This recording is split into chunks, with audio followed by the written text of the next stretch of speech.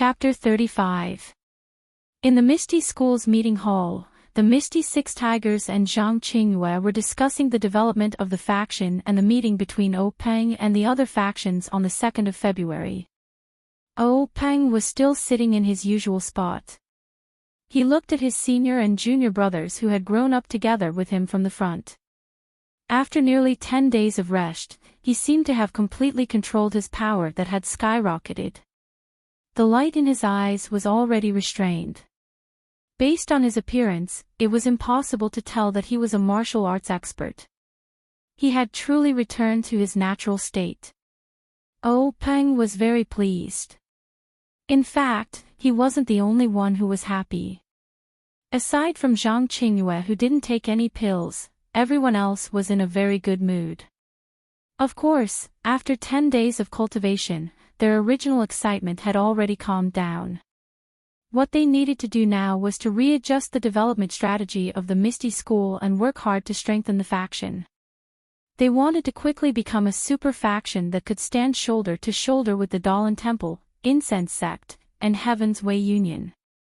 Ou Peng coughed and cleared his throat before saying, "Fellow disciples, congratulations again on your great improvement in martial arts."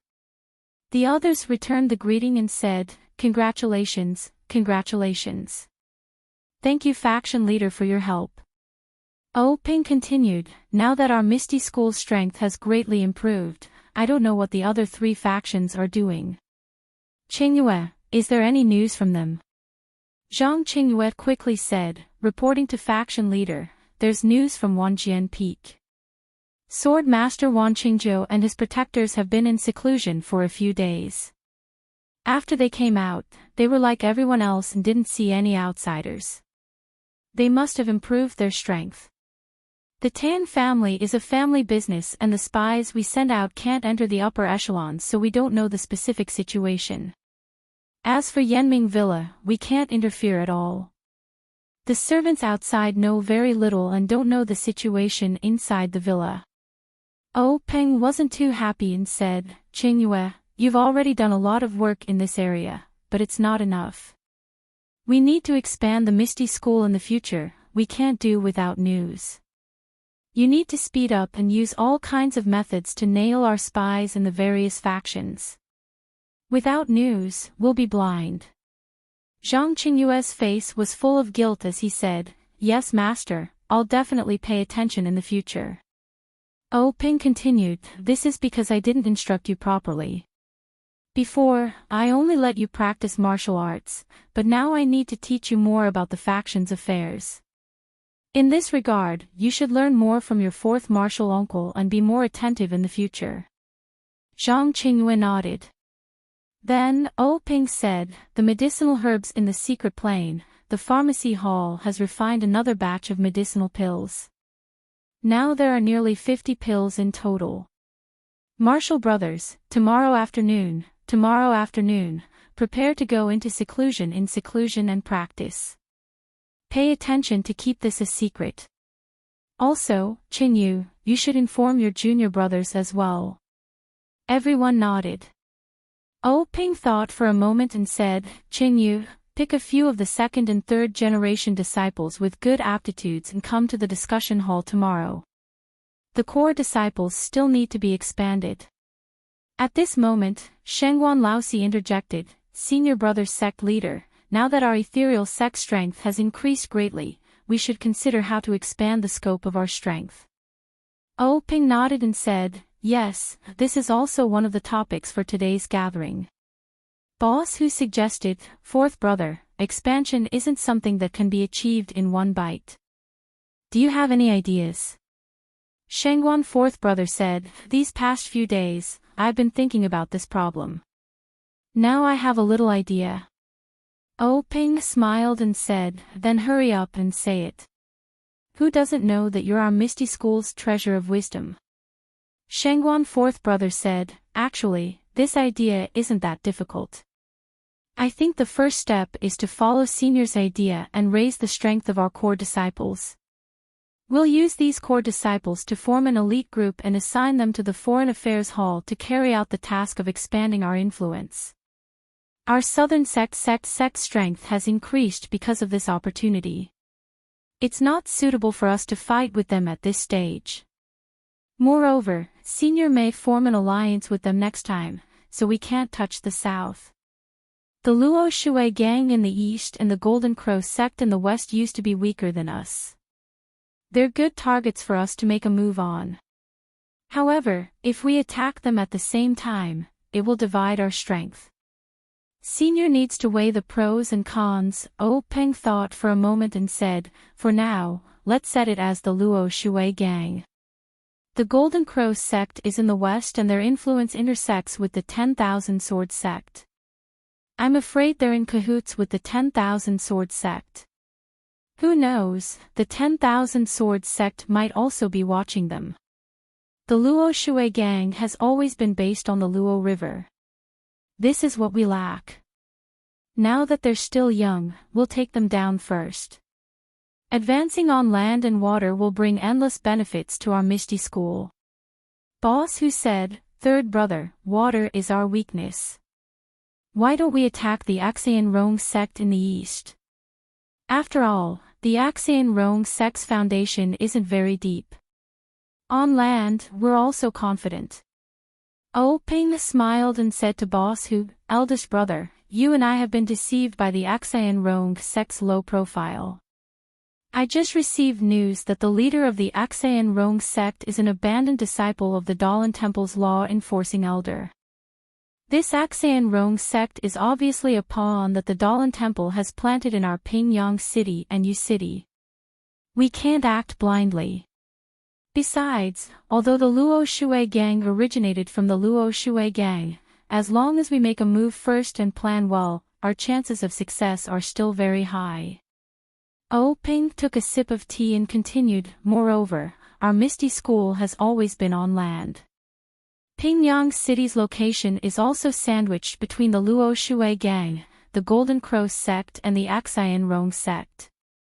There's limited space for development.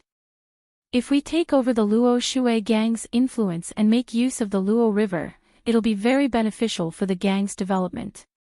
Everyone was silent and deep in thought. After half a cup of tea's time, Shangguan Laosi spoke, fourth brother, according to this train of thought, I don't think I've sent enough people. Ping said, I've long thought about this. The development of the Misty School requires manpower. In the past, our sect focused on elites. Now that the strength of our senior disciples has increased, the number of junior disciples is obviously insufficient. How about this, Qingyue, you consider recruiting a batch of disciples recently to strengthen our sect's strength. You can handle the details. Zhang Qingyue nodded in agreement. Then, Ping said to Zhang Qingyue, you can leave first. Inform your junior brothers that you should also rest well and prepare to improve your skills tomorrow. Zhang Qingyue's excited face was flushed red as he bowed and left. Lu Laowu, who had not interjected all this while, spoke now, isn't it just improving your skills? Looking at you, Qingyue, what's there to be excited about? Zhang Qingyue thought to himself, old master, that's improving my skills. How can I not be excited? I heard that you've improved your skills for 20 years. How can I not be excited? Of course, his mouth still said, yes, fifth Shirshu is right. Martial nephew should be calm in the face of chaos. Ping said, don't listen to your fifth Shirshu's nonsense. However, you shouldn't be too excited. When you take the medicine, you must use it calmly. Otherwise, it will be a waste. Zhang Qingyue quickly walked out, only wanting to quickly leave fifth Shirshu's sight. When Zhang Qingyue walked out of the conference hall, Peng looked back and said to Lu Laowu with a smile, fifth Shidi, Qingyue is a steady child. Don't always make fun of him. Su Laowu also said, hee, you're still talking about him.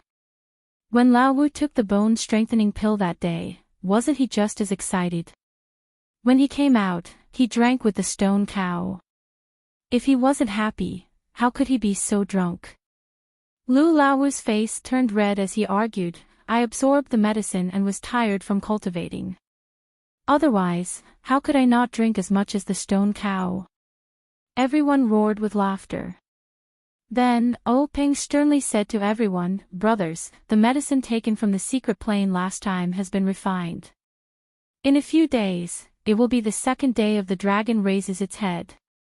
Our 4 sects have agreed to meet at Wudong Mountain. This time, we will discuss the next time we enter the secret plane to take the medicine. Perhaps we will discuss the alliance. What do you all think? Shengguan Laowu said, Senior, I think this alliance is unlikely. Peng said, why? Shengguan Laowu explained, of course, Wan Jianfeng and our Misty School can form an alliance. We are all Jianghu gangs. We share fortune and misfortune together. However, Yanming Villa and the Tan family, although they are in Jianghu, they basically don't participate in Jianghu affairs. They have no reason and no strength to form an alliance with us. Peng touched his chin thoughtfully and said, of course, a superficial alliance won't work. Our 4 sects can't explain to other Jianghu sects in terms of development, sphere of influence, and gang composition. If we announce an alliance, it will definitely attract the attention of other sections. At that time, we will lose more than we gain. I prefer a loose alliance, or an alliance between the 4 leaders, rather than an alliance between gangs. This way, we can share the secret of the secret plane and keep the news of the secret plane from leaking. Hu Laowu nodded and said, this idea is good. The purpose of this alliance is only for the secret plane. It is separated from the interests of the gangs. Once any party leaks the news of the secret plane, the other 3 sects will kill them together. Peng smiled bitterly and said, if the news is leaked, there will be no need for the other 3 sects to crusade. There will soon be a bloody storm in Jianghu.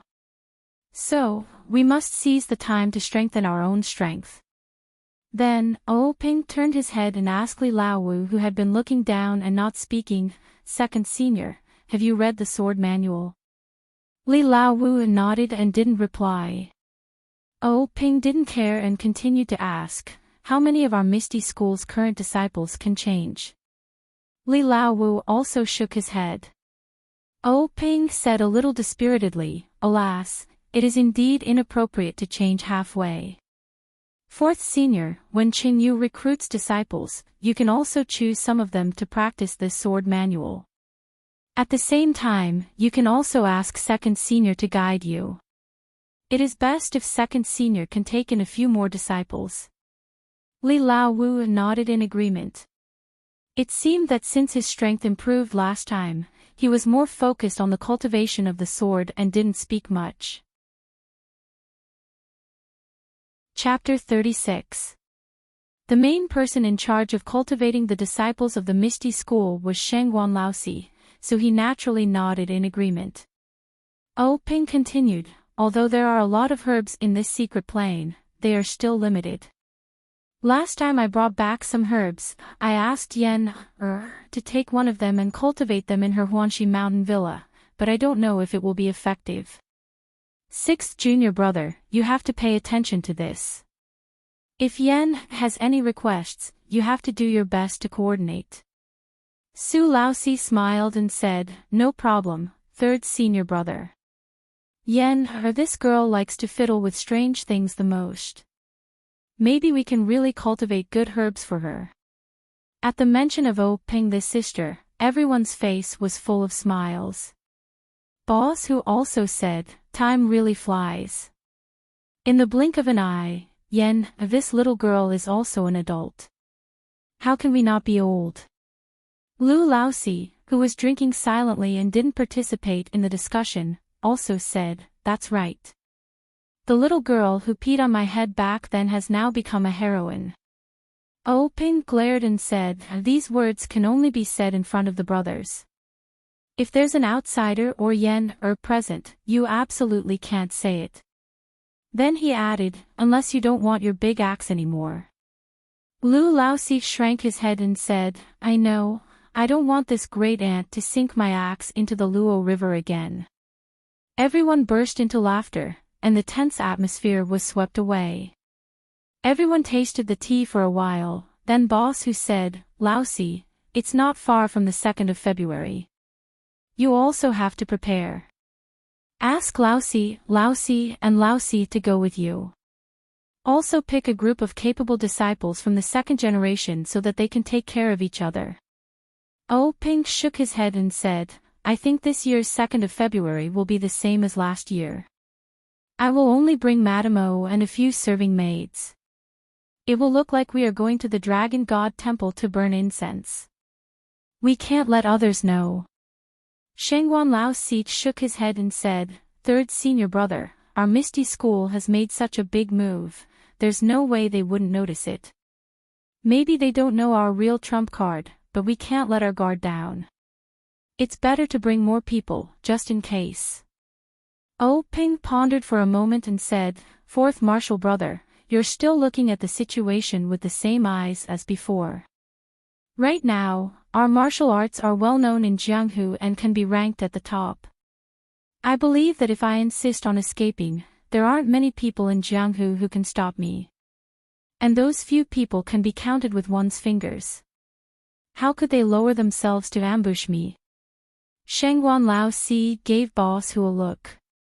Boss Hu thought for a moment and said, "Lao San, what Lao Si said makes sense. It's better to be safe than sorry. Jianghu is full of conspiracies and intrigues. Protecting yourself is the way to go. You're the face of our Misty School, so you can't afford to have any mishaps. How about this, since you don't want to attract attention, then you don't need to bring too many people. Why don't you bring Lao Si and the girls with you?" Before he finished, Oh Ping didn't say anything. Instead, Lu Lao Wu applauded and said, "Big brother, that's a good idea. That Lao Si used to be a cart driver. After not driving for a few years, he's probably itching for a fight. Moreover, his body is now like an iron shield. He can block the hidden weapons for sister-in-law." Oh Peng had no choice but to agree and said, "All right, then it's settled. I won't bring the 2nd generation disciples. They still need to improve their skills. Don't delay their development. As for those who don't improve their skills this time, it's useless for me to bring them along." Everyone saw that Oh Peng had given in and didn't insist on it anymore. After arranging the sex affairs, everyone dispersed. The candles in the meeting hall were extinguished. The dark hall was like an old man in his twilight years. He closed his eyes and fell into a deep sleep. Yu City was the main city of Yu Country. It was a few days' journey from Pingyang City. Oh Peng set off early the next day. Since he was going to the Longshan Temple to offer incense, he had to be dressed to do so. He couldn't use his light body technique to travel alone. Just as Lu Lao Wu said, that Lao Si was an experienced cart driver. When he heard that he was going to drive the sect master's cart to Yu City, he got on the horse early and checked the condition of the cart carefully. Now, he was driving the cart smoothly and proudly on the road. He was enjoying it very much. Oh Peng and Madame O sat in the cart. Although this cart was specially made by the sect, it was rare to see it so stable. Oh Peng looked at the cup full of wine on the small table in the room. He couldn't help but smile and say to Madame O, "This Lao Si's skills in driving the cart are not to be trifled with. We can't go without him when we go out in the future." Madame O also smiled sweetly and said, "That's a waste of his talent." Oh Ping said, "What is lacking the most in the martial arts world today? Talent. This is talent. He has the ability to fight against 10,000 people and can drive so steadily. He's a compound talent. My Misty School has hidden dragons and crouching tigers." Madame O rebuked, "You, the sect master, are serious in the sect. Why do you have a bad smile on your face now? Speaking of compound talents, you're the best in the sect. Not only are you the best in the world at ethereal steps, but you're also the best in making your wife happy. Peng laughed and said to the outside, Lao Si, good job. You're the best at driving a cart in the sect. I can't compare to you. You're not good at making your wife happy. I'm the best in the sect.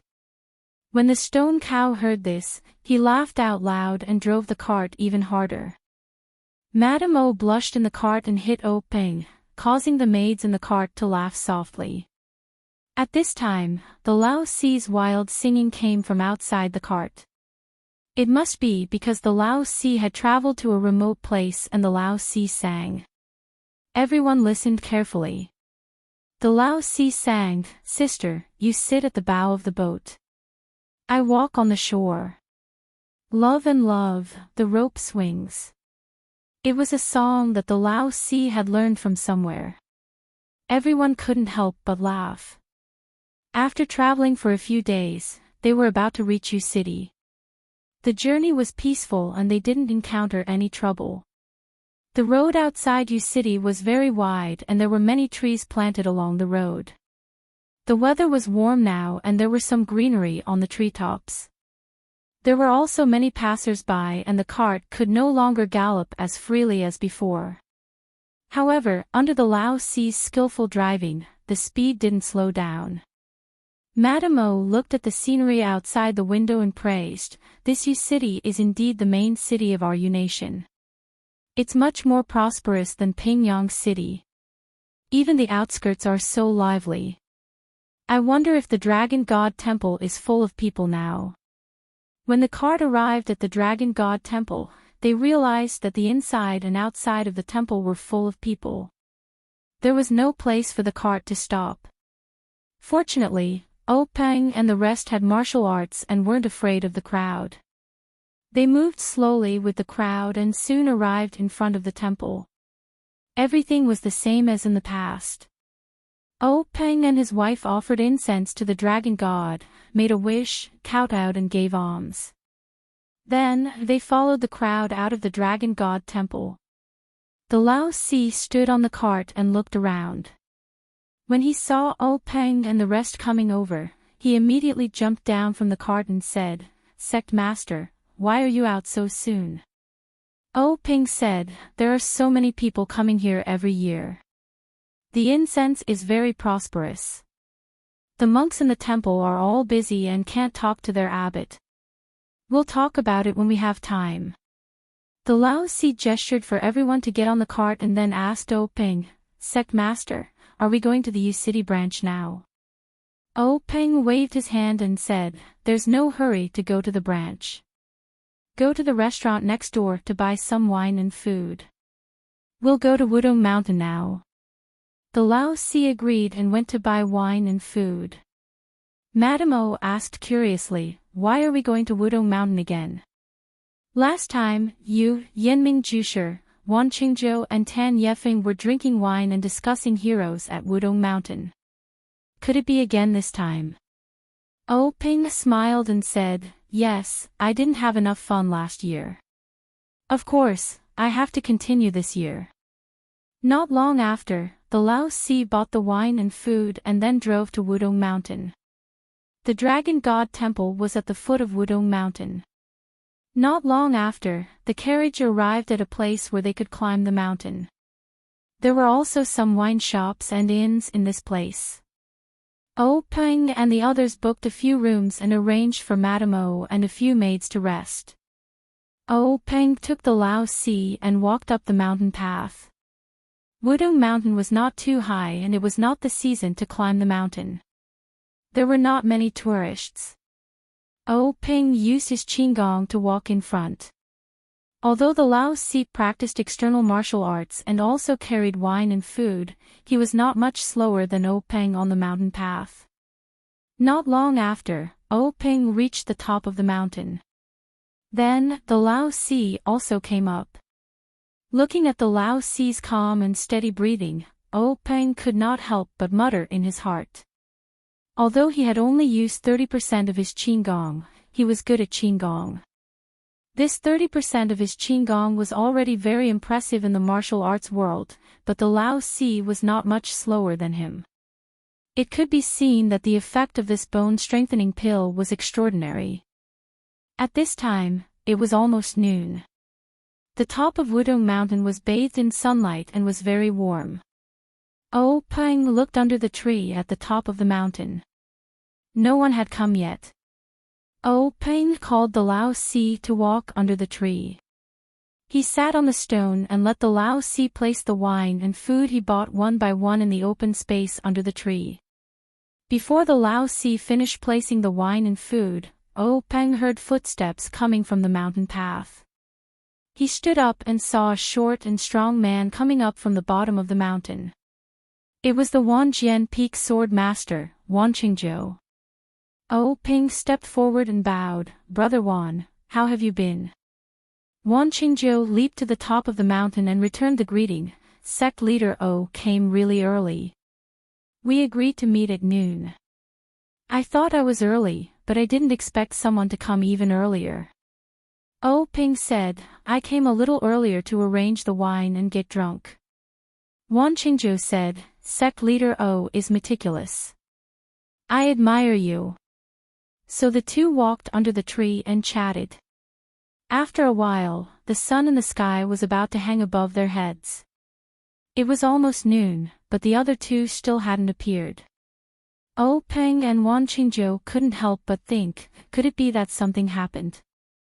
Just as they were thinking, they heard a voice from the bottom of the mountain. Brother Tan was half a step late. This little brother has won this round. It was Yanming Jusher's hearty laughter.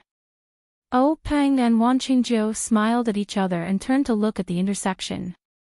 They saw Yanming Jusher's thin figure appear on the path to the top of the mountain. A middle-aged man with a medium build and dressed like a rich man also climbed up the mountain.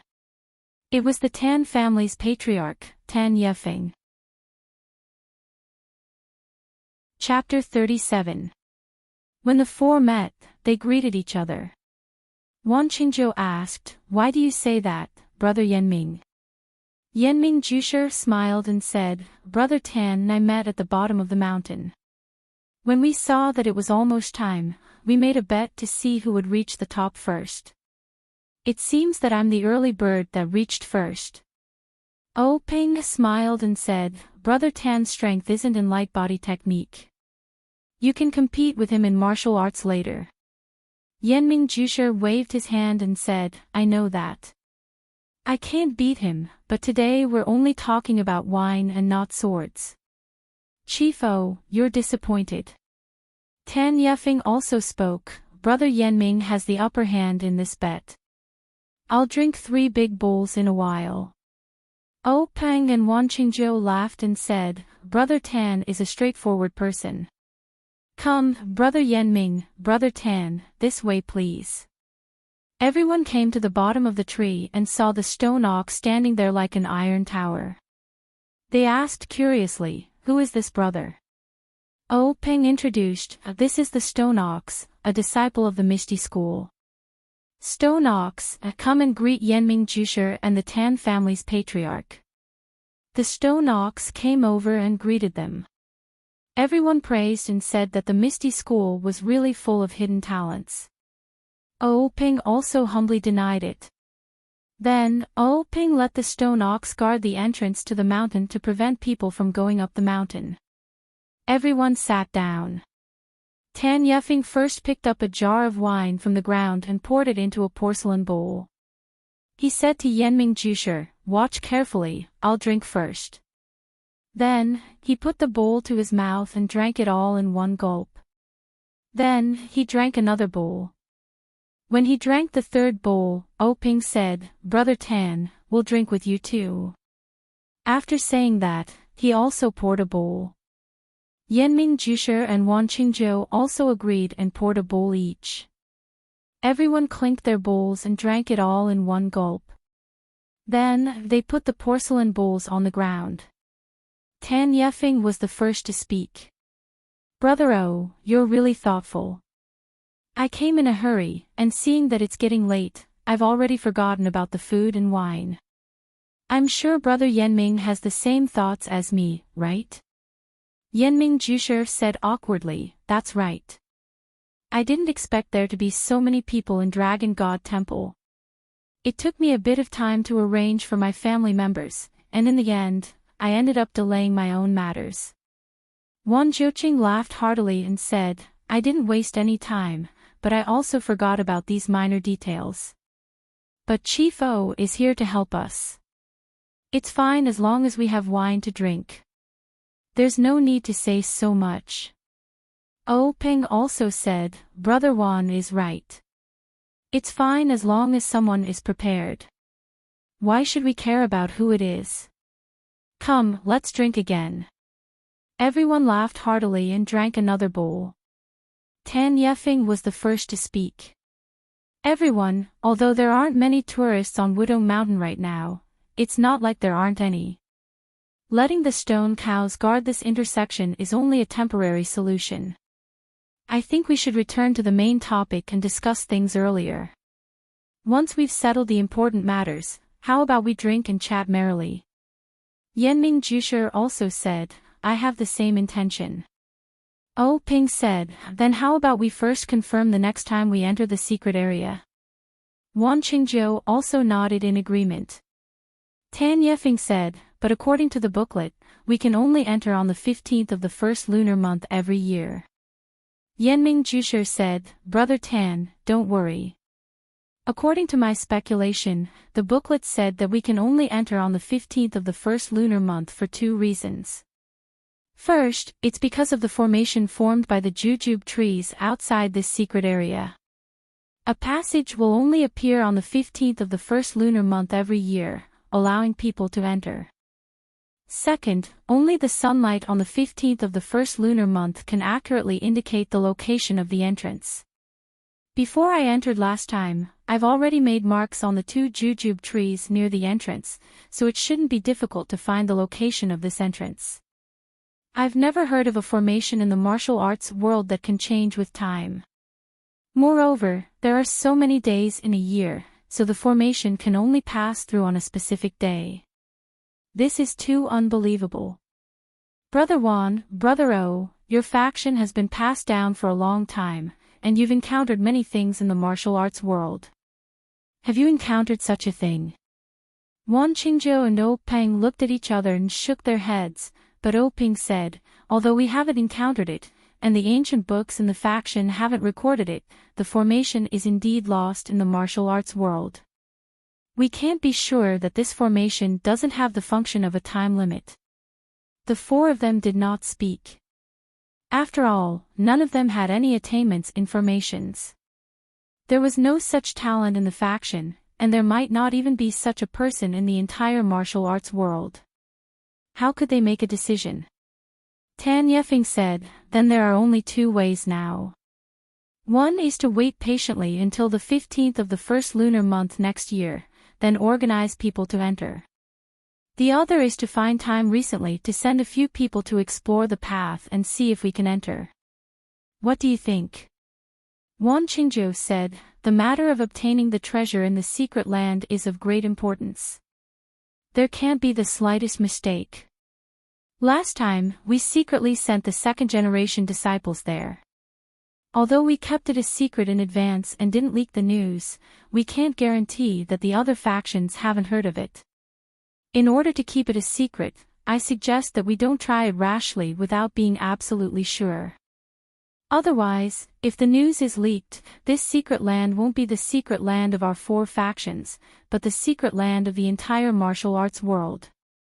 O Peng also agreed and said, there are no secrets in the martial arts world. Maybe our meeting at Wudong Mountain this time has already fallen into the eyes of someone with ulterior motives. Presumably, there are already people secretly watching us on this mountain. Yanming Jusher said, are we just going to wait for a year in vain? O Peng said with a smile, Brother Yanming, you don't know the value of salt and rice until you're in charge. Our faction's actions in the martial arts world can't be compared to your family's power. The composition of our faction is complicated, and it's inevitable that the good and the bad are mixed together. It's very difficult to really do anything in secret. We have to be very careful. Wan Qingzhou also nodded in agreement. Yanming Jusher still didn't give up and said, since you all have such intentions, then I'm going to find a time to explore the secret land again. What do you think? Wan Qingzhou and O Ping frowned at the same time. Only Tan Yefeng was expressionless, as if he had already known that Yanming Jusher would have such an idea. O Ping saw Tan Yefeng's expression and asked, what does Brother Tan mean? Tan Yefeng coughed and said, in fact, I also have this intention for a long time. I want to explore the secret land before the 15th of the first month of next year. If Brother Yanming didn't mention it, I would have suggested it to you. Wan Qingzhou lowered his head and didn't speak, as if he was thinking. O Ping said, before deciding whether to go to the jungle or not, I have a proposal to discuss with you and see if it's feasible. Everyone looked at O Ping strangely, waiting for him to speak. O Ping said, I suggest that we form an alliance and advance and retreat together in the treasure hunting of the secret land. Yanming Jusher shook his head and said, our villa can't form an alliance with your Misty School and Wan Jianfeng. The Jianghu affairs you participate in are too complicated. There are often gang bloody battles. After forming an alliance, it's not good for the development of our villa. Tan Yefeng also repeatedly agreed. O Ping said with confidence, you two have misunderstood. The alliance I'm talking about is a little different from the alliance I usually talk about. First, it's not an alliance between gangs. There's no need to participate in the Jianghu affairs between each other. Second, this alliance is purely an alliance between the four of us. Although the four of us can't share weal and woe with each other, we can form an alliance to advance and retreat together in the secret land and enjoy blessings together. Third, this alliance is limited to the secret land and doesn't involve other aspects. What do you think? Wan Qingzhou said with joy, Leader O really has a bright mind. This idea is good. Let's do it. Yanming Jusher and Tan Yefeng also smiled and agreed. So, O Ping poured a porcelain bowl of wine, cut his finger with a sword, and dripped blood into the wine. The other three did the same. O Ping took the porcelain bowl, shook it slightly, and drank a few mouthfuls. Then he handed it to Wan Qingzhou. Wan Qingzhou still drank it. Then Tan Yefeng and Yanming Jusher all drank the blood wine. Yanming Jusher smashed the porcelain bowl. Everyone laughed and said, the alliance is a success. Everyone drank another bowl of wine together. O Ping then said, since Brother Yanming and Brother Tan insist on going, Brother Wan and I will naturally advance and retreat together with you. How about this, at the end of this month, we'll still send disciples to the same place as last time. Brother Yanming will still lead the way. How about it? Yanming Jusher said, no problem. This is my duty. However, this time, do we still send each other's family members to each other's place?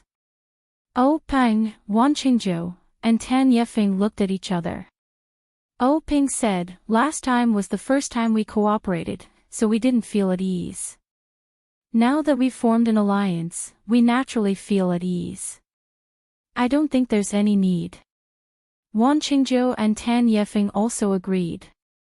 At this time, the stone cow walked over quickly and said, Gang leader, there are a few tourists coming up the mountain path from the foot of the mountain. Should we stop them? O Ping waved his hand and said, this Wudong mountain isn't our home. Of course, we can't stop others from coming. You don't have to guard it. Just wait here. After saying this, the four poured wine and talked about the strange happenings of the Jianghu with the food and wine. They seemed to be in a leisurely mood. Not long after, a few people came to the top of the mountain. It looked like they were really tourists. After touring the mountain for a while, they saw people drinking and chatting in this picturesque place. They felt disdain and didn't stay long before going down the mountain. Wan Qingzhou asked Ping, could it be that we're being paranoid? Ping smiled and said, these people aren't, but we can't say that there aren't any at the foot of the mountain. These people know that we're all from the Jianghu and have sharp eyes. How could they come up so easily? Ping suddenly thought of something and asked Wan Qingzhou, the news of the secret plane must be kept secret. We can't relax in the slightest. Where is Situ Ping of the evil tiger gang now? Wan Qingzhou smiled and drank a mouthful of wine. Brother don't worry.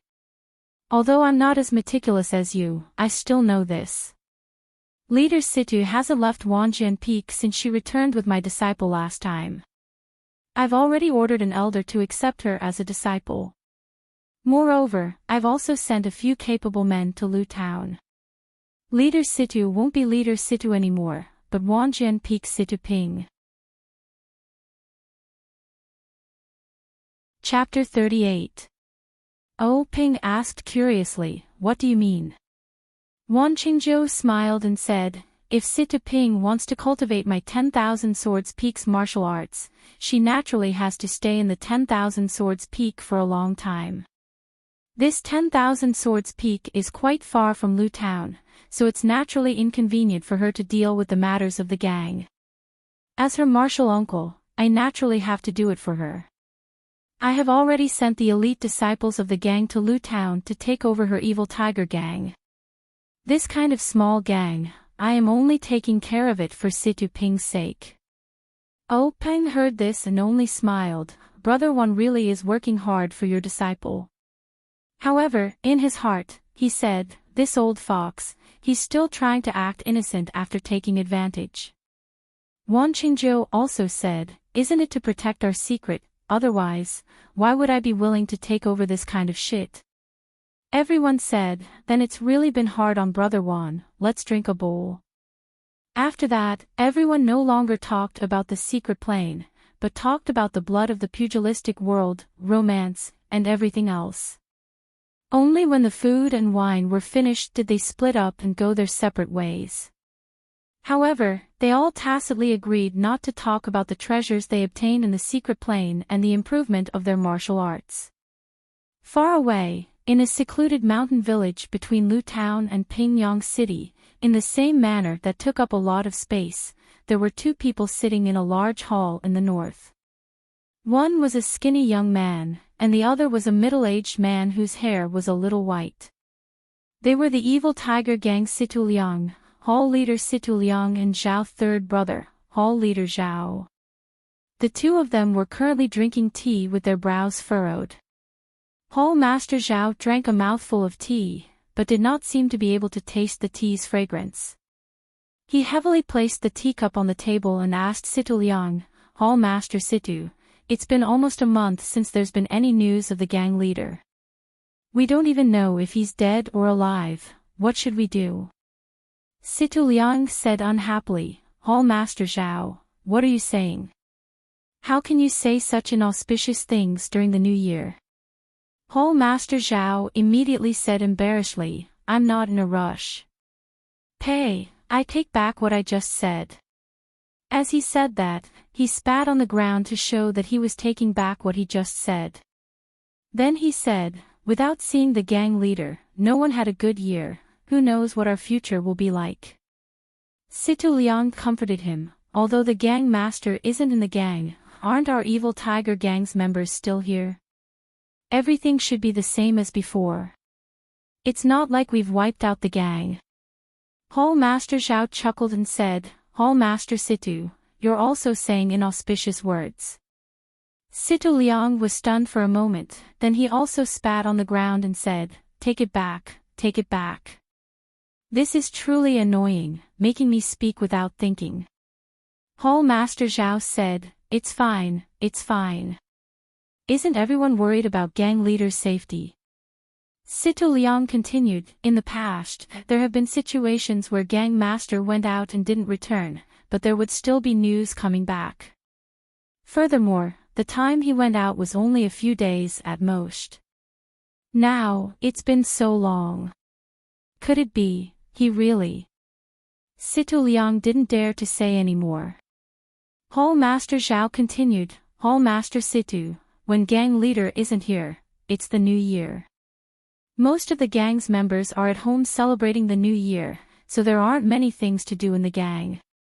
Seeing that the new year is about to end, everyone will be coming back.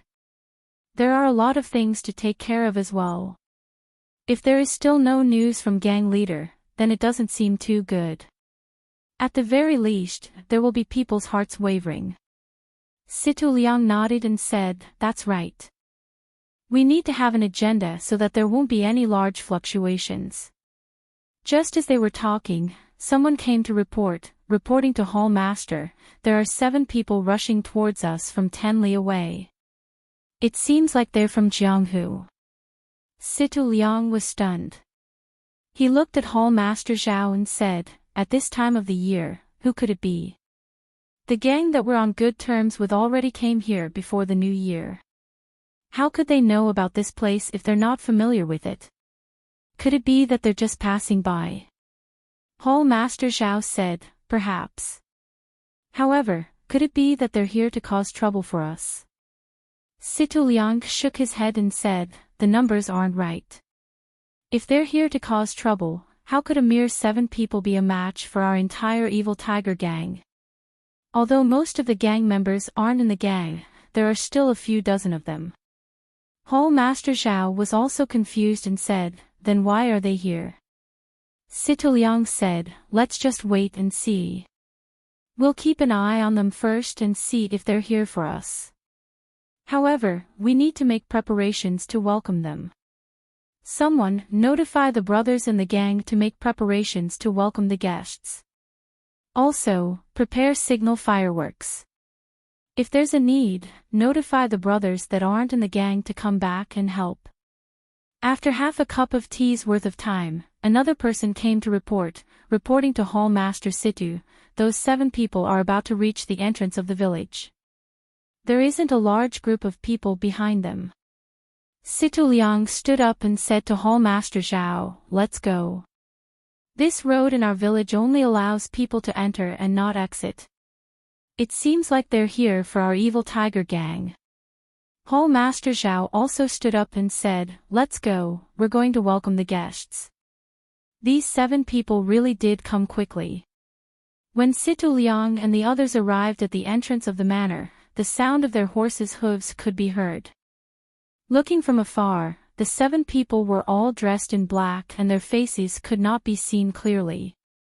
Only when they got closer could everyone see that the 7 people were of the same height, but they were all different. The one at the front was a young man with delicate features. He was as skinny as Situ Liang, but he carried a large sword on his back. They only saw them arrive at the entrance of the manor and dismount together. Their movements were very nimble and uniform. It was obvious that they had been trained for a long time. When they dismounted, 6 people stood there holding the reins without saying anything. The young man at the front threw the reins in his hands to the person beside him and walked forward himself. He bowed to Situ Liang on the stairs and said, may I ask if you are the evil tiger gang Situ Liang, Hall Master Situ? Situ Liang also quickly bowed and said, that is me. May I ask who you are? The young man said with a smile, this one is Chu Xiang Feng of the 10,000 Swords Peak. I have come under the orders of my family's sword master to deliver news about your gang master, Situ Ping. When Situ Liang heard this, he was shocked. This 10,000 Swords Peak was not something the evil tiger gang could afford to offend. When did the gang master have any relationship with the 10,000 Swords Peak? He said with a smile, may I ask if Xiaoxia Chu has any proof? Chu Xiangfeng did not get angry. He took out a token from his chest and handed it to Situ Liang. Situ Liang took it and looked at it. It was the gang master Situ Ping's token. He could not help but reveal a smile and said, it really is the gang master's token. Xiaoxia Chu, please come in for a chat. Please. However, he did not return the token to Chu Xiangfeng. Chu Xiangfeng did not seem to mind. The group of 7 followed him into the manor.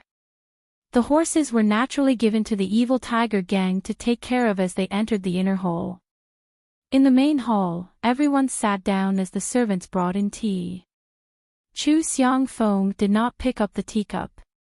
Instead, he took out a letter from his chest and handed it to Situ Liang, saying, "Gang Master Situ has not returned for many days. The gang must be very worried. This is a letter from Gang Master Situ to your honorable gang. Hall Master Situ, please open it." Situ Liang smiled as he received the letter. He opened it and looked at the contents. His calm face revealed a bit of shock. After reading it, he handed the letter to Hall Master Zhao, who was beside him. Hall Master Zhao was also very surprised. After reading it, he looked at Situ Liang and nodded slightly. Situ Liang turned around and said to Chu Xiangfeng, "Xiaoxia Chu, this token is correct. The words on the letter were also written by our gang master. However, the things in the letter are not things that we can immediately reply to. Can I ask Xiaoxia and the others to rest in our gang for a bit and discuss it with us?" Chu Xiangfeng said, "Of course. However, I ask Hall Master Situ to reply to us as soon as possible." After saying this, he stood up with the other 6 people. Situ Liang quickly had the servants arrange for Chu Xiangfeng and the others to rest. After Chu Xiangfeng and the others left, Situ Liang and Hall Master Zhao immediately had their subordinates release the emergency signal for the evil tiger gang to gather the upper echelons of the gang back to the villa to discuss how to deal with the situation. When the signal was sent out, the 2 hall masters finally let out a sigh of relief. Hall Master Zhao sat in the main hall. Situ Liang excused himself and returned to his room first. Situ Liang quickly walked back to his small room that was not too far away from the main hall. He turned around to take a look before pushing open the door and entering. This small room was very clean. There was a bookshelf near the wall that was filled with books. There was a desk near the window that was filled with brushes, ink, paper, and inkstone. Situ Liang walked in front of the desk and sat on the chair as he looked outside the window. The tree branches outside the window had already turned green and were swaying in the spring breeze. They were full of life. Situ Liang's eyes, however, swept past the signs of spring and looked at the white clouds floating in the sky. After a while, he shook his head and rubbed his temples. He took out Situ Ping's tablet and used the light coming in from outside the window to carefully examine it. Suddenly, he stood up from the chair and placed the tablet on the table. He quickly walked in front of the bookshelf and gently took out a few books. There was a small box behind the bookshelf. Situ Liang carefully placed the box on the table and opened the lid with one hand, revealing a small porcelain bottle inside. Then, he skillfully picked up a brush and opened the lid of the porcelain bottle. He dipped the brush in some liquid and picked up the tablet with one hand. He used the brush to carefully brush a part of the tablet. Sure enough, on that small part of the tablet, 3 words gradually appeared. It was actually, "Peaceful Endurance." When Situ Liang finished tidying up the things on the table, the words on the tablet had also disappeared. He put the tablet back into his pocket and sat on the chair as he frowned and thought. In the time it took to eat a meal, the sky had already turned dark. Situ Liang was still sitting there without moving at all. At this time, someone lightly knocked on the door. Situ Liang replied, "Come in." Someone lightly pushed open the door and came in to report, "Hall Master Situ, Elder Chu, Hall Master Xing and Hall Master Zhang have already returned. They are currently talking to Hall Master Zhao." "Hall Master Zhao told me to inform Hall Master Xing," Situ Liang said softly. "All right, I got it. I'll be there soon." Situ Liang waited for a while and seemed to have made a decision. Only then did he calmly stand up and tidy up the clothes on his body. Slowly, he walked out of the room. The room was not very far from the main hall, but Situ Liang did not walk quickly. The path in the dusk was no different from usual. However, Situ Liang knew that the evil tiger clan today was different from the evil tiger clan of the past. Chapter 39. When Situ Liang walked into the hall, there were 3 people whispering to each other. Hall Master Zhao silently sat in his original position and drank tea. It was as if he hadn't moved at all since Situ Liang left. Situ Liang's footsteps caused the 3 of them to stop talking. The 3 of them exchanged glances. The white-haired old man did not get up from his chair, but the other 2 stood up. One of them had a medium build and looked like a very capable man. The other was a slightly taller build and had a clean face. He looked like he was in his 40s or 50s. They walked to the center of the hall to welcome Situ Liang. The 3 of them greeted each other. Situ Liang asked, "Hall Master Zhang, Hall Master Xing, how was your New Year's at home this year?" The rich middle-aged man said, "It was all right. New Year's with my family is naturally interesting. Compared to Hall Master Situ staying alone in the gang, I feel a bit uneasy." Situ Liang waved his hand and said, "I am alone. Isn't it the same wherever I go?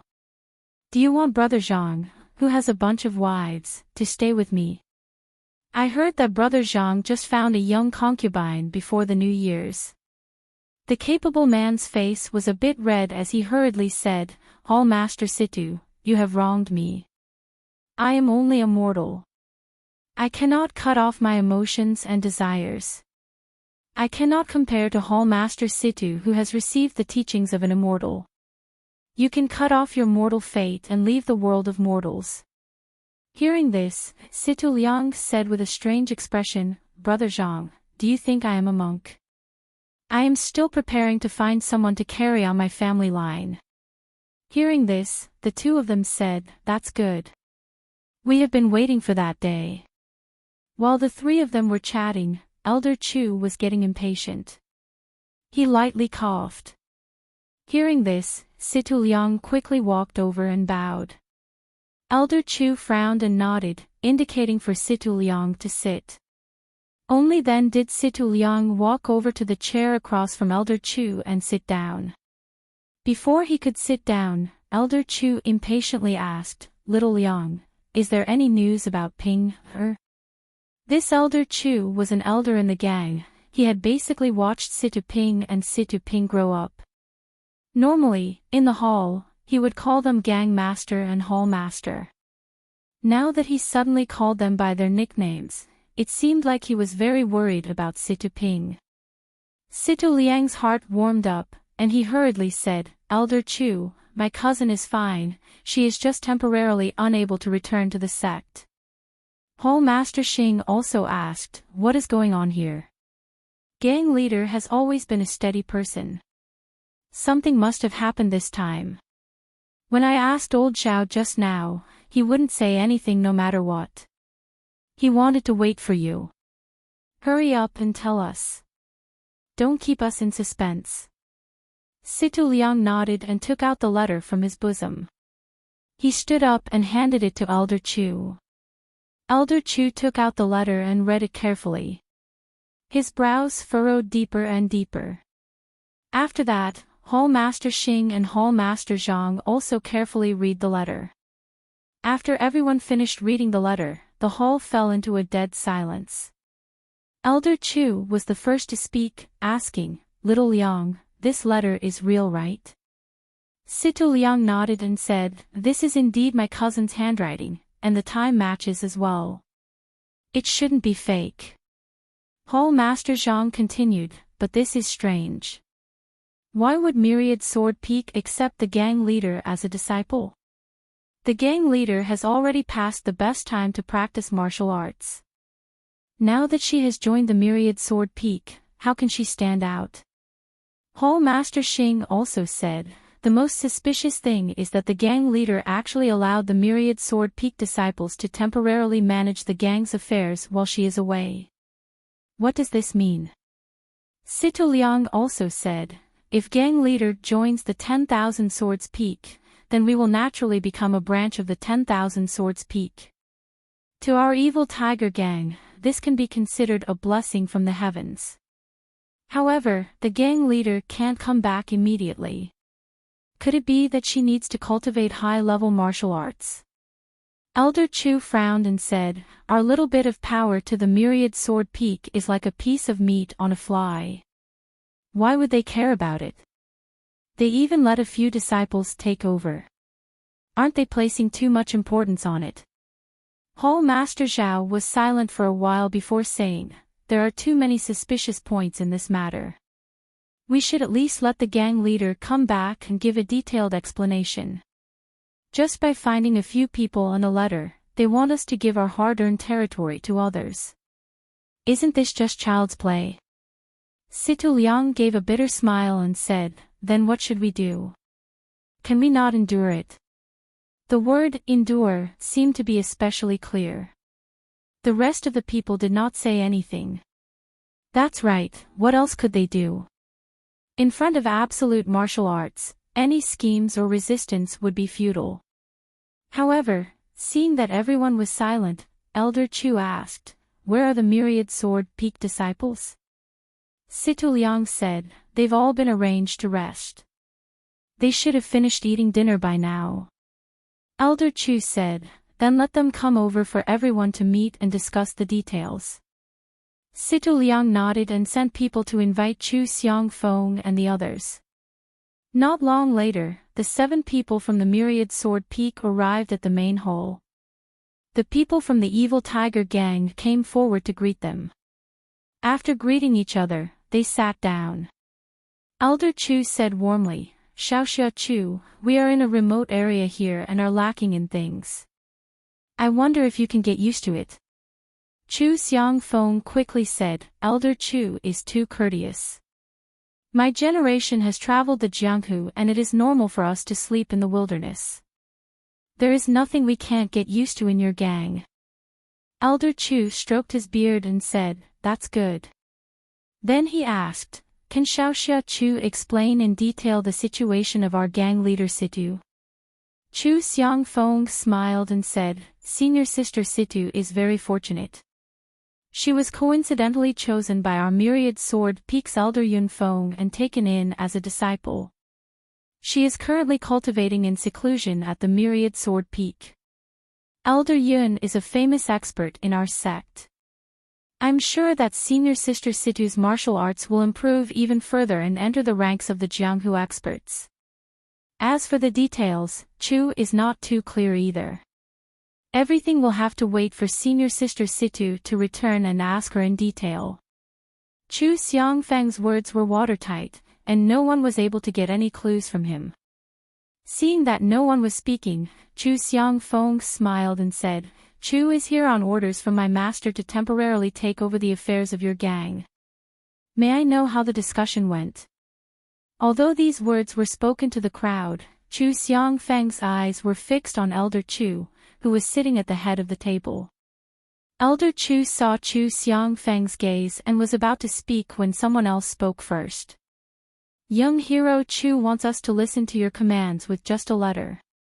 How can we be convinced?" Chu Xiangfeng turned his head and saw Hall Master Xing. Chu Xiangfeng asked, "Hall Master Xing, what do you think we should do?" Hall Master Xing said, "No matter what, you have to get past me first and let me experience the swordsmanship of the Myriad Sword Peak." Elder Chu hurriedly stopped him. "Hall Master Xing, you can't be so rude." Chu Xiangfeng replied, "It's fine. It's a little inappropriate for us to make your faction obey our orders so easily. Since that's the case, I'll spar with Hall Master Xing for a bit. I'm sure that you'll be convinced of our superiority." Situ Liang hurriedly said, "Xiaoxia Chu, Hall Master Xing, since we're all on the same side, let's not go to the practice field. Let's spar in the hall and not harm each other. Is that all right?" The two of them nodded in agreement. Hall Master Xing shouted to the outside, "Bring my weapon over." Not long after, someone brought in a steel spear that was 8 zhang long. It was Hall Master Xing's famous weapon. Hall Master Xing received the spear with one hand and shook it forcefully. The tip of the spear drew a few arcs in the air, and the long body of the spear emitted a woo-woo sound. The members of the evil tiger gang couldn't help but think to themselves, even though Hall Master Xing's figure has become chubby, he hasn't dropped his martial arts. In contrast, the members of the Myriad Sword Peak didn't seem to have noticed the commotion at all. Chu Xiangfeng unsheathed the large sword on his back and walked to the center of the hall with one hand. Hall Master Xing looked at Chu Xiangfeng and muttered in his heart. There were many swordsmen in the pugilistic world, but it was rare for one to use such a large sword. Furthermore, it seemed that the sword was quite heavy, and Chu Xiangfeng was able to carry it with one hand. While Hall Master Xing was deep in thought, Chu Xiangfeng spoke up, "Hall Master Xing, please." Hall Master Xing didn't stand on ceremony and said, "Very well. Xiaoxia Chu, watch my spear." After saying those words, Hall Master Xing leaped forward and thrust his spear toward Chu Xiangfeng's heart. Chu Xiangfeng didn't seem to be in a hurry. He waited until the tip of the spear was right in front of him before taking a step forward and twisting his waist. Still holding his sword with one hand, he lifted it up along with the tip of the spear. Hall Master Xing immediately felt a powerful force coming from the tip of the spear, and his body couldn't help but sway to the side. Thus, he stomped his foot and stabilized himself with a movement technique.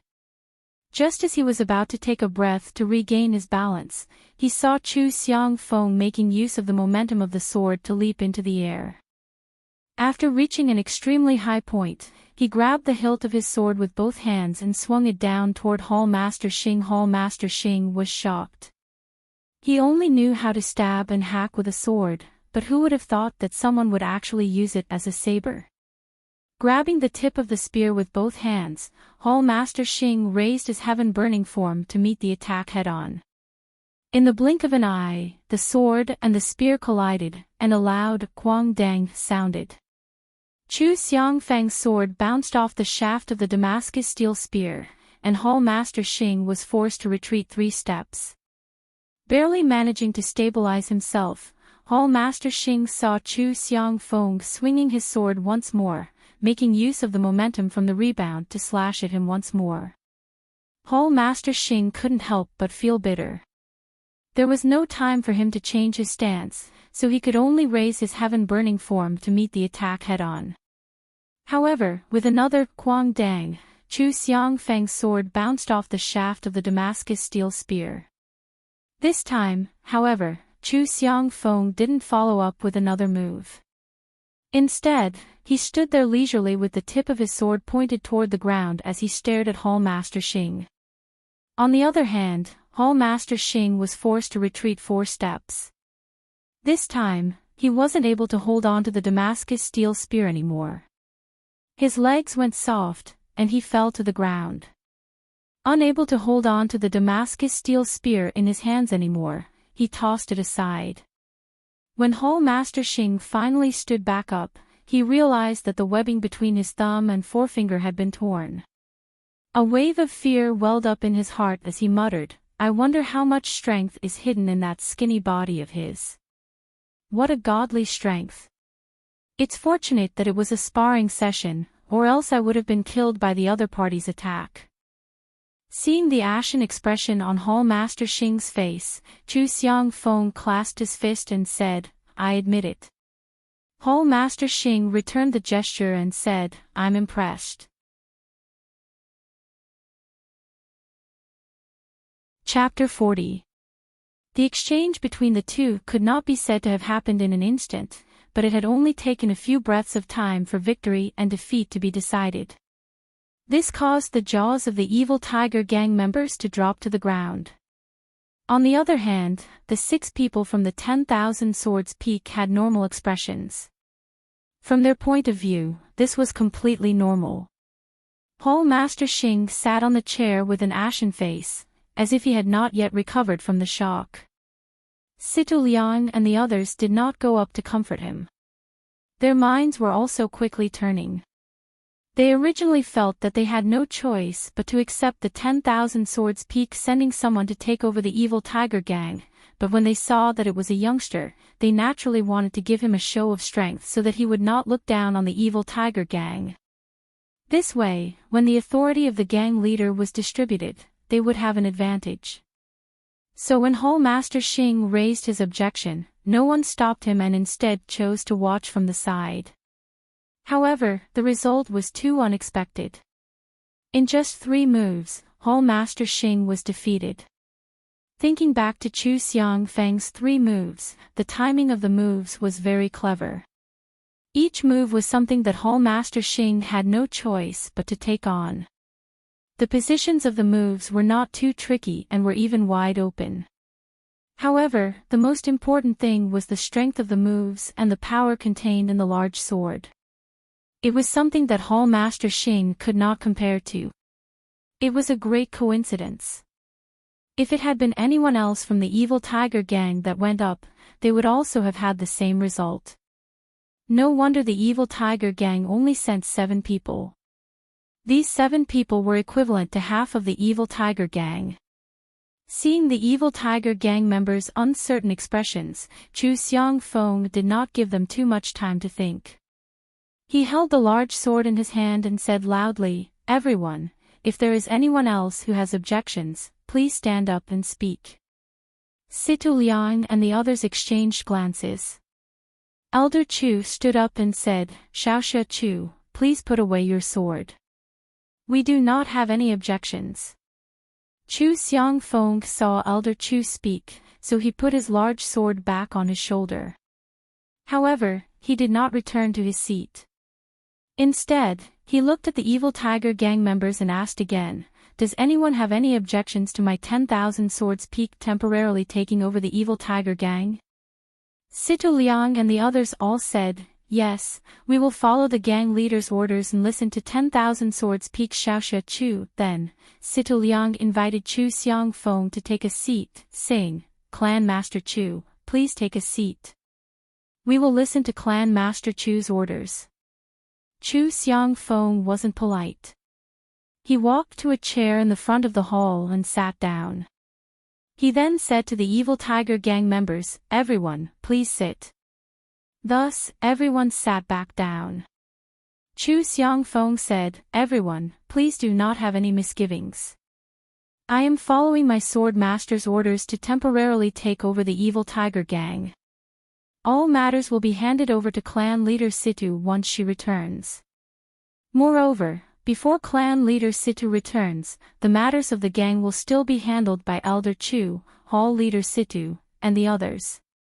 We will not interfere. We only ask that hall leader Situ give us an explanation before you do anything." Situ Liang and the others were very puzzled. What was this? Taking over the position of clan leader and not using the clan leader's strength, he did not care about the matters of the gang. Hall Master Xing even looked at his cracked palm in regret. If he knew this would happen, he would not have competed with this person and lost his face for nothing. However, everyone had their own explanations. The evil tiger gang was their entire world in their eyes and could not be violated. However, in the eyes of this person, they were nothing more than chicken ribs. This Chu Xiangfeng probably didn't want to come, but because of his master's orders, he decided to not interfere and let them develop on their own. Thinking of this, everyone revealed expressions of relief. Chu Xiangfeng saw that everyone understood his intentions, so he didn't want to stay in the hall for too long. He said, "Then I'll have to trouble everyone with the matters of the evil tiger gang in the future. We will temporarily stay in the place arranged for us this afternoon. If there is nothing important, do not disturb our cultivation." After saying this, he cupped his hands and bid farewell to the evil tiger gang members. The group of people returned to their living quarters. When they returned to their living quarters, Chu Xiangfeng had everyone enter their own rooms and left one person to guard the door. Looking at the 5 people in the room, Chu Xiangfeng said with satisfaction, "Today, the matters of the evil tiger gang have been settled. From today onwards, we will guard this place and wait for the Sword Master's next orders. 2 Junior Brothers Wang, you should rest well tonight. Tomorrow morning, you will go to Lu Town and watch over that place. If any Jianghu people appear, immediately inform us. 2 of them cupped their hands and agreed. Afterwards, Chu Xiangfeng ordered the rest of the people, the rest of you will follow our habits in the 10,000 Swords Peak and continue to practice martial arts. Do not slack off. Everyone agreed and went their separate ways. Situ Liang and the others were in the hall.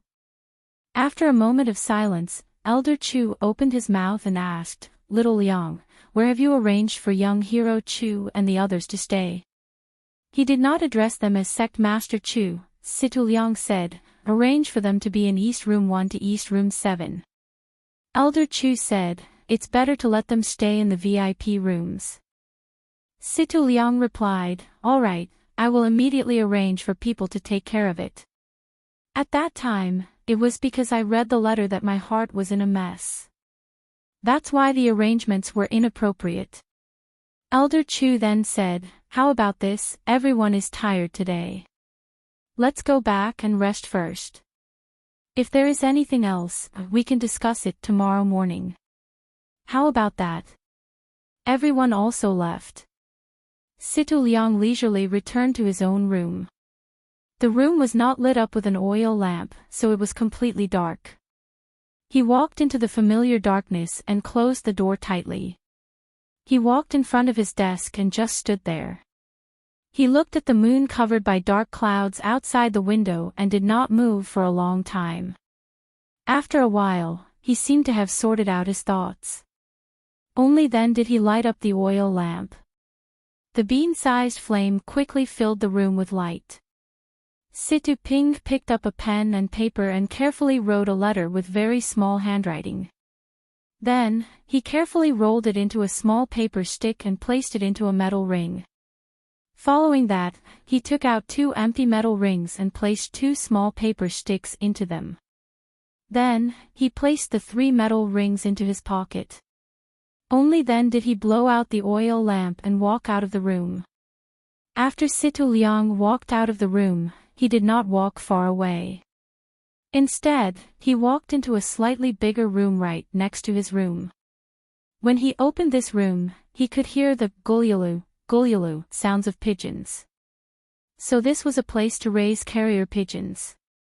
He walked to the innermost corner with familiarity.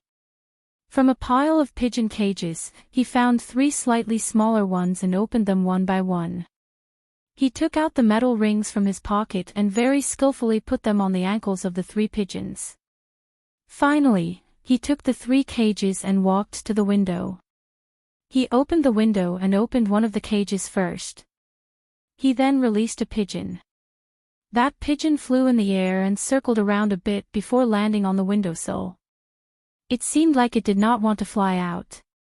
However, Situ Liang grabbed the pigeon and threw it into the air again. This time, the pigeon circled around a bit before flying out in one direction. Situ Liang did not immediately release the second pigeon. He waited quietly for the time it took to brew a cup of tea. When he did not hear any movement, he released the second pigeon. After the second pigeon flew away, he released the third pigeon. The 3 carrier pigeons all flew towards the same place. In the pitch-black night, they carried some sort of mysterious mission. Chu Xiangfeng and the others' rooms were quite a bit of distance away from Situ Liang's room. They were in different parts of the hall, so they did not notice anything. The evil tiger gang members were already used to the pigeons flying out, so the sound of the 3 pigeons flying out did not catch anyone's attention. After Situ Liang finished doing all of this, he returned to his own room. This time, he did not light a lamp. Instead, he walked to the side of the Kong bed and slept with his clothes on. Everything in the evil tiger gang fell silent under the moonlit night. Occasionally, there would be a gang member on duty who would walk past unsteadily with sleepy eyes. Everyone had fallen asleep with their own thoughts. In the Zhang family's courtyard in the Guozhuang house, everyone was also sleeping peacefully. Only waves of suppressed coughing could be heard from Grandma's room. Grandma was lying on the Kong bed and using the blanket to tightly cover her mouth. Her ears were turned to the side, but she would occasionally listen in Zhang Xiaohua's direction. Although the moonlight outside the window was bright, the room was still very dark. There was no movement from Zhang Xiaohua's side, but Grandma was worried that she would wake up her beloved grandson and disturb his sweet dreams. However, with her disappointing body, she felt very stuffy in her chest and could not help but cough. She could not walk out of the room, nor did she want to disturb her grandson, so what could she do? What made her feel gratified was that Zhang Xiaohua was sleeping very peacefully. She thought that perhaps she should tell her child's mother to let her live in her relative's wooden hut tomorrow. Only then would she be able to feel at ease. At this time, Zhang Xiaohua seemed to have turned over. Grandma quickly closed her mouth and suppressed the coughing that was already close to her throat. However, how could she suppress this kind of cough? Grandma's throat was itchy and her face was red. When she heard that Zhang Xiaohua was no longer moving, she carefully coughed out. However, because she had suppressed it for a while, the coughing became much more intense. Grandma even felt that some liquid had been coughed out onto the blanket. In the middle of the night, Grandma did not fall asleep. After waiting for the rooster to crow a few times, she felt that it was already dawn. Grandma quickly got up and groped her way out. The small courtyard was still very quiet. Grandma did not hear any other sounds. Presumably, Guo Sufei and Lu Qian had not woken up either. Grandma did not walk to the center of the courtyard. She leaned against the wall outside the room and used a towel to cover her coughing. After the time it took to eat a meal, Grandma heard the door to the central room creak open. Someone came out from inside. Then, she heard Guo Sufei's voice, "Mother, why are you up so early? It's cold outside." Guo Sufei walked over and wanted to help Grandma back to the room. However, Grandma refused to go back and said, "I'm always coughing. I'm afraid that I'll wake Xiaohua up." Guo Sufei's eyes immediately turned red and said, "Then, Mother, come to the central room first." She helped Grandma to the central room. At this time, Lu Qian also got up. She was also very surprised to see Guo Sufei supporting Grandma.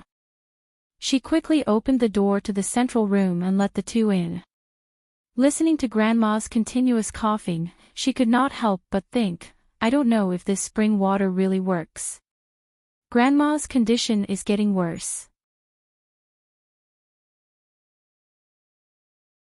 Chapter 41. A new day had begun, and everyone was busy with their own matters. Grandmother was also sitting in the courtyard, enjoying the rare sunshine.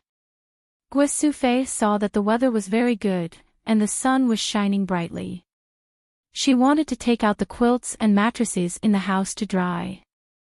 First, she hung the quilts in her room and Zhang Xiaolong's room to dry. Then, she went to Grandmother's room to tidy up Grandmother's and Zhang Xiaohua's quilts. But after she walked into the room, the family outside heard her cry out. Grandmother's ears were sharp, and she said, "What's going on?" "Guo Sufei."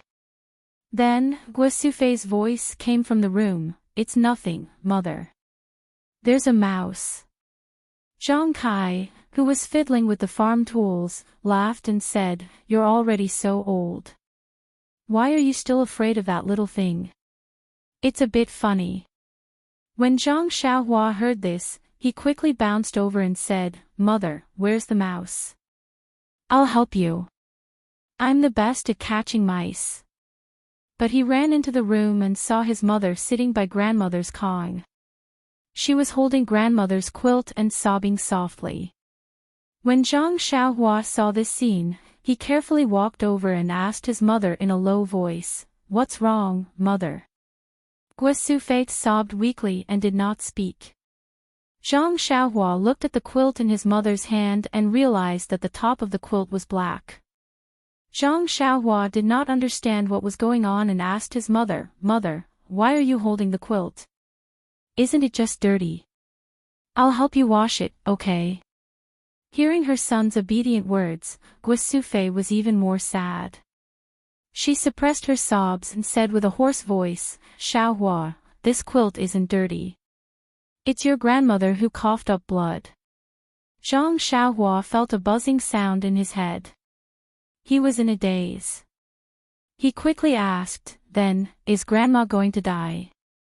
Guosufei listened to her son's innocent words and her heart felt like she had eaten Chinese gold thread. She said, "Good son, Mother doesn't know either." Zhang Xiaohua said with a sad face, "I don't want Grandmother to die." Guosufei stretched out her arm and pulled her son into her embrace. She stroked her son's hair with her other hand and said, "Mother also doesn't want to, but look at Xiaohua. She's almost catching up with Mother. Mother is also old. Grandmother, she will leave us sooner or later." Zhang Xiaohua was about to cry as she said, "I don't want to grow taller, Mother. I don't want Grandmother to leave me." Guosufei had already held back her sobs. She hugged her son and sighed softly. At this time, Zhang Xiaohua thought of Lu Qian's words. He asked, "Mother, Sister Lu told me that there are immortals who can live forever. If we find them, will Grandma not leave us?" Guosufei said, "Maybe, Xiaohua. That's what the stories say, but no one has ever seen an immortal before." Zhang Xiaohua said, "Then I'll go find the immortals and ask them to save Grandma." Guosufei said lovingly, "Good boy." Then she looked at her son. Looking at his clear eyes and anxious expression, she said, "No one knows where the immortals are. Where are you going to find them? And it's too late to find them now. Why don't you accompany Grandma and let her hear your voice more?" Zhang Xiaohua nodded vigorously when he heard this, as if he really understood. At this time, Zhang Kai shouted outside, "Xiaohua, have you killed the mice?" Guosufei also shouted, "They've all run away. Where are we going to kill them?" Then she said to Zhang Xiaohua, "Let's go out, but don't cry when we go out.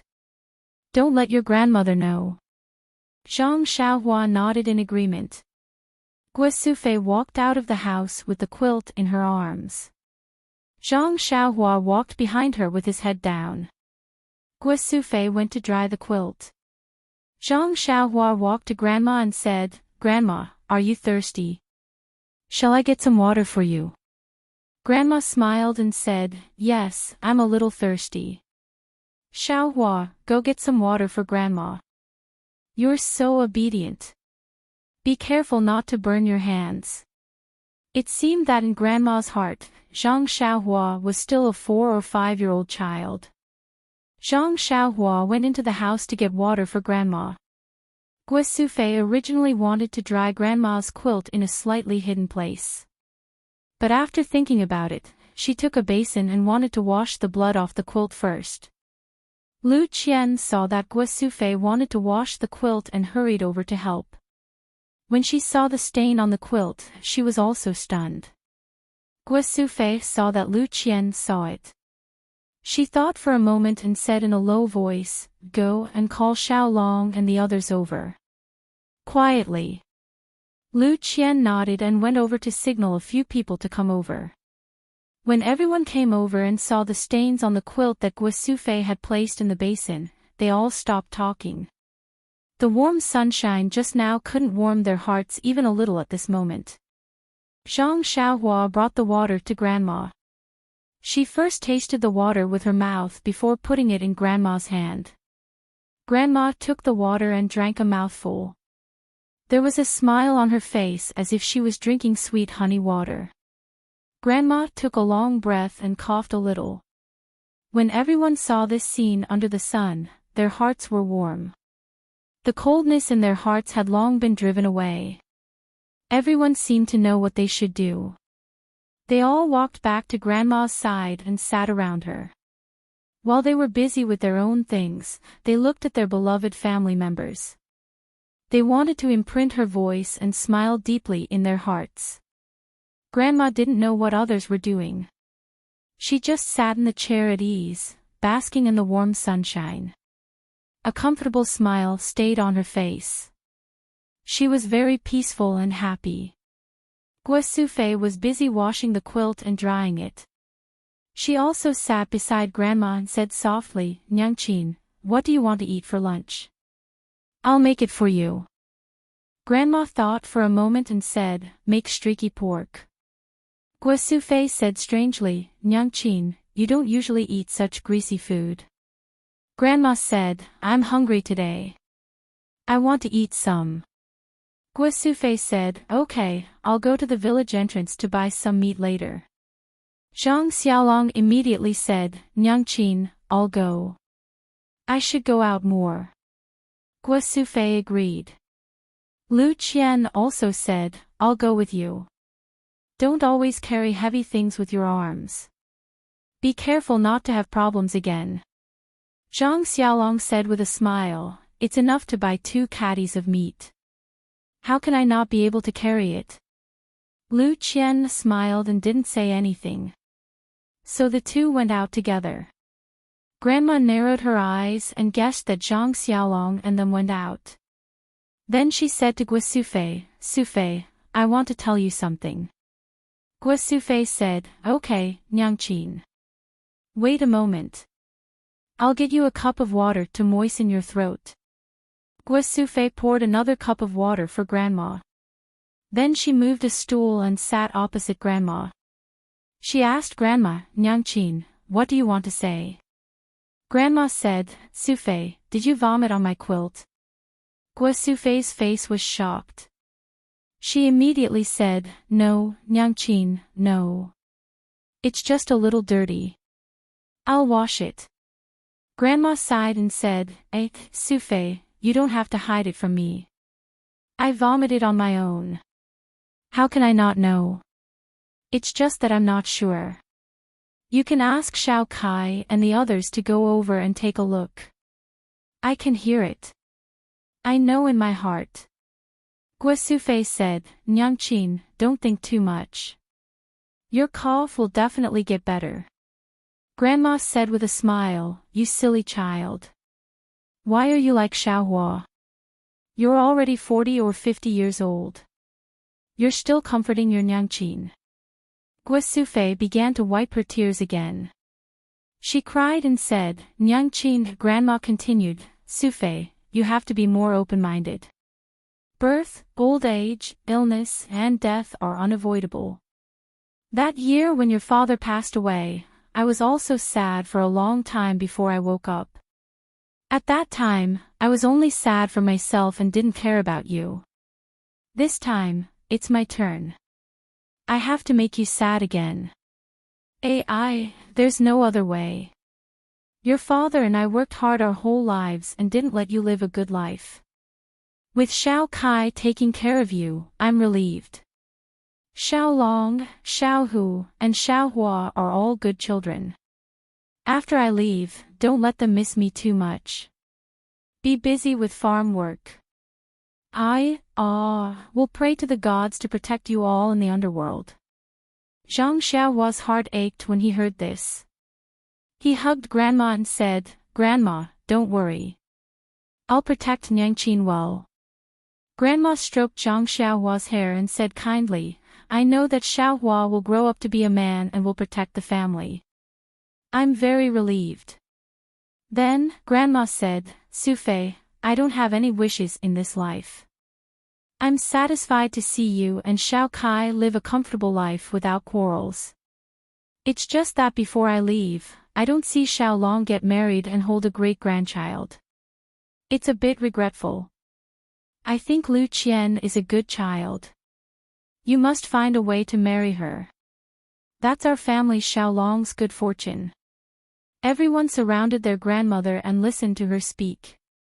In their sadness, they did not notice that there were 2 people who were walking to the gate of the small courtyard. When the 2 of them heard the 2 words Lu Qian, they stopped in their tracks and listened carefully to what their grandmother was saying in the small courtyard. Guo Sufei continued, Nyangqin, you're right. Lu Qian is a good child. There's nothing to nitpick about her words and actions. Moreover, her appearance and figure are 1 in 100. Being able to marry into our family is because Xiao Long accumulated good karma in his previous life. But Guo Sufei wanted to say something but stopped. She didn't want to disturb her mother's good dream. However, there was a big gap between their family and the Lu family. If she rashly promised her mother now and couldn't fulfill it in the future, wouldn't her mother be unable to rest in peace in the afterlife? Grandma seemed to know what she wanted to say. She patted Guo Sufei's hand and said, Sufei, Lu Qian isn't a child who despises the poor and loves the rich. If she likes our family Xiao Long, she would have already married him. Mr. Lu is educated and reasonable, I think he would agree. You should find time to sound Lu Qian out. If she doesn't have any feelings for our family Xiao Long, then forget it. Don't force her. I heard from Xiao Hua that Xiao Long's injury will be healed soon. You should also let her go back quickly. Staying in our family is not good for Lu Qian's reputation. Although we saved her, she has also taken care of our family for so long. Guo Sufei said, Okay, Nyangqin. I'll tell Lu Qian tomorrow and let her go home quickly. Grandma heard this and a trace of disappointment appeared on her face. At this time, someone ran in from outside and said, Qian is not going home.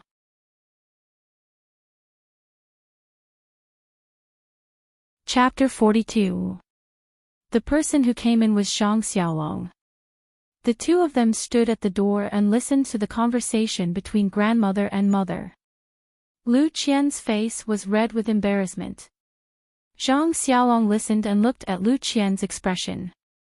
When he saw grandmother's disappointed expression, he couldn't help but pull Lu Qian's hand and rushed into the courtyard. He said with a happy heart, Qian won't go home. Lu Qian blushed and wanted to withdraw her hand, but for some reason, she didn't do it. Instead, she obediently followed behind Zhang Xiaolong and ran into the courtyard. As he ran, he thought to himself, Thank the gods and Buddhas, this layer of window paper has finally been pierced through. Some time ago, I was still worried that if Guo Sufei asked me again, how should I deal with it? Now, it's all gone because of Zhang Xiaolong's impulsiveness. This Zhang Xiaolong is really my lucky star. It's fate. Everyone looked at the two people who rushed into the courtyard inexplicably. When they stood in front of grandmother, they saw Zhang Xiaolong holding Lu Qian's hand. Their faces immediately showed an understanding expression. So it was like this. Zhang Xiaolong saw everyone's ambiguous gaze and then noticed Lu Qian's soft and smooth hand in his hand. For a moment, he didn't know whether to let go or continue holding it. Guo Sufei saw her son's embarrassment and quickly asked, Xiaolong, just now you said that Qian won't go home. Is it Qian's idea? Zhang Xiaolong pulled a long face and didn't know how to answer. At this time, the little hand in his hand gently scratched his finger. He understood and said happily, Yes, mother, it was Qian who told me. Everyone was overjoyed. Grandmother was so happy that she couldn't close her mouth. Guo Sufei walked in front of Lu Qian and asked in disbelief, Qian, this is a lifelong event. You have to think carefully. Don't regret it in the future. Others didn't think too much about it. They knew that Guo Sufei wanted to confirm Lu Qian's thoughts. Lu Qian was happy in her heart. This family was really simple. This should be the advice of her family, but they said it first. Lu Qian also knew that this time, she couldn't hesitate like last time.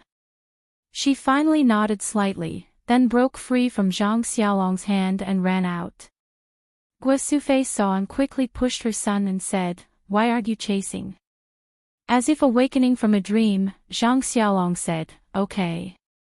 But after taking a few steps, he came back and said, Father, give me some money. We went out to buy meat and didn't bring any money. Zhang Kai hurriedly took out some silver from his bosom and gave it to Xiaolong.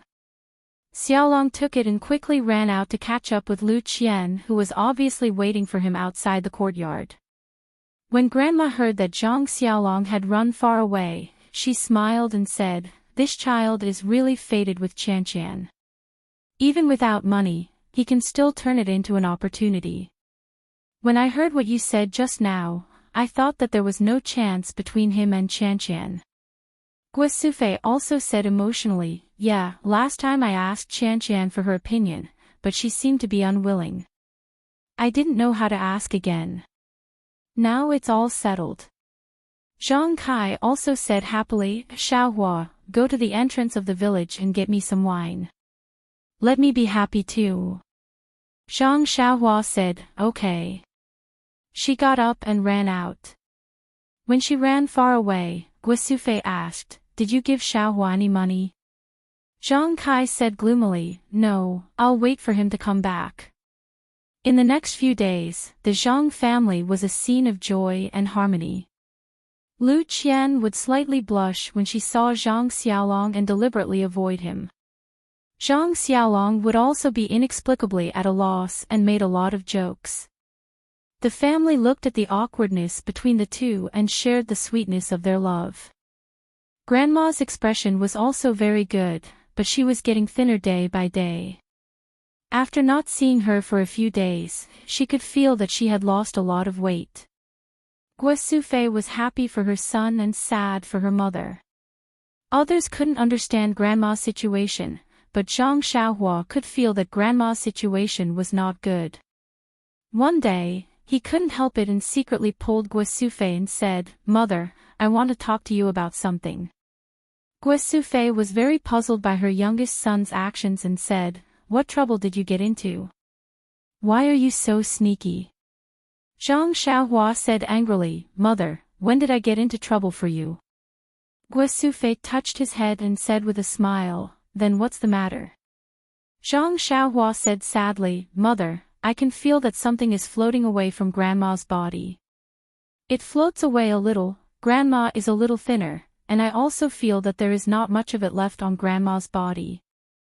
Guo Sufei said angrily, "You child, what nonsense are you talking about?" Zhang Xiaohua argued, "That's right, Mother, I really feel it. I told Sister Qian before and she believed me."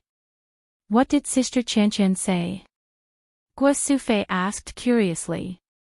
"Sister Qian said that it's because Grandma loves me the most, and I care about Grandma the most, so I can feel her physical condition. But she said that it's not easy to explain, anyway, some close relatives can know." Zhang Xiaohua answered seriously. When Guo Sufei heard this, she left Zhang Xiaohua and hurried to find Zhang Kai. Zhang Xiaohua saw that his mother cared about what he said and was not like what he thought, so he was very happy and went to accompany Grandma. Guo Sufei saw Zhang Kai and told Zhang Xiaohua's words to Zhang Xiaohua. Zhang Kai thought for a moment and said, "I've heard of such things before. What Xiaohua said may be true. It seems that we have to make some preparations first." When Guo Sufei heard this, she could only nod sadly.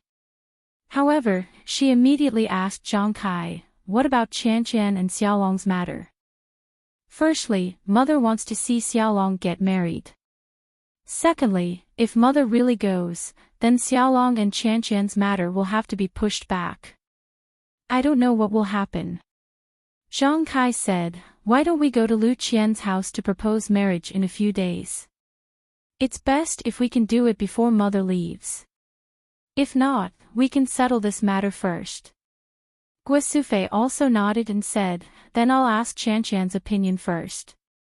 That night, Guo Sufei told Lu Qian about the marriage proposal.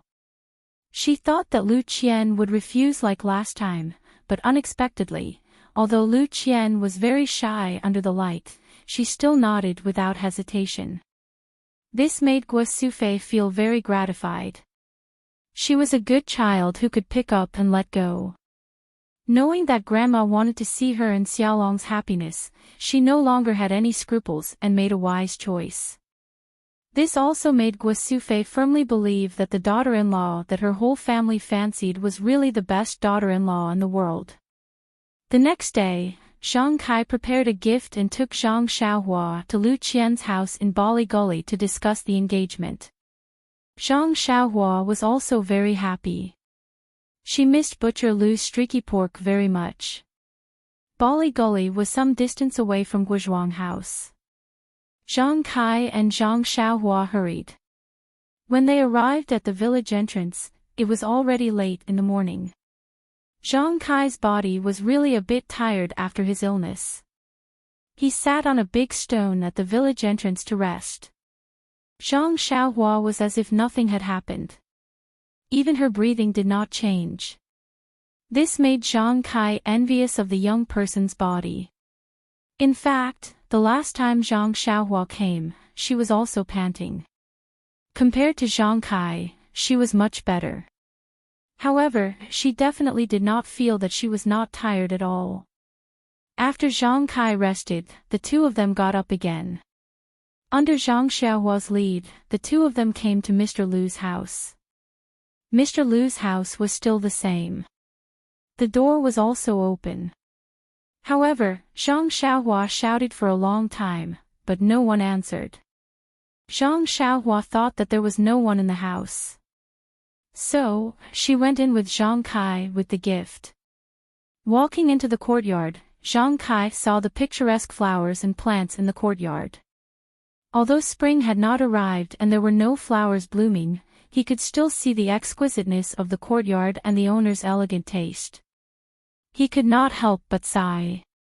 Only such an environment could raise such an outstanding child like Lu Qian. Of course, he also had expectations in his heart. If his small courtyard could also be like this, he would be satisfied in this life when he was old and could retire in such an environment. While Zhang Kai was looking at the small courtyard, Zhang Xiaohua's eyes went to the side room next to the courtyard. Zhang Xiaohua's logic was very simple. Since the courtyard door was not locked, then he must be at home. And after shouting for a long time and no one answered, then he must be busy with something. What could a scholar be busy with? It was nothing more than writing and drawing. Lu Qian said that there was a study room next to the central room. Perhaps Mr. Lu was in the study room. Sure enough, in the side room on the right, she saw a familiar back. It was Mr. Lu. His back was facing the door and he was writing something on the table. Zhang Xiaohua pulled her father who was walking towards the central room and pointed at Mr. Lu's back. Only then did Zhang Kai stop. Turning around, he followed Zhang Xiaohua to the door of the study room. Zhang Xiaohua was about to walk in, but she was stopped by her father. Zhang Kai gestured for her to be quiet and then stopped. Zhang Xiaohua knew what her father meant. He was afraid of disturbing Mr. Lu, so she quietly stood beside her father. The father and son stood at the door of the study room and waited for a while. Mr. Lu was still doing his own thing and had no intention of stopping. Zhang Xiaohua felt a bit bored and was about to say something to her father when she suddenly heard footsteps coming from the courtyard door. The two turned around to see that it was Lu Qian's brother, Lu Kai, who had returned. Lu Kai entered the house and saw two people standing in the courtyard. After careful identification, he discovered that it was Zhang Kai and his son. A smile appeared on his face as he hurried forward to greet them. Looking at his father who was busy in the study room, he said to Zhang Kai and Lu Qian with embarrassment, "My father is like this. When he is busy with his own things, he throws all of the surrounding matters to the back of his mind. When he is done, he will naturally come out. Uncle, please come to the central room." He then took the gift and politely led Zhang Kai and Lu Qian to the central room and poured tea for them. Zhang Kai and Zhang Xiaohua had walked for almost the entire morning and were really thirsty. Taking the tea, they gulped it down. As they drank, they thought, the taste of this tea really isn't as good as ours. Lu Kai saw that the two had finished drinking tea and rested for a bit before asking, "Uncle, why did you suddenly come to our house today? Didn't Qian come back with you? Is she all right?" Zhang Kai hurriedly said, "Qian didn't come back with us today. She is fine at our house. I'm here today to discuss something with Mr. Lu."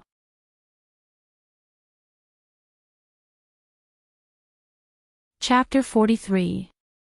Lu Kai casually asked, "What's the matter?"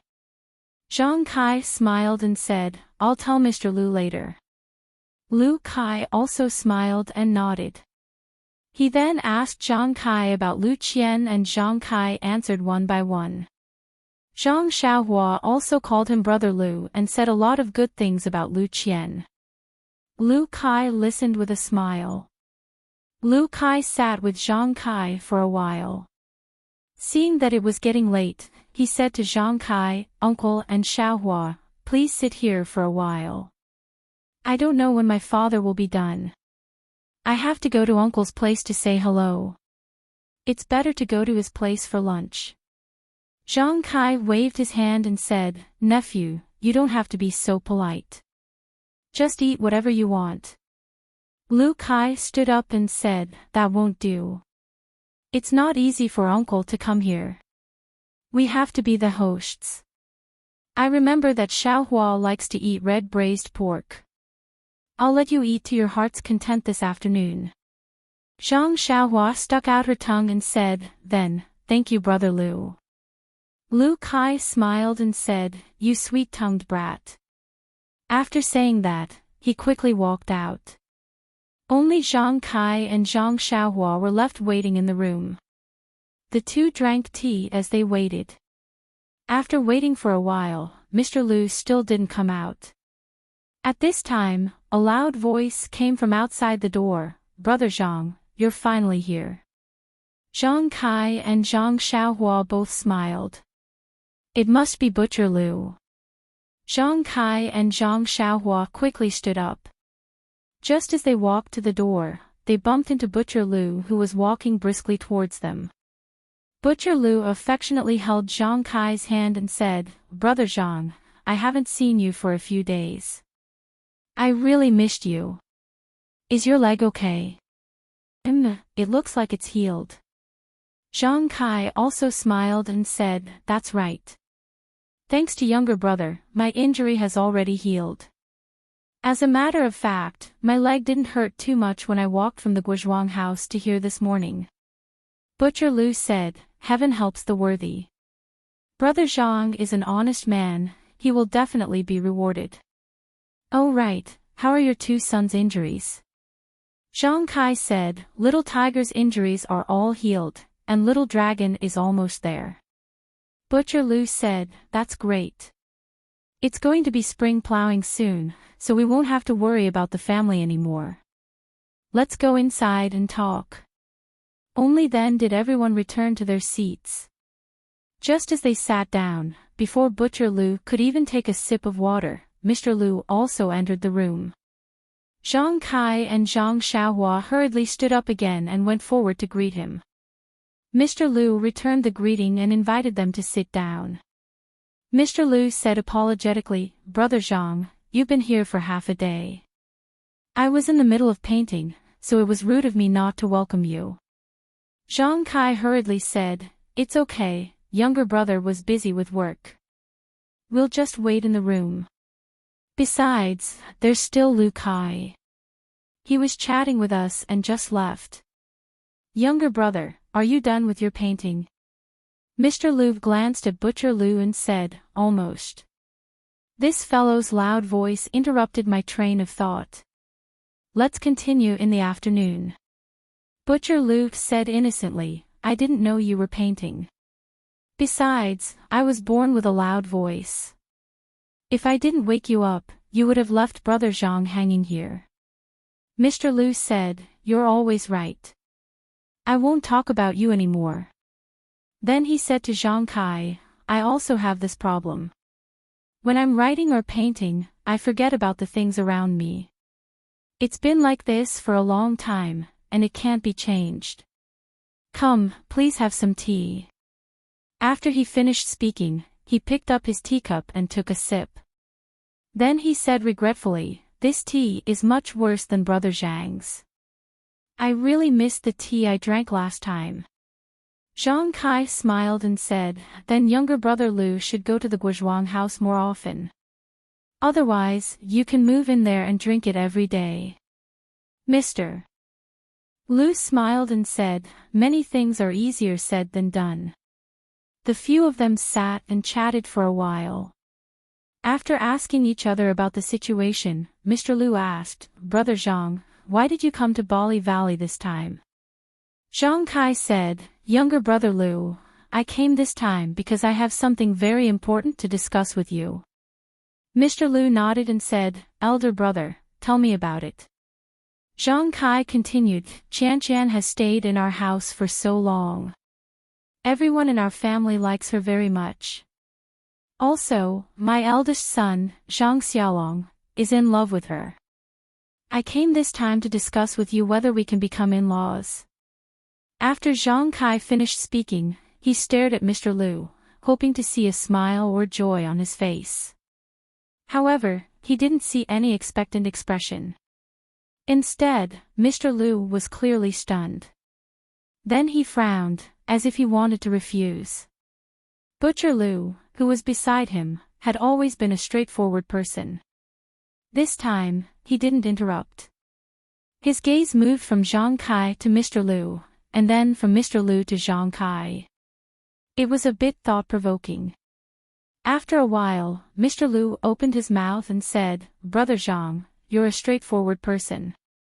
I'll get straight to the point with you. Let's say whatever we have to say and not hide anything. What do you think?" Zhang Kai naturally agreed.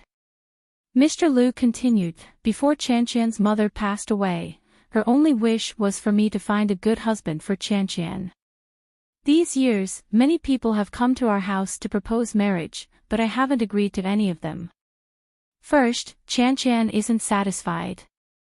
Second, I don't think they can bring happiness to Qian.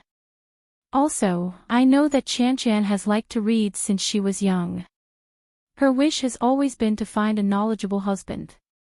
I know that Xiaolong is a good child and I'm not worried about his character. However, he doesn't seem to be literate. I'm afraid that when he's with Qian in the future, their interests won't be the same. Also, Qian hasn't done farm work since she was young. Needlework is naturally no problem for her at home, but when she's with Xiaolong in the future, she won't be able to do farm work. Also, Qian and Xiaolong have only known each other for a month or so. How could they fall in love so quickly? Qian may have a good impression of Xiaolong. This is normal. After all, Xiaolong saved Qian before. If Qian wants to marry him because of this, it's too childish." When Zhang Kai heard these words, the expression on his face was a bit awkward. He thought that based on his previous experience of dealing with Mr. Lu, he felt that he was a very easy person to talk to. Moreover, he seemed to admire Xiaolong very much. Since Lu Qian had agreed, there shouldn't be any problems here. However, Zhang Kai was wrong. His admiration was limited to the admiration of a hot-blooded farmer in the countryside. It wasn't from the perspective of a father-in-law. Moreover, Xiaolong and Lu Qian lived in different worlds. Although they were both in the countryside, one was studying, and the other was farming. They really didn't have a common language. It was inevitable that there would be estrangement in their future life. Everything was natural for Zhang Kai, who was marrying a wife, to see. However, Mr. Lu, who wanted to marry his daughter, had to think very carefully. Zhang Xiaohua was also stunned. He also didn't expect that Mr. Lu, who looked very amiable, would refuse. However, he didn't know what to say. He could only look at his father and hope that his father could persuade Mr. Lu. Zhang Kai said, "Mr. Lu worries too much. In marriage, the first thing is that both parties are in love. Since Xiaolong and Qianqian are willing, then they can definitely live a good life. Brother, you said that there is no common topic. I think that in the future, I will let Qianqian teach Xiaolong more. Won't it be cultivated slowly? There is also farm work. Qianqian doesn't know how to do farm work. Naturally, we won't let her do it. Our family has 4 strong laborers. We definitely won't let Qianqian work in the field. Mr. Lu sighed and said, didn't I just say that some things are easier said than done? In addition, Lu Kai hasn't gotten engaged yet. Lu Qian, as the younger sister, getting engaged first isn't too good. Zhang Kai also forgot this point. Yes, farmers had the habit of marrying the elder brother first and then the younger sister. The elder brother's marriage hadn't been settled yet. As the younger sister, she naturally didn't have the qualifications to consider it. Zhang Kai was also a bit speechless. At this time, Lu Kai returned. He didn't notice the awkward atmosphere in the room. He said to Mr. Lu and Butcher Lu, Father, second uncle, the food is ready. Please invite Uncle Zhang and Xiaohua over to eat. Mr. Lu looked at Zhang Kai and said with a smile, Brother Zhang, let's go. Let's put this matter aside for now. You and I will think about it again. Let's go eat first. Butcher Lu also pulled Zhang Xiaohua's hand and said, let's go. Let's not talk about this anymore. Eating is most important. Does Xiaohua want to eat red braised pork? Butcher Lu's wine and food were naturally more sumptuous than Zhang Kai's, but Zhang Kai didn't have a good appetite. In the face of Mr. Lu and Butcher Lu's attentive hospitality, he didn't eat too much. Only Zhang Xiaohua ate the most. Firstly, he was still growing and had a good appetite. Secondly, in his opinion, his elder brother and sister Qianqian were very compatible. The two of them would definitely be very happy together. He firmly believed that this marriage would definitely happen. Therefore, he was only a bit depressed about Mr. Lu's rejection just now. Now that he had put it aside, he didn't have the same worries as his father. As for the table full of food, of course he would let go of his cheeks and eat as much as he could. Seeing that he was eating so happily, Butcher Lu's wife and Lu Yeye were also smiling like flowers. They kept putting delicious food into his bowl and urged him to eat more. Although Zhang Kai didn't have an appetite, seeing his son eating so happily, he was also slightly happy. Mr. Lu beside him would chat with him from time to time. Butcher Lu also frequently raised his cup to him. Lu Kai had already asked his father in private earlier and knew the reason for Zhang Kai's unhappiness. Therefore, he didn't say much at the table and only ate by himself. The meal was quickly finished. Everyone rested at Butcher Lu's house for a while. Zhang Kai and Zhang Xiaohua bid farewell to everyone. Mr. Lu wanted to ask them to stay for a while longer, but seeing that it was already late and that they still had a long way to go, he didn't force them to stay. The group of people sent Zhang Kai and Lu Yeye to the village entrance before turning around to leave. At this time, Butcher Lu's family members also knew the purpose of the Zhang family's visit. Lu Yeye said to Mr. Lu, Uncle Zhang is right. My elder sister really likes Zhang Xiaolong. She even mentioned it the last time I went over. Mr. Lu sighed and said, a grown girl can't be kept at home. But this matter of living life isn't something that can be solved with just feelings.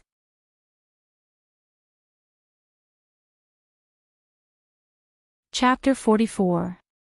On the way back from Baligo, Zhang Kai kept thinking about what Mr. Lu said. I agreed to let Qianqian take care of Xiaolong because I wanted her to repay my kindness. The hero saves the beauty and the beauty repays the hero with her body. That is a legendary story. I never thought about it.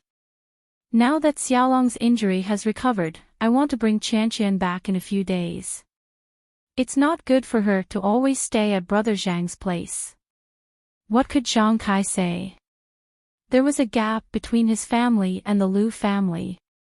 Xiaolong was a farmer. Compared to Lu Qian, a well-educated girl, he was indeed unworthy. These days of getting along, in the eyes of the Zhang family, Lu Qian was a golden phoenix. The Zhang family didn't have a parasol tree, so how could the phoenix fall? Although Lu Qian really liked Zhang Xiaolong and was willing to live with the Zhang family, who knew what it would be like when they really lived together in the future. Rather than being upset in the future, it was better not to be together now. It was a pity for Lu Qian, this good daughter-in-law, and Xiaolong's infatuation. Zhang Kai sighed as he walked. He sighed all the way to the Guozhuang house. His brows didn't loosen. At home, Zhang Xiaolong and the others were naturally waiting, hoping that Zhang Kai could bring back good news. But when they saw Zhang Kai enter the door with a gloomy face, they knew that things didn't go well. Zhang Kai entered the house and sat on the chair. Zhang Xiaolong quickly poured water for him. Zhang Kai drank the water and rested for a while. Then, he told them about what happened at Mr. Lu's house. Everyone was nervous and didn't speak. Guo Sufei asked Zhang Kai, "Do you want to tell mother about this?" Zhang Kai thought for a while and said, "Don't tell her first. Mother knows that we went to Bali Go. If there is good news, she will be the first to tell. Since we don't tell her, she must know that it's not good news." "Oh right, where's Lu Qian?" Guo Sufei pointed to the inner room and said, "When she saw you come back, this child was shy and hid first. I'll call her out now and tell her what her father said. Let her pack her things first." Zhang Xiaolong said from the side, "Mother, I'll go call her. I don't think Qian will go back. There's no need to pack her things first." Guo Sufei looked lovingly at Zhang Xiaolong, who was in love, and said, "Okay, you go. Maybe Qian can persuade her father." Not long after, Lu Qian followed Zhang Xiaolong out of the room. Her face was a little pale. She looked at everyone and didn't say anything. She quietly sat down on a chair in the corner. Everyone also sat down and looked at Lu Qian quietly. Actually, in Lu Qian's heart, she was racking her brains and could not understand what her father meant. Ever since she was young, her father had always followed her wishes and had never gone against her wishes. She had the final say in the matter of transferring her husband. In the past, there were countless people who came to propose marriage, but her father had never expressed his opinion. However, based on her own likes and dislikes, this was indeed strange. She had decided, but her father wanted to oppose it. Could it be that he was afraid that Uncle Zhang would cheat him? However, it shouldn't be. Could it be that he really wanted her brother to get married first and then consider her? Thinking of this, Lu Qian was also troubled. Lu Kai's vision was surprisingly high. He didn't even like the girls in the nearby villages. If she waited for him to get married first, wouldn't she become an old lady? Lu Qian raised her head and looked at everyone's eager eyes. She forced a smile and said, "I don't quite understand what my father means. In a few days, when my father comes to pick me up, I will ask him properly." Then she looked at Zhang Xiaolong and nodded at him. Only then did Zhang Xiaolong reveal a trace of a smile from his face. This night was destined to be a depressing night. Everyone didn't eat well for dinner. They hurriedly ate a little and then cleaned up. When Guo Sufei was delivering food to her grandmother asked if Zhang Kai had brought back good news. Just as Guo Sufei was about to stutter, her grandmother said, "It's okay, Sufei. I know our family situation very well. These children are very outstanding, but our family situation is like this. It's normal for others to dislike us. Let the children leave it to fate. If it's not a family, they will enter the same house. Our daughter-in-law will marry over sooner or later. When Guo Sufei heard this, she was both happy and worried. She was happy because her mother could see more clearly than herself. She was worried because her mother's last wish could not be fulfilled. She was a bit unfilial. She was worried because her mother's last wish could not be fulfilled. After dinner, everyone was not in the mood to work. They chatted for a while and then went to sleep. Only Zhang Kai and Guo Sufei discussed in low voices in the central room for a long time before returning to their own room. There was no oil lamp in the inner room. Guo Sufei groped around in the dark and got on the kong. She laid there and was still thinking about the things that she discussed with Zhang Kai. At this time, she heard Lu Qian tossing and turning and couldn't sleep well. She asked her, "Are you thinking about your father's words?" "Yes, Auntie." Lu Qian answered vaguely. Guo Sufei said, Qian, in fact, your father is also good to you. After all, you are still young and haven't experienced many things. Your life experience is also lacking. Your father has his own ideas and hopes that you can live a happy life. We all understand. After all, a family like ours can't give you much. When your father was young, it was because of the family's financial situation that he didn't let your mother take good care of her body. This caused his lifelong regret, so he values this very much. Most importantly, I think he wants to find a scholar for you. He and your brother are both scholars. Naturally, they hope that your husband is also a scholar. You two can recite poems and write couplets. This kind of life is what you should have. As for Xiaolong, he is my own son. Of course, I think that he is very good. However, our family's financial situation was indeed not good back then, so we didn't let him study. This was also forced by life. Who doesn't want their children to be successful? I know, Auntie. I now vaguely understand father's intentions, but in my heart, I still feel that reciting poems and being romantic is bliss.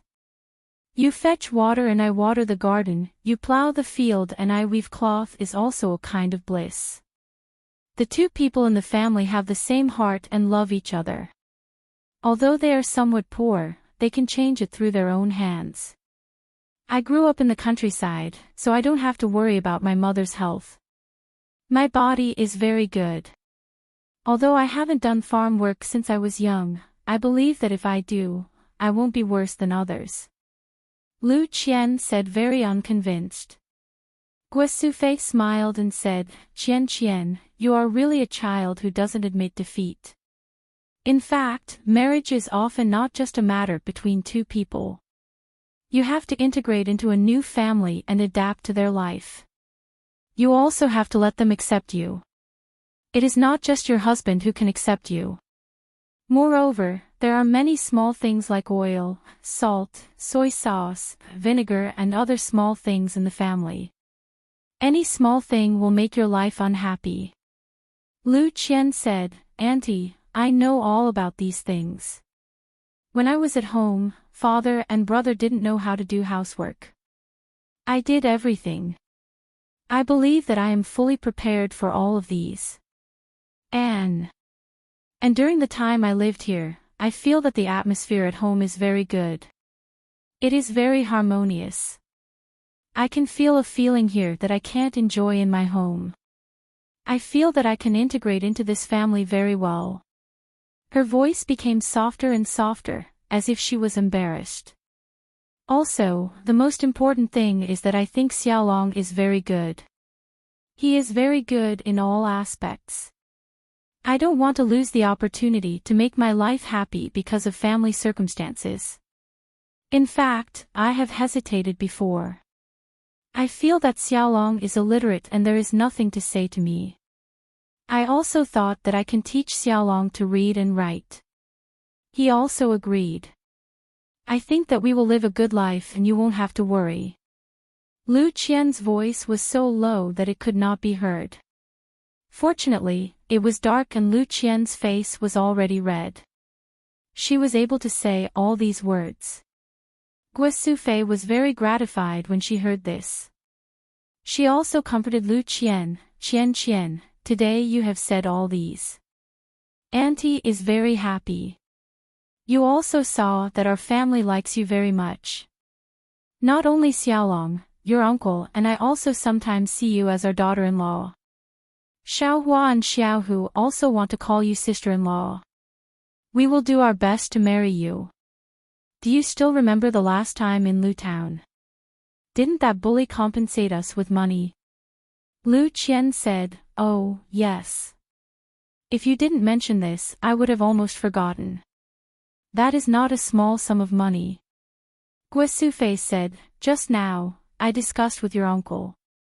If your father is really poor because our family is poor and doesn't have enough money to let you live a good life, we plan to exchange the banknotes. I believe that this amount will definitely satisfy your father. Lu Qian immediately stopped her. She said, Auntie, this money must not be used now. If the bully has an ambush in Lu Town's bank, then wouldn't we be walking into a trap? If we are not 100% sure, we must not do this. Otherwise, we will not be able to live a normal life, let alone let my father be relieved. Moreover, my father is not a person who only cares about money. He must have other ideas. Everything will wait for him to come. Gui Sufei also said, that's right. I also said that to your uncle. But your uncle seems to have drilled himself into a dead end. He is afraid that your father will take you away, so he thought of this method. Later, when your father comes, we will properly ask him about his thoughts. Anyway, I feel that if Xiaolong does not look for you, he will not take a fancy to other girls. Maybe he will not look for other girls for the rest of his life. Lu Qian smiled and said, Auntie, look at what you are saying. How can I be that good? It is also our fate that I can meet Xiaolong. Gui Sufei said, yes, it is fate. But fate is determined by the heavens. It depends on the person to be able to turn fate into a real family. The heavens do not care about this. We should go to bed early and have enough energy to take care of our family. Lu Qian said, okay, Auntie. You should also go to bed early.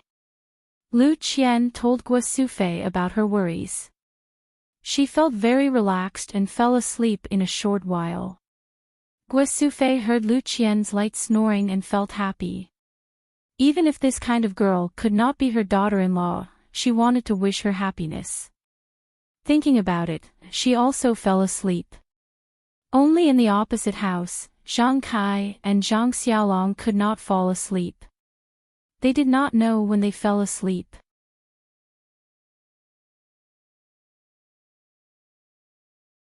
Chapter 45.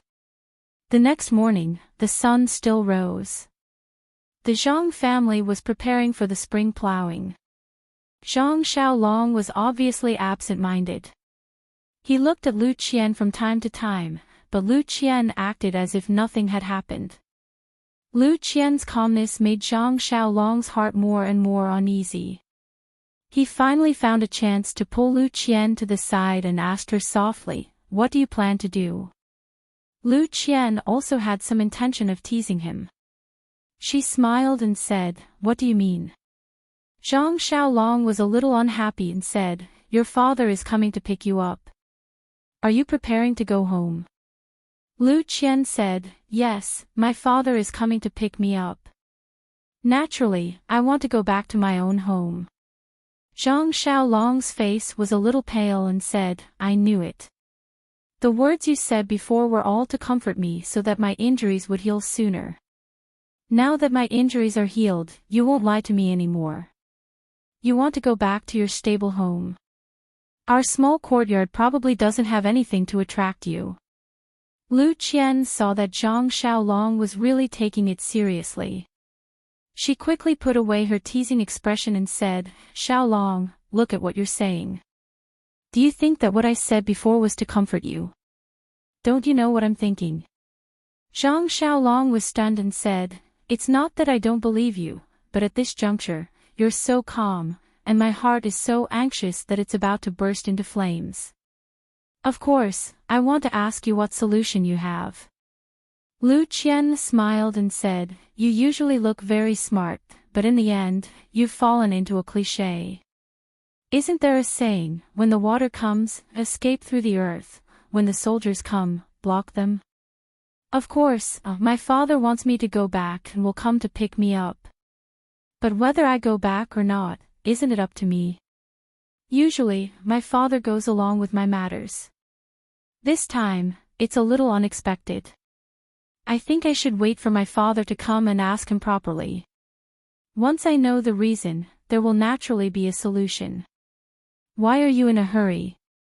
Zhang Xiaolong smiled and said, I'm not as confident as you are. Of course, I'm confused because I'm concerned.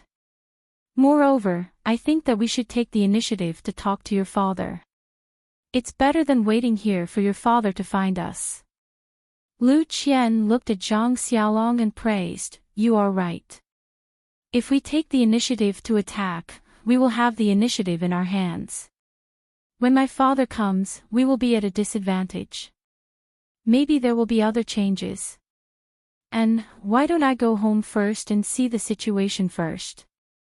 Zhang Xiaolong was embarrassed and said, I just had a little idea, I didn't think as deeply as you did. Moreover, I was thinking that I should accompany you. My injuries have already recovered, so walking for half a day shouldn't be a problem. Lu Qian pondered for a moment and her eyes lit up as she said, your idea is even better. Let's go find my father and see what he's up to. Zhang Xiaolong said worriedly, Qian, what if your father doesn't change his mind and insists that you go back? Lu Qian said slyly, that won't happen. I naturally have a way to deal with my father. He will agree. Zhang Xiaolong was still worried and said, I'm talking about if. What if? Lu Qian said seriously, Brother Xiaolong, you must know my thoughts. There are many things that we haven't said to each other clearly. However, you must believe me. I will accompany you. At the end, her face turned red and her head couldn't help but lower. Zhang Xiaolong gathered his courage and reached out to pull the soft hand in front of him. He said in a low voice, Qian, you are so good. This time, Lu Qian didn't let him pull her. She broke free from his hand and said, you should think about when to go to 8 Mile Groove first. After saying that, she ran away. Zhang Xiaolong looked at Lu Qian's back and savored it for a long time. The uneasiness in his heart had long disappeared. When Zhang Xiaolong returned to everyone's sight, the horn of war had already sounded in his heart. He walked in front of Zhang Kai and said, Father, Lu Qian's father didn't say when to pick her up. Zhang Kai looked at Zhang Xiaolong and said, that's right. He just said in a few days. He didn't say a specific date. Zhang Xiaolong said, it's like this. Father, I want to go to 8 Mile Groove with Lu Qian and have a good talk with Lu Qian's father. When Zhang Kai heard this, he was stunned. He frowned and said, is this your idea or Lu Qian's idea? Zhang Xiaolong said, it's my idea. I also discussed it with Lu Qian just now. She also agreed. Zhang Kai's frown immediately loosened. He smiled and said, good boy, you have a way. When father was young, he didn't have such courage. Not bad, hee hee. While laughing, Guosufei walked over and asked, child's father, what's so funny? Zhang Kai said, our son is promising. He knows to find a wife for himself. Guosufei didn't quite understand what he meant. Zhang Kai told Guosufei what Zhang Xiaolong said to him just now. Guosufei was also very happy and said, this idea is not bad. When do you and Qian plan to go?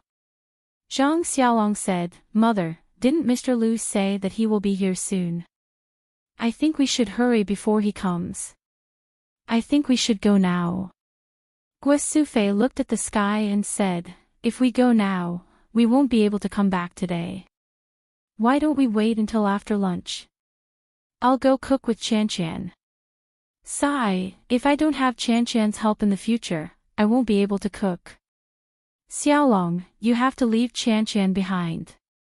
Zhang Xiaolong smiled and said, okay, mother. I will definitely. Lunch was naturally finished in a hurry. Zhang Xiaolong and Lu Qian packed up and prepared to go. At this time, Zhang Xiaohu said, Big brother, it doesn't seem safe for the two of you to go out. Why don't I go with you? Moreover, Zhang Kai also said, Xiaolong, you should also bring something. It's not good to go empty-handed. Zhang Xiaolong said, I know, father. When we reach the village entrance, I'll go buy some. When Lu Qian heard that Zhang Xiaohu wanted to go, her eyes lit up. She said to Zhang Xiaolong, let Xiaohu go with us. It's safer for the three of us to go. Moreover, you don't have to buy anything. It's good enough to bring some of the well water at home to my father. Zhang Xiaolong slapped his forehead and said, look at me. Your father loves this water the most. I forgot. Zhang Xiaohua jumped up from the chair and said, I'll go pick some fresh ones. You guys prepare something to hold the water.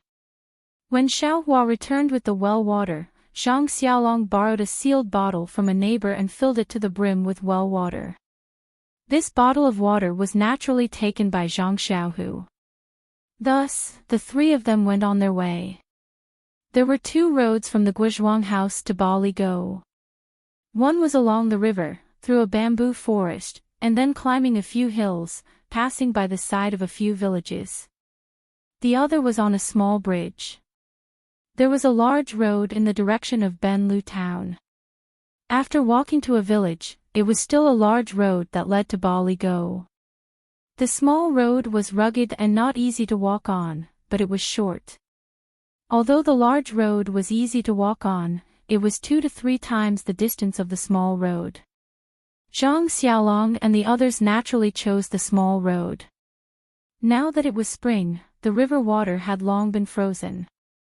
The gurgling stream flowed slowly, and the sound was indescribably pleasant to the ears. The birds were also active, chirping. Along with the sound of the water, it made their footsteps particularly relaxed. Zhang Xiaolong and Lu Qian walked in front hand in hand. It seemed that they no longer had the scruples of being at home. They wantonly enjoyed the feeling of each other's hands. They looked around and admired the spring scenery while talking non-stop. Zhang Xiaohu, who was some distance away from them, fell behind. He held the bottle of water in his hand and smiled as he looked at his elder brother and future sister-in-law. In his heart, other than envy, there was also a trace of expectation. He was looking forward to a beautiful encounter in Bali Go. Zhang Xiaolong's heart was smeared with honey. He hoped that this long journey would never end, so that he could enjoy the happiness of this afternoon forever.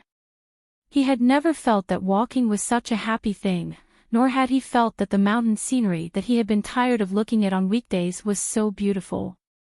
He had never thought that Lu Qian's words were better than the sound of the river and the birds. He had never thought that Bali Go was so close to him from the Guizhuang house. It seemed that they had arrived at the place as soon as they started walking. When Lu Qian pulled back her hand, he was still dizzy and asked why. It was not until Lu Qian shyly said that Bali Go, where she grew up, was in front that he realized that the journey of walking in the clouds had come to an end. Lu Qian led Zhang Xiaolong and Zhang Xiaohu into the village. From time to time, people who knew Lu Qian greeted Lu Qian. Some girls and aunties even stared at Zhang Xiaolong and Zhang Xiaohu's faces unscrupulously and scanned their bodies. Not only did Lu Qian's face turn red, but Zhang Xiaolong and Zhang Xiaohu were also at a loss.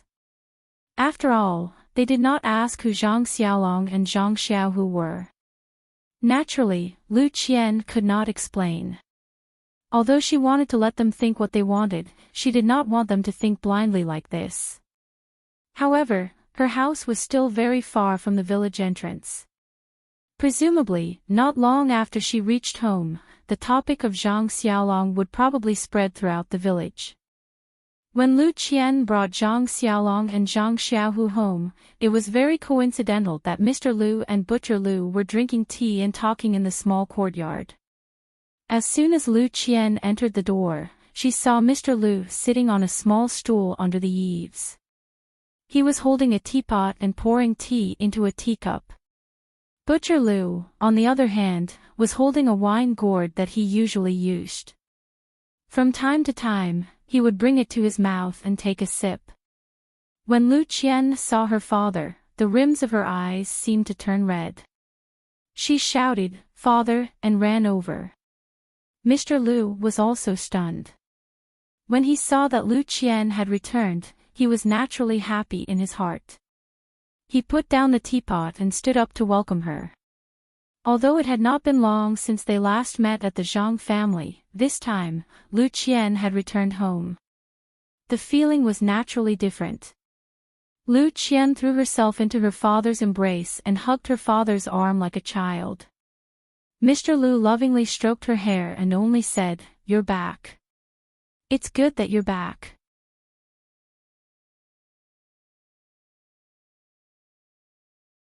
Chapter 46. The splint on Zhang Xiaolong's arm had already been removed, but it was still secured with a belt and other things. He placed it in front of his chest, while his other hand hung naturally by his side. He stood not far behind Lu Qian, watching the touching scene of Mr. Lu and his daughter reuniting. His relationship with his father and mother was very good, but he had never experienced separation, so he naturally didn't know how it felt. Now that he saw his beloved act like this, he felt gratified for her and knew that his decision this time was probably the right one. Zhang Xiaohu stood beside Zhang Xiaolong, still holding the bottle of water in his hand, but his eyes were looking around the courtyard, as if he was looking for someone. Mr. Lu lovingly stroked his daughter's hair, and his eyes also looked over Lu Qian's head towards Zhang Xiaolong and Zhang Xiaohu. He smiled and nodded at them, and his hand also moved away from his daughter's head, waving slightly at them to express his apology. Zhang Xiaolong and Zhang Xiaohu naturally also nodded in acknowledgement, and waited at the side. When Butcher Lu saw that Lu Qian had returned and Mr. Lu had gone up to greet her, he didn't get up and continued to drink his little wine. When he finished his wine, he saw the two brothers standing at the door, so he stood up and said with a smile, "I was wondering who sent Qian back, so it's our two great heroes. Come in quickly, have a few drinks with uncle." Zhang Xiaolong and Zhang Xiaohu smiled and walked towards the square table under the eaves. Lu Qian, who was being intimate with her father, heard the two words drink and raised her head, saying to Butcher Lu, "Second uncle, Xiaolong's injuries haven't completely healed, so he can't drink for the time being. If you want to drink, look for Xiaohu." Butcher Lu said loudly, "You little girl, now you're siding with an outsider." Lu Qian said sweetly, "Second uncle." Butcher Lu said, "All right, don't call me that, I know, I don't usually see you call me second uncle." Mr. Lu, on the other hand, looked thoughtfully at the farmer boy who was walking towards him.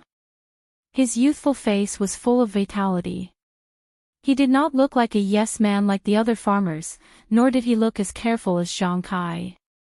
His eyes seemed to be very bright. The clothes on his body were very shabby, but they were very clean. They fit him very well. His footsteps were also very steady. Each step left a footprint, which made people feel very at ease. Mr. Lu naturally knew why Lu Qian brought Zhang Xiaolong back. Although he strongly disapproved of this marriage, he did admire Zhang Xiaolong.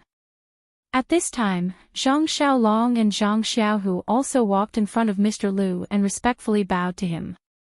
Mr. Lu didn't stand on ceremony this time. He simply gestured and said, "You've come a long way. Seeing that it's getting late, it's not likely that you'll be able to return to the Guozhuang house today. Why don't you stay at my place for the night? You can go accompany my second brother first." I'll go after talking with Qian. After the two brothers agreed, they walked under the eaves and each picked up a stool to sit down. They chatted with Butcher Lu. Mr. Lu then said to Lu Qian, let's go to the study to talk. Lu Qian let go of her father's arm and said, Father, you go first. I'll go make some tea for you. Xiaolong and I specially brought this from the Guizhuang house. Do you want to drink it? Mr. Lu didn't say anything. He helplessly shook his head and smiled as he went back to the study. Lu Qian walked under the eaves and took the bottle of water from Zhang Xiaohu's side. She glanced at Zhang Xiaolong and said, You two go chat with second uncle first. I'll go boil some water in the kitchen. I'll also make some side dishes and snacks while I'm at it. After walking for the whole afternoon, you must be hungry. Lu Qian went to the kitchen and put the well water on the fire to boil. When the water was ready, she looked around the empty kitchen and picked up some ready-made items to make two simple dishes. She couldn't make any snacks and only had a few leftover biscuits. She took them out along with the side dishes to satisfy the two brothers' hunger. Butcher Lu happily ate the side dishes and drank a little wine. He even poured a cup for Zhang Xiaohu from time to time. He really didn't drag Zhang Xiaolong to drink. Not long after, the water boiled. Lu Qian carefully brewed the tea and carried the tea set and water to the study. Before entering the study, she turned around to look at Zhang Xiaolong. The two of them looked at each other and Lu Qian nodded. Her eyes were full of certainty before she turned around and walked into the study. In the study, Mr. Lu was absent-mindedly reading a light book. When he saw Lu Qian walk in, he put the book down and sniffled, saying, The water in the Guizhuang house is really different from the rest. The tea is so fragrant. It's rare. Lu Qian placed the teacup in front of her father. She watched as her father sniffed the tea fragrance and tasted the tea sip by sip. He then closed his eyes to savor the taste and didn't open his mouth to speak. After Mr. Lu drank for a while, she said, Father, how's the tea? Mr. Lu said, This tea is naturally much better than what I usually drink. However, it's still not as mellow as the one I drank at the Guizhuang house last time. It's probably because it's been stored for too long. It's not as good as fresh water. After that, Lu Qian didn't ask any more questions. Mr. Lu only focused on tasting the tea and didn't open his mouth to speak. The two of them sat across from each other for a while. Mr. Lu thought for a while and smiled, opening his mouth first. Qian, this time you came back in a hurry. Is there something you want to tell your father? Lu Qian blushed and said, Father, you're asking the obvious. If I didn't come back, wouldn't you be coming to pick me up in a few days? Mr. Lu sighed and placed the teacup on the table, saying, Qian, ever since you were young, your father has always let you have your way. I haven't interfered much with you. This time, your father didn't listen to you. You should know your father's painstaking efforts. Lu Qian thought for a while and said, I'm guessing that father's intention is that you're afraid that I'll suffer in the Zhang family and have to do farm work every day. You're also afraid that Zhang Xiaolong is a rough village man. You're afraid that my life won't be as good as it was at home. Mr. Lu nodded and said, This life isn't a problem of one person. It's the life of two people. If one person likes to study and the other wants to do farm work, then the direction of life will diverge. Naturally, life will be boring and won't last long. Moreover, the Zhang family is very poor. You should know in the time you've been there that it won't be as comfortable as living in 8 Mile Valley. Lu Qian also nodded and said, Father, you're right. I've considered all of this. I've even told Zhang Xiaolong's mother. She said something similar to what you said. She also hoped that I would consider it carefully. Mr. Lu asked curiously, She really said that? Lu Qian said, Of course. I didn't think that auntie, a village woman who doesn't know many words, would be so reasonable. Mr. Lu sighed and said, that's really rare. No wonder she could raise such a magnanimous child. Following that, Mr. Lu said, actually, you can't understand all of this. It's just that we've experienced it before. With your personality, even if we say it, it might not be useful. Only when you hit a wall will you understand Father's painstaking efforts. However, although your mother's matter happened a long time ago, it's still vivid in my mind. If I had the ability, I wouldn't have let your mother suffer and leave us early. Therefore, I don't want your mother's tragedy to happen to you again. Lu Qian naturally had a card up her sleeve and said, Father, perhaps you're too stubborn on this point. If you had the ability, would you still be the current you? Can Yangqin be happy with you? If she wasn't happy, then what's the value of living for a lifetime? But mother respects you, loves you, and has only been with you for a short 10 years. However, the happiness that she has is something that others can't get in their lifetime. Tell me, which is her choice? Lu Qian continued, Father, actually, I've always thought that life's fate has already been arranged. Whether you're sad or happy, it's all a kind of life. A person's life is a kind of trajectory. When all sorts of trajectories are intertwined together, it's the whole life. Mother's trajectory is destined to involve you, and your trajectory is also destined to lead you and mother's happiness. You've always blamed mother's death on your ability, saying that you couldn't take good care of her. In fact, that's not the case. From the moment mother met you, our family's life had already been created. Mother's happiness and ending was already predetermined. Any change would be futile. If father was obsessed with politics back then, you would naturally have neglected mother. Mother wouldn't have left us early, but would she have lived happily? Seeing Mr. Lu fall into deep thought, Lu Qian continued, Actually, I've always been thinking about my meeting with Zhang Xiaolong. I've told you before that from the moment I met Zhang Xiaolong in the textile shop, our trajectories have been intertwined. I'm sure father knows about the things that happened during that time. There's no need for me to go into detail. I can only use the word fate to describe my relationship with Zhang Xiaolong. Also, there's a very important thing that father doesn't know about. Mr. Lu was stunned and said, What is it? Lu Qian said mysteriously, Father, do you think that the water in this Guozhuang house is especially delicious? Mr. Lu said, Yes, so what? Then, Lu Qian told Mr. Lu about her grandmother's illness and how she went to Lu Town to see a doctor. Mr. Lu was clearly shocked and asked, Are you sure that this is the effect of the well water? Lu Qian said, Of course. Just look at Zhang Xiaolong's arm and you'll know. Have you ever seen a broken arm heal so quickly in a short month? Also, the last time you came to see me, she said that my skin is much better than before. I can feel it myself now. Mr. Lu frowned and didn't ask any more questions. Lu Qian then continued, Father, think about it. This well water is a priceless treasure. Your body has always been very weak. Ever since mother passed away, you haven't been well. To be able to make you healthy has always been my wish. Now that we have this well water, living a long life is no longer an extravagant hope. This well water was dug out by the Zhang family and belongs to the Zhang family. Don't you think that this is a chance given to me and Xiaolong by the heavens? Also, Big Brother hasn't gotten married yet. I don't know if my future sister-in-law will be virtuous. If I move to the Zhang family and you move to the Guozhuang house, on one hand, I can serve father and on the other, father can enjoy the blessings of the heavens.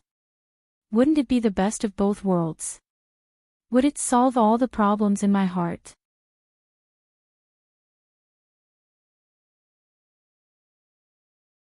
Chapter 47.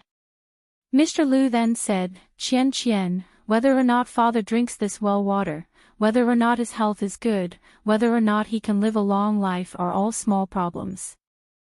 You being able to live a peaceful and happy life is what father wants to see the most. Lu Qian said, Father, then if I can live a peaceful life and at the same time take care of you and ensure your health, then why wouldn't I do that? Moreover, marriage is a gamble. You may be able to see a person's nature with a single glance, or you may never be able to see it. You can only judge whether someone is good or bad based on their appearance. If you gamble correctly, then happiness is yours. Those so-called matching families are just people's interpretation of those successful marriages in the past. How many unhappy lives in this world are the result of matching families? Liang Shanbue and Zhu Yingtai's beauty is only a legend.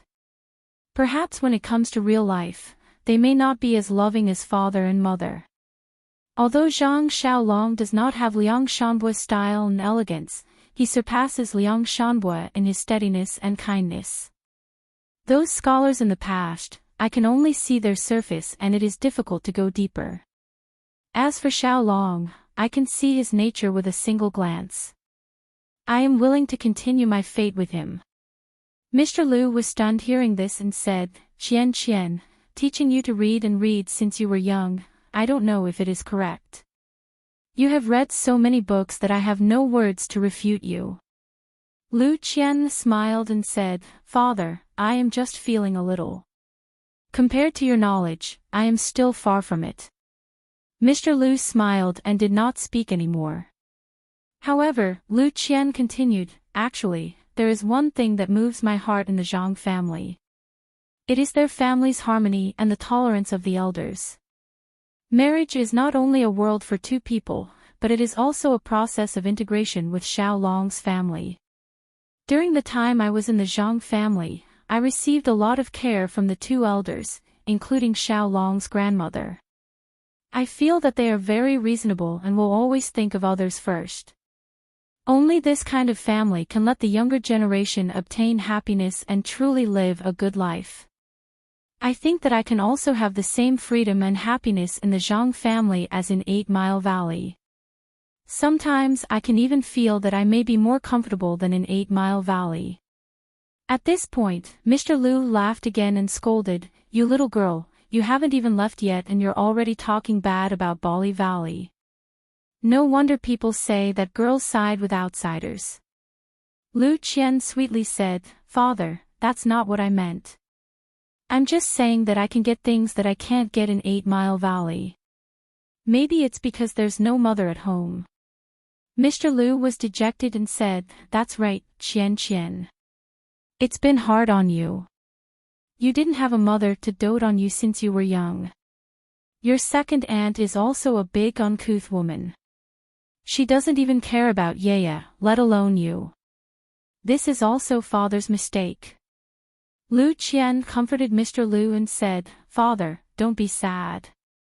I've already grown up. Perhaps in the future, there will be someone who will dote on me. You always say that second aunt is uncouth, but Xiaolong's mother is also uncouth. However, she is especially meticulous and has a gentle personality. The difference between people is so huge.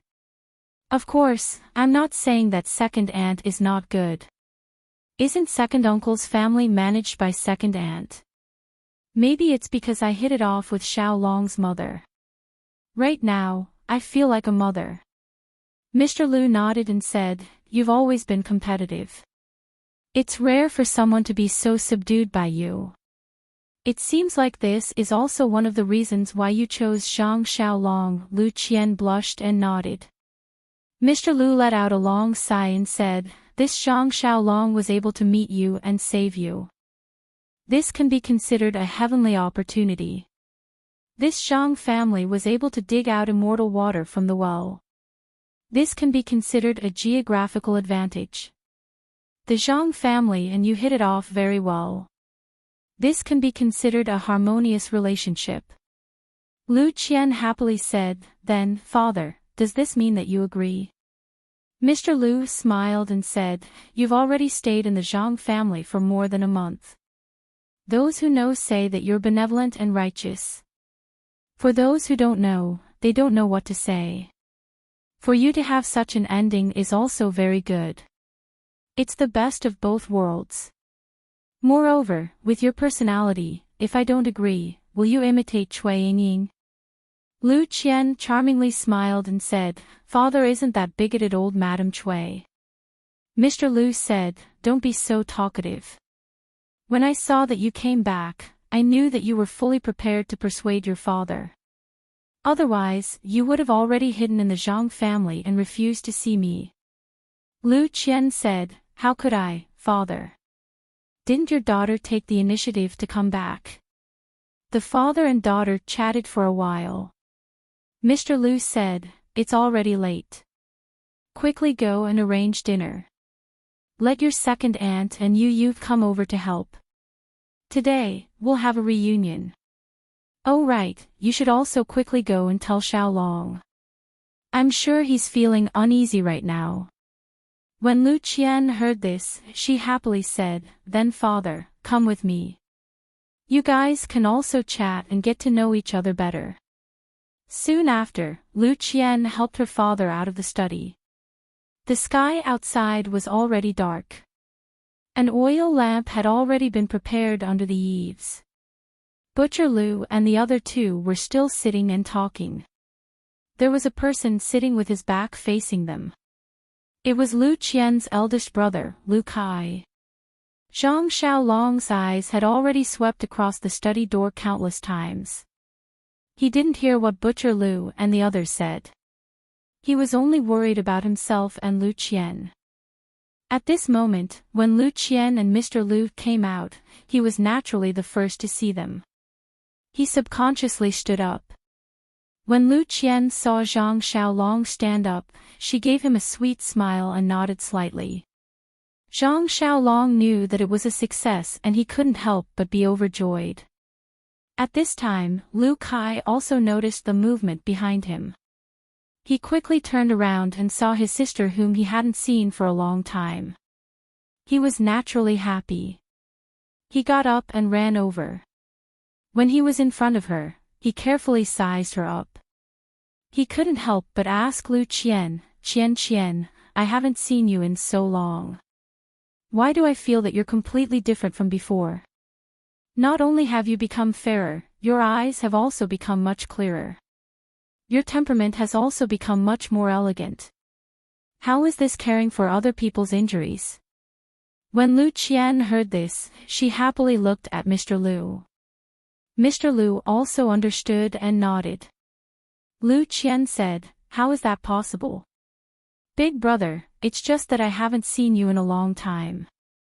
After a few days, you'll find that your sister is no different from before. Lu Kai suddenly understood and said, that makes sense. A scholar who has been away for 3 days will have a whole new level of respect. Perhaps this is the reason. Lu Qian skipped this topic and said, Big brother, how are we going to eat tonight? Lu Kai jumped up and said, I was talking to second uncle and Zhang Xiaohu just now and forgot about this matter. I'll go to second aunt's house to inform them. Lu Qian stopped him and said, Father wants us to eat at our house. It can be considered a reunion. I'll go to the village entrance to buy some things. You go to second aunt's house and see what they're cooking. Bring it together and ask them to come over and help. Lu Kai agreed and hurried off. Lu Qian wanted to go out to buy things and Zhang Xiaolong naturally wanted to go with her. However, he was stopped by Mr. Lu. He said, Xiaolong, don't go yet. Come with me to the study room. In the end, Zhang Xiaohu followed Lu Qian to the village entrance, leaving Butcher Lu to drink alone. This guy looked at the busy people and happily drank his wine. He felt that life was really colorful. Zhang Xiaolong was a bit nervous as he followed Mr. Lu into the study room. Lu Qian's eyes just now had already told him that she was satisfied with the result. This future father-in-law seemed to want to show off his power and give him some things. Although he was mentally prepared, he still felt that there was a small person in his heart that kept on pumping water. Mr. Lu entered the study room and had Zhang Xiaolong sit down. However, he did not sit down. He frowned and paced around the study room. After walking around 2 or 3 times, Mr. Lu opened his mouth and said, "Xiaolong, you probably know my attitude." Zhang Xiaolong carefully said, "Yes." Mr. Lu continued, "Then, I won't say much. Actually, I called you over because I want to say something." Zhang Xiaolong respectfully said, "Please say it." This little nephew has already engraved it in his heart. Mr. Lu seemed to be very satisfied with Zhang Xiaolong's attitude. He smiled and said, Qian grew up in Bali Gully. Although our family can't be said to be rich, Qian has not suffered much since she was young. She knows very little about farm work. This is different from your family's living environment. In the future, you have to be more tolerant in this area. Zhang Xiaolong followed up and said, "You don't have to worry about this. Our family's farmland is small to begin with. Xiaohua's plot of land is also on a hillside. There isn't much farm work. I can't guarantee that I won't let Qian work in the fields. However, I will definitely do the most heavy work. Qian can just do the side work." Mr. Lu said, "You're telling the truth. You didn't say anything about not letting Qian work. Actually, Qian isn't a child who can't endure hardships. It's just that she wasn't allowed to work in the fields in the past. In the future, when you two live together, you just have to take good care of her. I don't expect you to give her a good life. I just want you two to be harmonious and sweet. Also, you haven't read too many books. In terms of knowledge and experience, there is a large gap between you and Qian. This is your weakness. In the future, it will definitely have an impact on your life. I don't expect you to become a scholar or take 3rd place.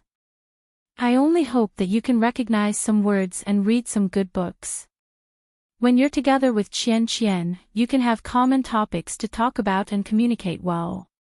In addition, although acting courageously for a just cause isn't bad, in the future, you won't be alone. Your shoulders bear the safety of your entire family. Whenever you encounter injustice, you must first consider in your heart whether or not it's within your ability to deal with it. Otherwise, if you have regrets, it will be the sorrow of your entire family." Afterwards, Mr. Lu chattered on endlessly. Zhang Xiaolong could only nod his head in agreement. Although he didn't agree with some of the points, he also knew that this future father-in-law was doing it for his own good. He couldn't refute. Just like this, one spoke and one listened. The sky gradually darkened. It felt like he couldn't see anything. Just as Mr. Lu was about to light the lamp, someone knocked on the door of the study.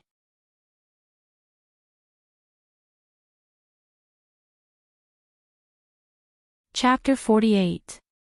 When Mr. Lu opened the door, it was Lu Qian. Dinner was already prepared outside. Although tonight's dinner was rushed, it was still sumptuous. Most of the dishes were already prepared by Lu Yeye's family. Some of the dishes and desserts made by Lu Qian were also the icing on the cake. It made everyone who had not eaten her cooking for a long time very hungry. During the dinner, the guests and the host were very happy and chatted a lot. Butcher Lu and his family knew Mr. Lu's intention and were also very happy for Lu Qian. They also said a lot of words of blessings. It was just that they were not officially engaged with the Zhang family, so they were still very reserved when they spoke. Everyone was very happy. Only Zhang Xiaohu glanced at Lu Yeye from the corner of his eyes from time to time.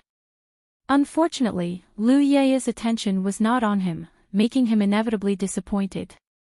After dinner, they chatted for a while. Lu Qian, who had walked for the whole afternoon, was already yawning. Therefore, Lu Kai arranged for Zhang Xiaolong and his brother to rest for the night. Butcher Lu and his family also went home to rest. Early the next morning, Zhang Xiaolong and his brother were going to bid farewell and return to the Guozhuang house. Lu Qian considered that she had not been home for a long time and wanted to stay for a few more days. Moreover, Zhang Xiaolong was going back this time to discuss the engagement with his parents. She was too shy to follow, so she did not go back with him. Mr. Lu specially instructed Zhang Xiaolong to go back and explain his feelings to Zhang Kai. He did not want him to have a knot in his heart because of his previous rejection. He also asked Zhang Xiaolong to pick an auspicious day to settle the engagement. Zhang Xiaolong naturally agreed. Therefore, under Lu Qian's reluctant gaze, the two of them went on their way. The journey here was filled with sweetness, and the journey back was filled with joy. Returning to the Guizhuang house, from afar, one could see the Zhang family standing in the small courtyard through the low walls of the Zhang family. They looked at the entrance of the village from time to time. It was estimated that except for Zhang Xiaohua, the others did not have a good rest last night. Seeing Zhang Xiaolong and Zhang Xiaohu appear in the field of vision, Zhang Xiaohua was the first to jump up and quickly ran out. She ran to Zhang Xiaolong and asked cheerfully, "Big brother, how's the situation? Where's the good news that we were all looking forward to? And why didn't Sister Qianqian come back? Is it?" Zhang Xiaohua didn't dare to continue asking. Before Zhang Xiaolong could open his mouth, Zhang Xiaohu snappily said, "Can't you see that big brother's face is like a peach blossom? He's so happy that he can't close his mouth. You should take the bottle in my hand first. I've been carrying it all the way." Zhang Xiaohua was happy. She didn't take the bottle in Zhang Xiaohu's hand. Instead, she turned and ran home to report to her parents. After receiving the good news, Zhang Kai and Guosufei were also very happy. They ran to the entrance of the courtyard to welcome their son. Zhang Xiaolong and Zhang Xiaohu were like heroes as they were escorted into the small courtyard of the Zhang family. After Zhang Xiaolong sat down on the chair, he took the water that Zhang Xiaohua handed over and drank a few mouthfuls. Then, he began to talk about the situation in 8 Mile Valley. Zhang Kai and Guosufei listened with joy. They were secretly relieved. When Zhang Xiaolong proudly said that Mr. Lu had apologized and asked the Zhang family to pick an auspicious day for the engagement, the two of them listened with mixed feelings. They were happy that they didn't misjudge Mr. Lu. Mr. Lu was still a good friend that they could have a deep relationship with. Of course, they would be in-laws in the future. He was a good in-law that they could rest assured. They were worried that there should be betrothal gifts for the engagement. With their family situation, this was a problem. If they gave too little, their face didn't matter, but Mr. Lu's family's face would be affected. If they gave too much, they really couldn't afford it. It would add more difficulties to Zhang Xiaolong and Lu Qian's future life. However, these were all to be considered in the future. The key now was that they could celebrate a little. They had to set a date first. Guosufei also happily told this good news to her bedridden grandmother. Her grandmother was so happy that her face became ruddy. In the next few days, the Zhang family was immersed in joy.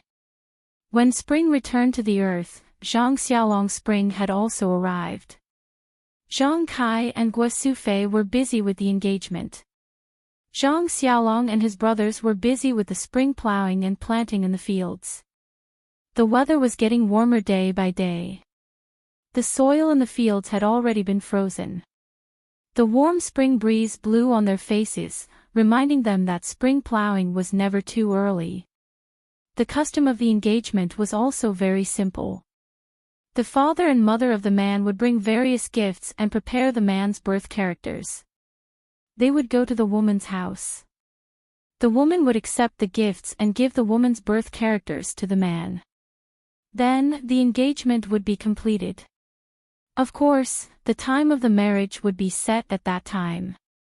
Most of the time, they would come again to discuss the marriage in the future and set the time again. In fact, the betrothal gifts were just some gifts of various colors. However, people originally had a competitive mentality. The gifts were compared with each other. At this time, many people directly gave silver, sometimes it was also called iridescent gold. As a matter of fact, Zhang Kai and his wife were worried about iridescent gold.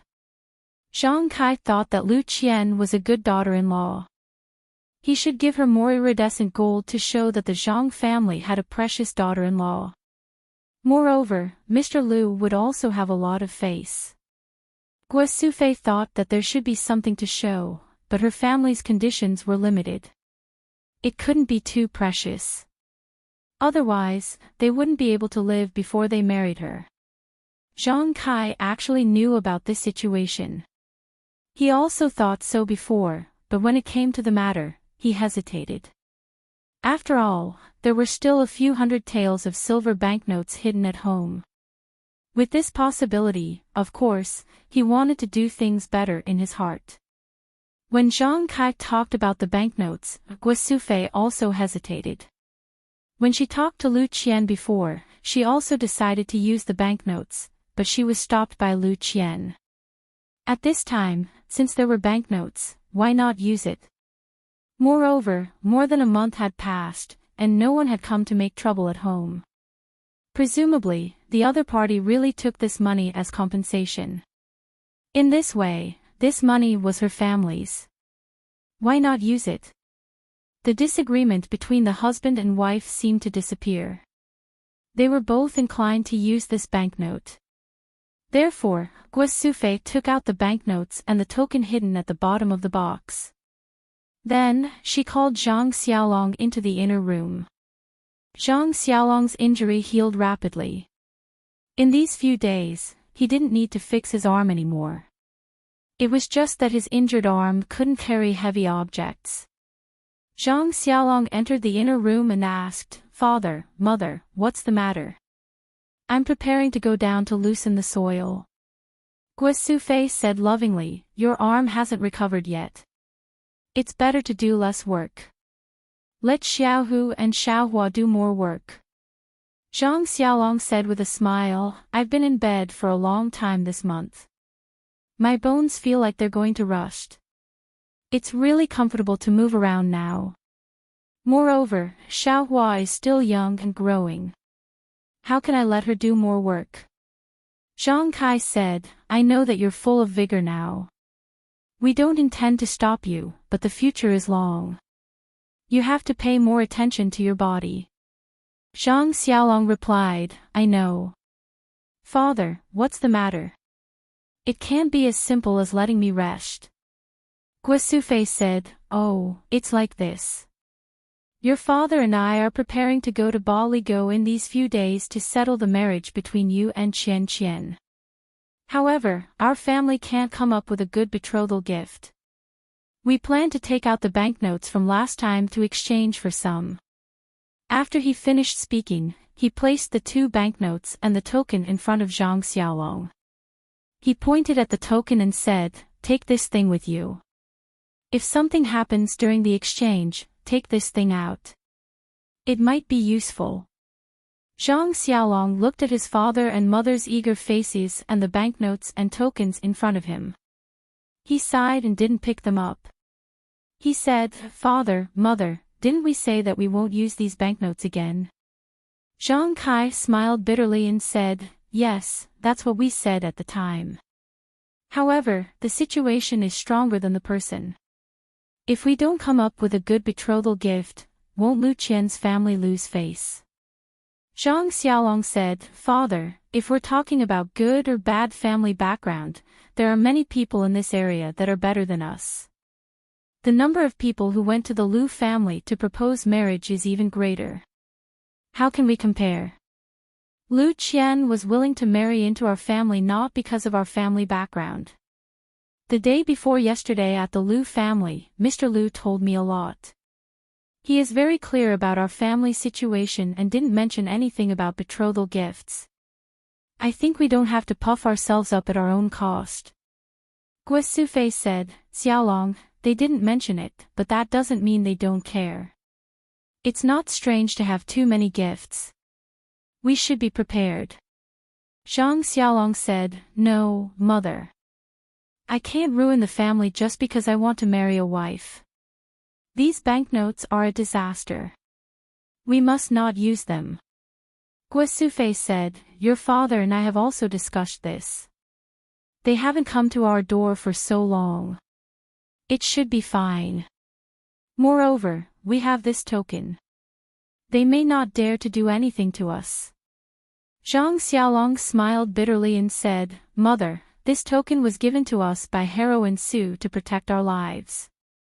It only says that if there are bullies who come to find trouble, we can use it to prove that she is here to protect us. Moreover, didn't heroine also say that? Don't touch these banknotes. When the bullies come to our door, we must quickly return them. If they come to our door in the future and we don't have any banknotes to give them, what will we do? Zhang Kai and Guasufei were speechless. In fact, it's not that they don't know these things. They are confused because they are concerned. When it comes to matters concerning their son, it's inevitable that they will be confused. Zhang Xiaolong said again, the Lu family doesn't admire us for things like money. Moreover, don't we have something more precious than money in our family? If there is a chance in the future, we can just give it to Mr. Lu. Zhang Kai smiled bitterly and said, what is better than money in our family? How come I don't know? Zhang Xiaolong smiled mysteriously and said the following words.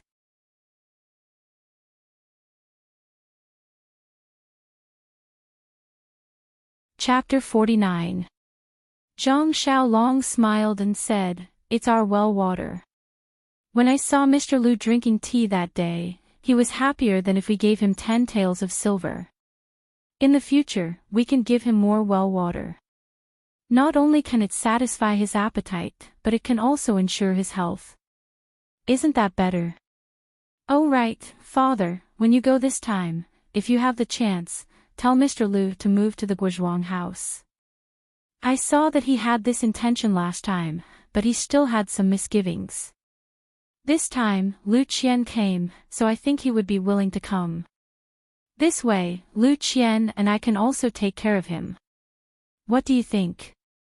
Zhang Kai and Guasufei looked at each other and said, when I go, I will definitely say these words. How about this, you keep these banknotes and tokens first. If you really need them, you can exchange them. Zhang Xiaolong thought about it and said, okay, then I'll keep them first. After he finished speaking, he put the banknotes and tokens into his pocket. Since Zhang Xiaolong didn't agree to use banknotes, the Zhang family's betrothal gifts were much simpler. They just prepared a few simple gifts according to the local customs. Early in the morning, Zhang Kai and Guasufei put on new clothes and took the prepared gifts. They set off to Baligo to prepare for the most important engagement in Zhang Xiaolong's life. When Zhang Kai and Guasufei arrived at Mr. Lu's house, they received a very grand welcome. When they presented the simple betrothal gifts, Mr. Lu didn't care and respectfully accepted them. He didn't look down on them or turn hostile because of the simplicity of the gifts. This made Zhang Kai and his wife feel relieved. There was no one else in the Lu family's hall, only Butcher Lu and other family members. It seemed that Mr. Lu really wasn't the kind of person who liked to be extravagant and formal. There was no sign of Lu Qian in the hall. The whole process of the engagement was simple. Everything was carried out according to the customs of the countryside. Nothing was overdone.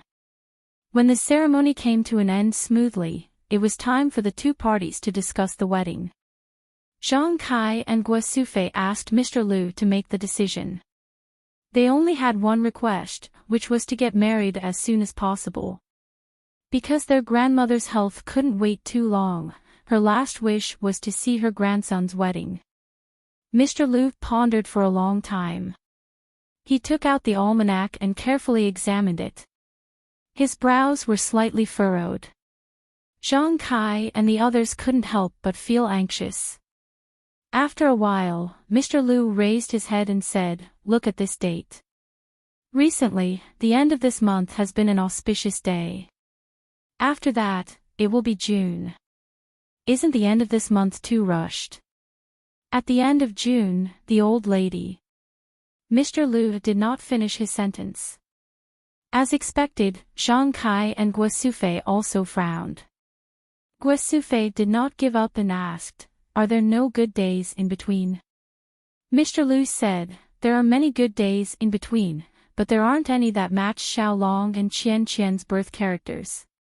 Zhang Kai let out a long breath and said, Then, there's only June.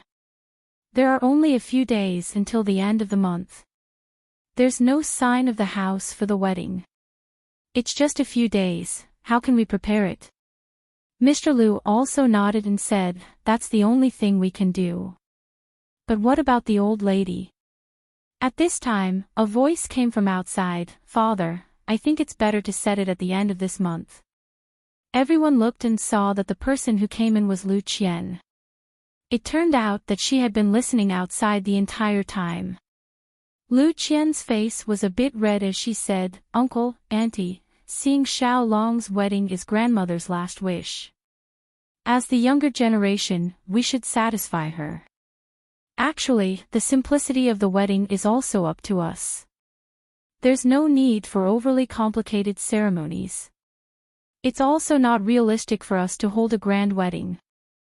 I think you don't need to buy a new house for the time being. Let's just find a place first. Moreover, Father, aren't you also planning to move to the Guozhuang house? Take this opportunity and find a place next to the Zhang family's courtyard. Build a few houses and surround it with a courtyard wall. Wouldn't that be a home? When this courtyard is ready, you can move there. Xiaolong and I will also move there. We can take care of you on one hand, and we can also take care of Uncle and the others on the other. What do you think?" Lu Qian's idea seemed very unimaginable, but after careful consideration, it was still very feasible. Grandmother's health should not last until June. When the old lady passed away, this morning's ceremony was likely to delay the wedding. The old lady was eager to see her grandson's wedding, so this wedding should be held at the end of February. With the Zhang family's family background, it was not realistic to hold a large-scale wedding. It was also very easy to prepare a simple wedding. It was not a big problem to ask for help from familiar people in the village for a few days. The most difficult problem was the new house. It was supposed to be a new house for the newly married couple. If they started preparing now, it was estimated that it could be done in a month. If Mr. Liu also wanted to move over, then he had to build a small courtyard again. This would take a few months. Lu Qian also wanted to take care of her father. Of course, this courtyard had to be built, so it was better to put it together. However, what Zhang Kai was thinking now was that Lu Qian wanted to separate from Xiaolong before she married into the family. She wanted to live with her father. It seemed that she wanted to separate from the family. Could it be that she had other thoughts? However, after that, Zhang Kai denied this idea.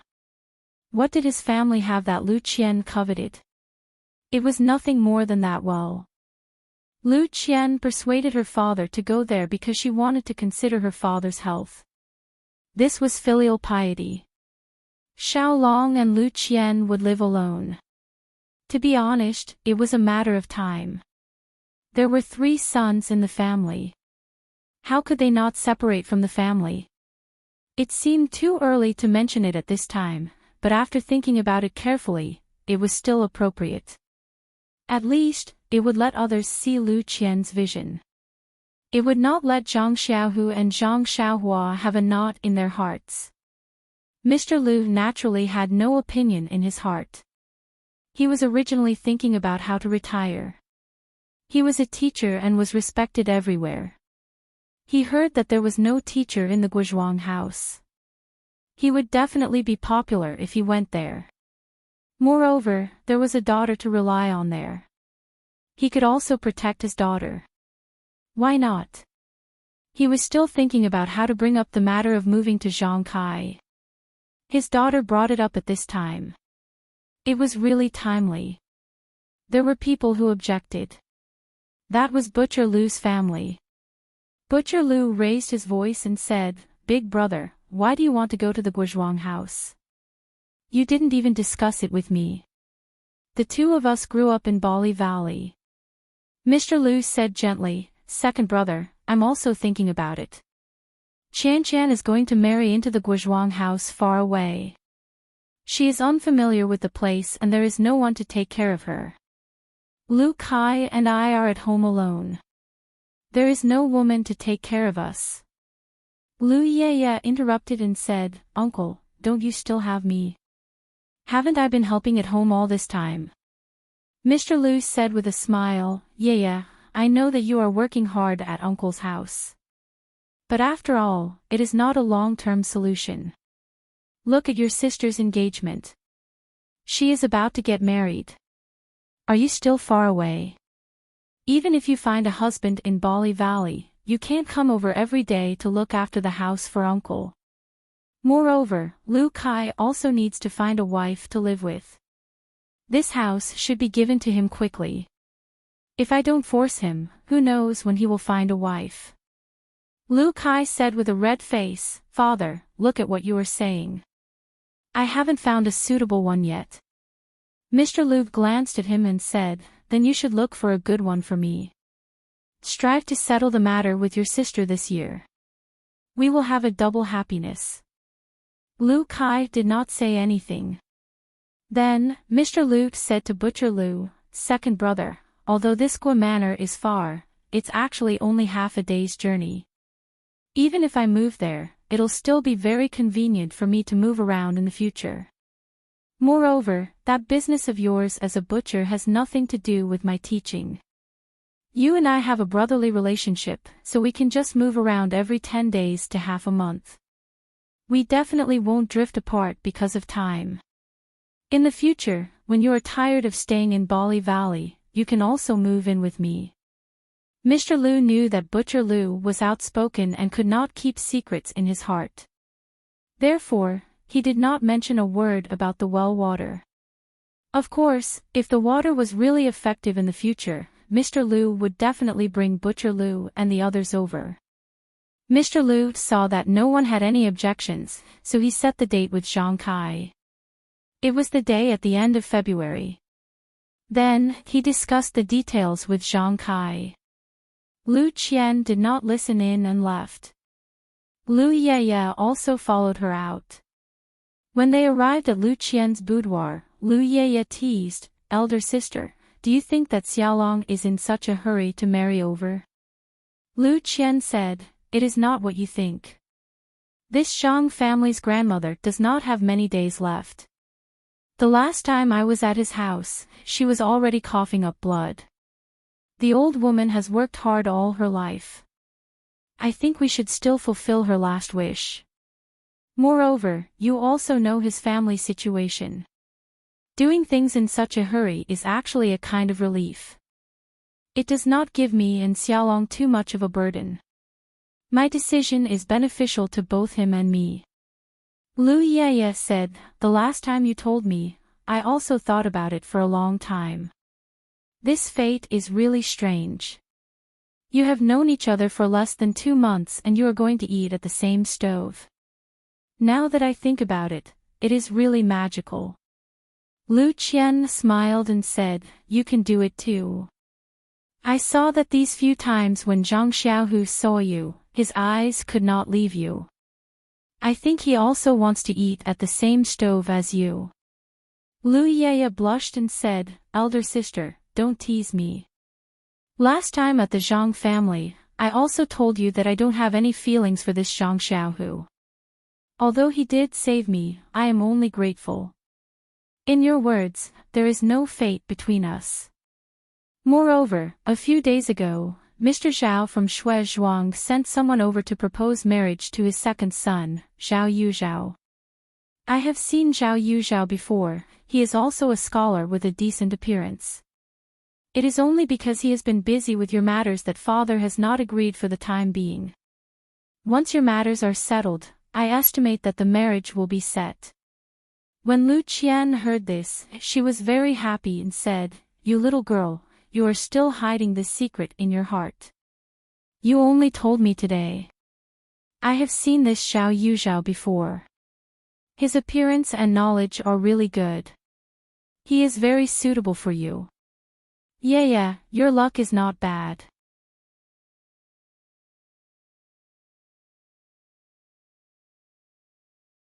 Chapter 50. Lu Yaya giggled and said, "No matter how good your luck is, it can't be compared to your fate. That was given by the heavens. You just wait to slowly enjoy your happiness. I just want to persist in my dream. I want him to read me poems that I like and write my own poems. When I'm free, I'll look at the small bridge and the flowing water. When night comes, I'll give him incense." Lu Qian said, "Yeah, in fact, love is sweet. Life is realistic. I have the same dream as you. Unfortunately, the heavens have arranged Zhang Xiaolong for me. I can only choose my village wife's life. Different people have different ways of living. I hope that we will have our own happy life." Lu Yaya said, "Sister, I also believe that we will be happy. However, elder sister, have you really decided? I still want to ask you one last time. Have you really decided to marry an illiterate farmer in such a hurry? Decades later, when you look back, won't you regret today's decision?" When Lu Qian heard this, she tugged at Lu Yaya and said, "Yeah, there are some things that cannot be decided by reason. Even though there are millions of people who will continue to move forward, perhaps today's decision will lead to a different life for me. Perhaps in a few decades, I will regret today's decision. However, right now, I do not regret it. When you are afraid of the slightest thing and do not know when to advance or retreat, you have lost the right to choose. Life is the combination of many choices. Different choices are different lives. If you and I both make the same choice, then wouldn't there be no joy in life? Although Xiaolong is a farmer, he is not illiterate.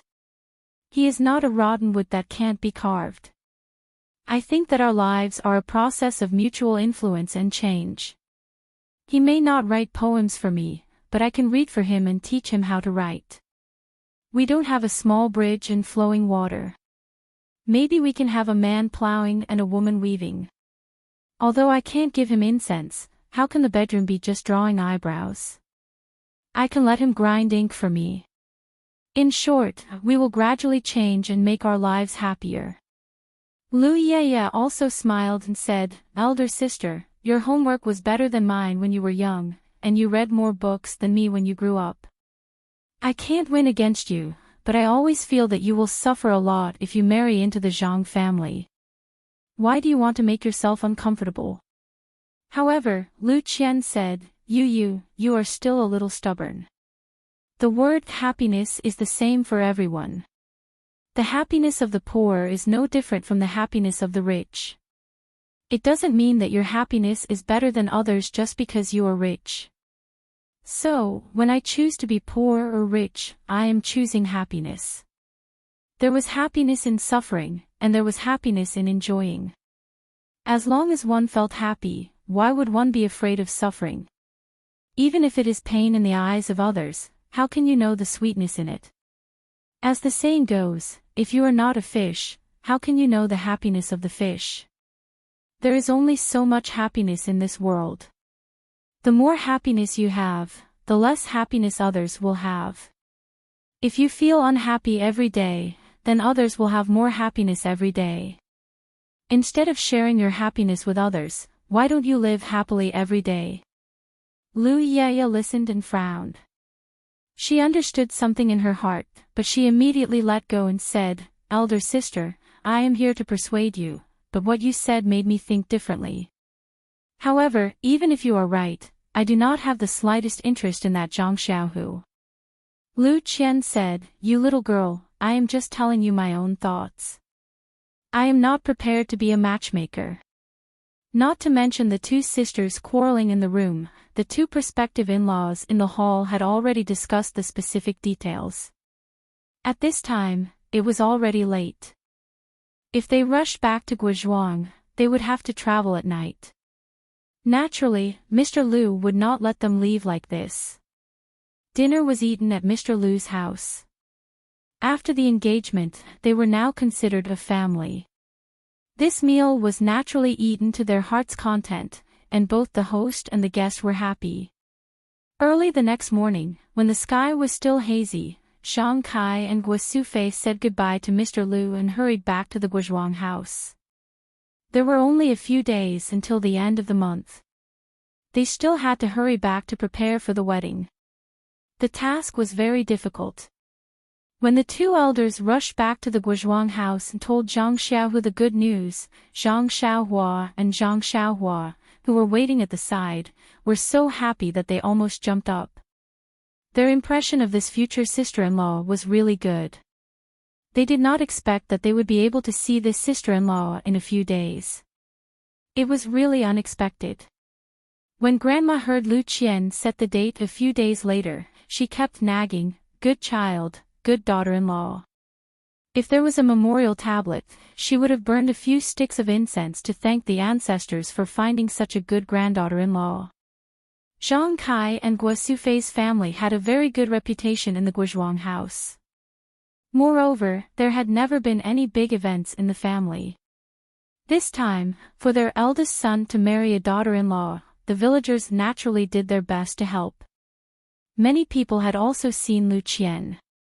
Although the Zhang family did not admit the relationship between Lu Qian and the Zhang family before, everyone had a lot of gossip behind their backs.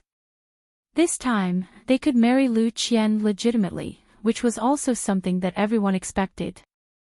However, they did not expect that the time would be so short. Some people even thought in the wrong direction. But when the people with good intentions mentioned Grandma, they immediately understood and could not help but give Lu Qian a thumbs up. When the villagers came to congratulate them, they would receive them in the big shed. The new house needed to be prepared. For the time being, they would use the house where the three brothers lived. Zhang Xiaohu was forced to squeeze together with Zhang Xiaohua on the Kong bed. The house in the small courtyard also needed to be slightly repaired. Fortunately, the firewood was good. With the help of the villagers, everything was completed within the scheduled time. On the day of the wedding, the entire small courtyard of the Zhang family was filled with a jubilant atmosphere. Before dawn, the small courtyard of the Zhang family was filled with a hubbub of voices.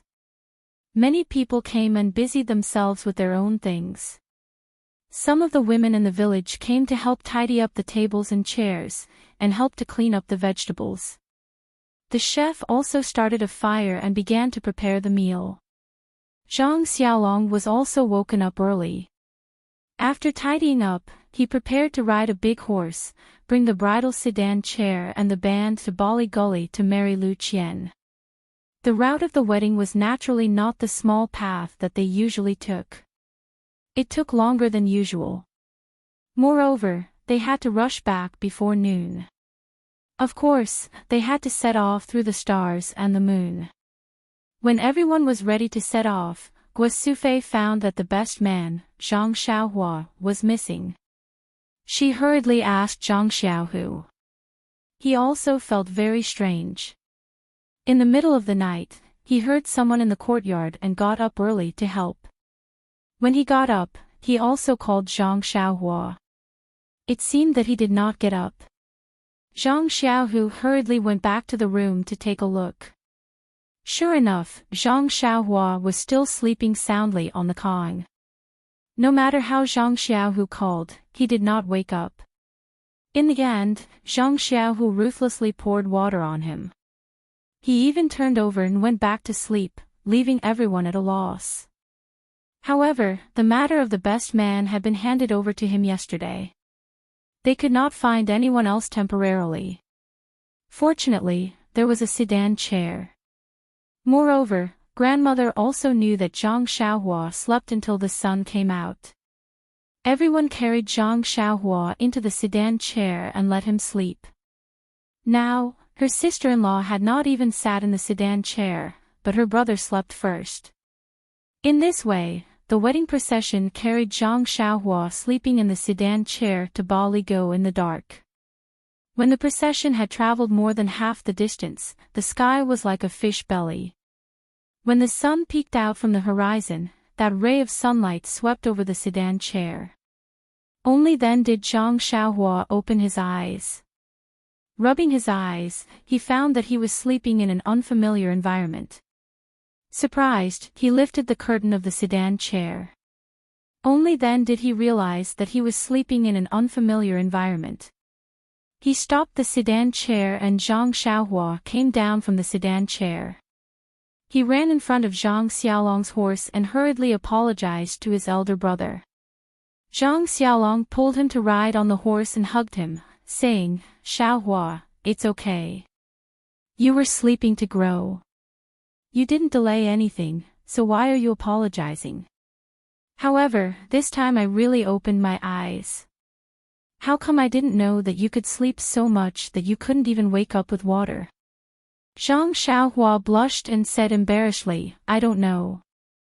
Maybe I used to sleep like this before, but I never got up so early." Zhang Xiaolong thought about it and felt that it was true.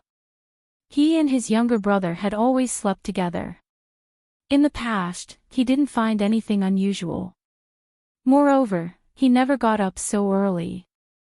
Maybe Xiaohua had always been sleeping like this. Anyway, there was nothing wrong with him. He didn't need to get up so early in the future, so he didn't ask anymore. The rest of the journey was not far. With the two brothers chatting in Zhang Xiaolong's excited mood, they quickly finished the journey. The village entrance of Ba Li Go could be seen from afar. Only then did Zhang Xiaolong stop the horse and let the wedding procession rest for a while. Then a special master arranged for people to set off the firecrackers and let the band play music. Zhang Xiaohua also quickly and obediently jumped down from the horse. She took the horse's reins from her elder brother's hand and walked to the front. She led the horse forward slowly. The people of the Liu family were naturally waiting at the village entrance early. When they saw the wedding procession, someone hurried back to report to Mr. Liu. The wedding band also broke the silence of the early morning. The villagers of Ba Li Go were all awakened by this festive sound early in the morning. Before the wedding procession entered the village, many children and villagers stopped them and asked for candy and other things. The Zhang family was naturally prepared. Someone took out the prepared things and scattered them to the crowd.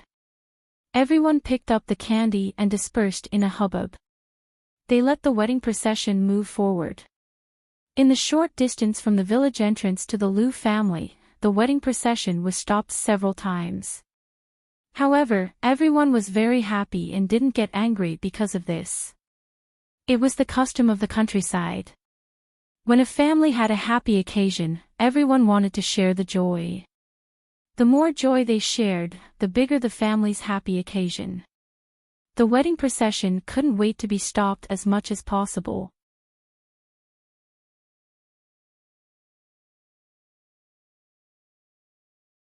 Chapter 51. When the wedding procession arrived at the Liu family's gate, the sky was already bright. There were already many people waiting at the gate. Zhang Xiaohua led the horse to the front of the crowd before stopping. When Zhang Xiaolong got off the horse, Zhang Xiaohua handed the horse's reins to the Liu family members who came over. Everyone cupped their hands to Zhang Xiaolong and said, "Groom, congratulations, congratulations." Zhang Xiaolong also happily returned everyone's greeting. Then, everyone opened up a path. Zhang Xiaohua looked up and saw a wooden shelf next to the gate. On the shelf, there was a bow. This was the custom of the countryside. The first thing the groom did when he got married was to shoot 3 arrows into the sky at the bride's gate. It meant to drive away all the evil spirits. In the past, when other people were getting married, they had seen this before. However, although Zhang Xiaolong's arm injury was healed, the work in the field was still a problem. How could he draw the bow and shoot arrows? It seemed that this matter could only be done by the best man, Zhang Xiaohua. However, Zhang Xiaohua was only a 12 or 13-year-old child. Letting him draw the bow was too far-fetched. Everyone looked at each other. Zhang Xiaolong thought about it and walked forward, preparing to take the bow. Zhang Xiaohua was anxious. She quickly rushed forward and pulled her brother, saying, "Big brother, your arm just healed. How can you pull this thing? If there is any injury, wouldn't all the previous efforts be wasted? Let me do it." Zhang Xiaolong smiled and said, "It's okay. It's just drawing the bow and shooting. I still have the strength. You're still young. How can you draw the bow and shoot arrows?" Zhang Xiaohua also smiled and said, "Big brother, you're looking down on me. I can work in the field myself. How can I not have the strength? Let me try. If I can't do it, you can do it. We won't lose face, don't you think?" Zhang Xiaolong thought about it and agreed. Anyway, the best man did things for the groom during the wedding. If Xiaohua really couldn't draw the bow, then he could only do it himself. Mr. Liu probably knew that his arm wasn't good enough. The bow on the shelf should be a soft bow that didn't need too much strength to draw. Zhang Xiaohua walked to the shelf and took the big bow from the shelf that was as tall as him. He felt that it was very heavy. He had never used a bow before, so he thought that all bows were very heavy, so he didn't care. Then, he picked up an arrow without an arrowhead from the shelf and put it on the bow. He turned around and asked Zhang Xiaolong, "Big brother, where should I shoot?" Zhang Xiaolong pointed to the sky outside the village and said, "Over there." Zhang Xiaohua agreed and imitated the way he used to look at people. He got into a horse stance and then faced the sky and pulled the bowstring with all his strength. However, the bowstring was very tight. Zhang Xiaohua pulled it about 30% full and he couldn't pull it anymore. He couldn't help but blush. Normally, he should release his hand and shoot the arrow. But this was his first time shooting an arrow. Moreover, he used to see others pull the bowstring like a full moon, so he thought that it must be completely pulled. So, he took a deep breath and moved his two arms. Sure enough, he felt a force coming from his arms. He shouted and the bow was immediately pulled into a full moon shape. He confidently looked at the morning glow outside the village and released the tight bowstring. The arrow flew out like a meteor with a "so" sound. Looking at the arrow flying far away, Zhang Xiaohua felt a sense of joy in his heart. Zhang Xiaohua used the same method for the remaining 2 arrows and shot them far away from 8 Mile Gorge. After the 3 arrows were shot, Zhang Xiaohua felt that his arms were sore and numb. He couldn't lift the bow and couldn't put it back on the shelf. At this time, everyone was applauding and praising Zhang Xiaohua's strength. Only Zhang Xiaolong saw the abnormality. He quickly walked in front of Zhang Xiaohua and took the bow. He was about to put it back on the shelf, but unexpectedly, his hand felt heavy. He quickly exerted some strength and caught it. Zhang Xiaolong was very surprised in his heart. Why is this flexible bow so heavy? However, at this time, everyone had already surrounded him. He didn't have time to think carefully and just put the bow on the shelf.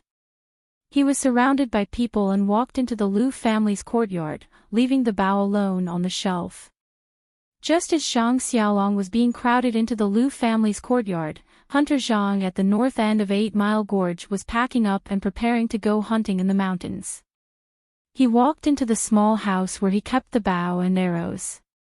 Not long after, he came out in a flustered and exasperated manner and asked his wife, "Boy's mother, where did the bow on the shelf go?" His wife asked curiously, "Which bow? How would I know? I've never entered that small house." Hunter Zhang was anxious and said, "It's the 5-pickle bow that was passed down from my ancestors. It was on the top of the shelf on the right. I saw it the day before yesterday, but it's gone today. Could it be that there was a thief at home yesterday? His wife was preparing breakfast on the stove when she suddenly remembered something and hurriedly ran out, saying, "I remember now. Boy's father, Teacher Lu, sent someone to borrow a flexible bow yesterday. It must be for his son-in-law today. He was afraid that he wouldn't be able to draw it, so he specifically asked for it. At that time, I was packing the child's clothes, so I asked someone to get it himself. I remember you said that there was one on the shelf that you made for fun, so I told him." Hunter Zhang asked, "Did you see it when he took it out?" His wife said shamefully, "He did tell me, but wasn't it just a toy that you made blindly? I was too lazy to look at it, so I let him take it away." Hunter Zhang immediately scolded, "You prodigal woman, you didn't even take a good look at what you borrowed. He took away our ancestral bow, and you were too lazy to look at it. Moreover, Teacher Lu has always been very good to us. All the children in our village were taught by him. There must be a reason why he specially came to borrow a flexible bow. Look at you now, you gave him a bow that no one has been able to draw for more than 10 years. Aren't you purposely making him lose face? I'll see how I'll deal with you when I come back." After saying that, Hunter Zhang hurriedly ran out in a panic. When he ran to the Lu family's main gate, Zhang Xiaolong and the others had already entered the courtyard. The strong bow that had been passed down from his ancestors was placed on the shelf at the entrance. In his opinion, it must have been thrown there because no one had been able to draw it. At this moment, he just happened to see someone poking his head out from the Lu family's main gate. He said thoughtfully, "Lu-san, tell Teacher Lu that I'm taking this bow and arrow." The person inside responded, "Okay, got it." Hunter Zhang hurriedly took the bow and hugged it to his chest like it was a treasure. He hurriedly left with a guilty look on his face, afraid that someone would stop him and scold him for using a bow that no one had been able to draw. With his mind preoccupied, he did not notice that the 3 arrows without arrowheads that should have been placed on the shelf had all disappeared. At this moment, Zhang Xiaolong, accompanied by Zhang Xiaohua, had already walked to the door of Lu Qian's boudoir. According to the village's rules, if the groom wanted the bride to open the door, he must answer the bride's question. Only when the answer was satisfactory could the groom open the door. In fact, most of the people who asked questions were the bridesmaids and the others. The bride would not make things difficult for her future husband. Zhang Xiaolong was also facing the same problem now. Mr. Lu had always treated people with poetry and literature. Most of the people in this courtyard were also scholars. There was not a single person who knew martial arts. Otherwise, Zhang Xiaohua's shocking 3 arrows would not have gone unnoticed. Although Mr. Lu had told his friends and students in advance that his son-in-law came from a peasant background and they should not make things too difficult for him, to be honest, Mr. Lu's smart and virtuous daughter had more than 1 or 2 people in mind. Today, she was actually married by someone who was not in her circle. There were a few guests who felt indignant in their hearts. However, of course, they could not be very obvious in front of Mr. Lu. There were a few nosy people who were thinking about how to make things difficult for Zhang Xiaolong on the bride's issue. Lu Yeye was of course Lu Qian's bridesmaid. This girl had always been a person who was not afraid of trouble. Moreover, she never thought before doing things. Thus, her first question was, let Zhang Xiaolong write a few words to show off his calligraphy. When this question came out, Lu Qian, who was in the boudoir, glared at Lu Yeye and asked, "Whose idea was this? Why didn't you tell me?" Lu Yeye said in a sweet voice, "Sister, it was a group of people outside who said it. It's okay to make brother-in-law lose face now. It's also good to urge him to learn calligraphy properly in the future. What do you think?" Lu Qian smiled bitterly in her heart. "What can I say? Your question has already come out. Can I take it back? Sigh, I just don't know if Xiaolong will blame me in the future." Mr. Lu's face in the hall was also a bit ugly. This was obviously making things difficult for his son-in-law. However, marriage was about liveliness. No matter how much nonsense they made, they could not be blamed. It was better to see how Zhang Xiaolong would deal with it. If he really could not do it, he would just write something. It was not a big deal. After all, it was not a big deal anyway. Zhang Xiaolong and his brother's faces were also very strange. What they were afraid of came true. Zhang Xiaolong sighed in his heart. He walked forward and prepared to write a few words to deal with it. At this time, Zhang Xiaohua once again pulled her elder brother's arm and said, "Don't be impatient, elder brother. Let me try." Can you do it?" Zhang Xiaolong was a bit doubtful. Zhang Xiaohua patted his hand and said, "It's still the same words. If I can't do it, you try again." Zhang Xiaohua walked forward and said to everyone, "It's still the same old words. My elder brother's arm injury has not healed yet. Let me write this for him." After he finished speaking, he walked in front of the prepared ink and paper. He lowered his head and pondered for a moment. Suddenly, his eyes lit up. He raised his head and said, "Everyone, for today's liveliness, we will not use this ink and paper." Everyone asked curiously, "Then what should we use?"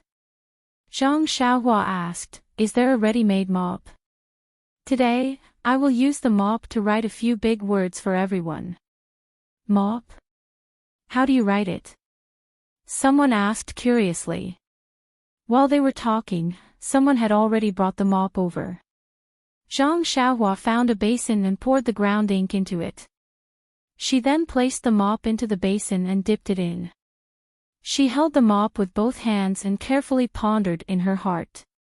She picked up the mop and wrote 2 big words on the limestone slab in Mr. Lu's courtyard, "Misty." These 2 words were written in an ancient style.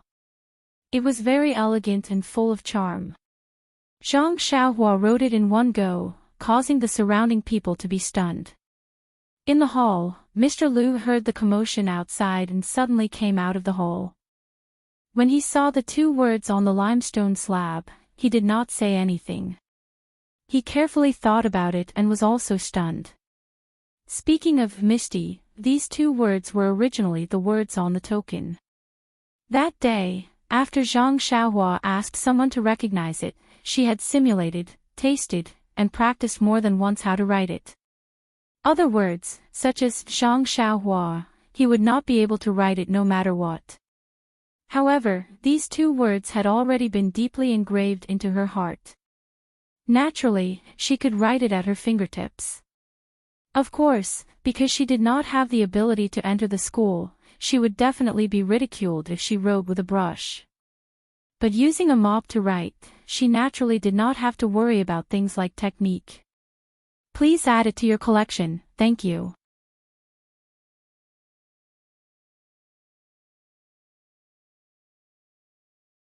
Chapter 52. The word Misty was written in an ancient style, full of elegance and charm. Zhang Xiaohua wrote it in one go, making the surrounding crowd stunned. Mr. Lu, who was in the hall, heard the clamor outside, and suddenly became abnormally quiet.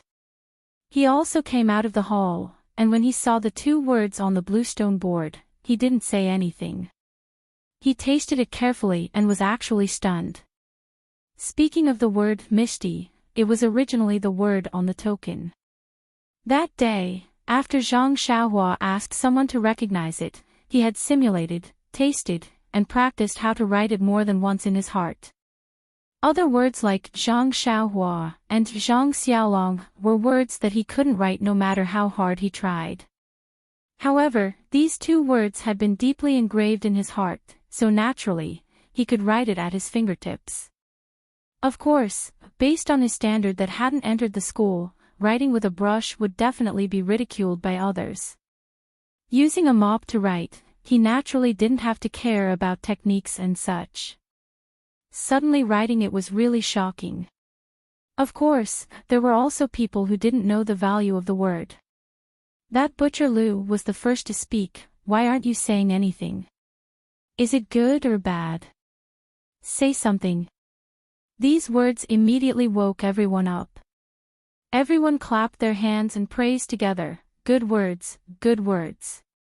The meaning is casual, the ancient charm is long, rare, rare, rare. A few people who had ulterior motives couldn't help but praise. They muttered in their hearts, this Mr. Lu, the younger brother's standard is already so amazing, not to mention the older brother. He even said that he was from a bumpkin background. Isn't he too low-key? If this standard is considered a bumpkin, then what is our standard? Mr. Lu's gaze also moved from the bluestone board to Zhang Xiaohua. He naturally knew of Zhang Xiaolong's standard, but this Zhang Xiaohua at such a young age actually had such standard. He really hit it deeply. He had treated him as a child before, but it seemed like he had eyes but didn't recognize Mount Tai. He had to dig more in the future. Actually, Zhang Xiaolong was also very surprised, but now wasn't the time to be surprised. He still had to face the bridesmaid's second question. Sure enough, the second question was still a literary question: compose a poem. Zhang Xiaolong, Zhang Xiaohua, Lu Qian, and Mr. Lu broke out in cold sweat. Who was so shameless? Lu Yeye was also very innocent. She said with her big eyes, it's all the revenge of those disappointed people.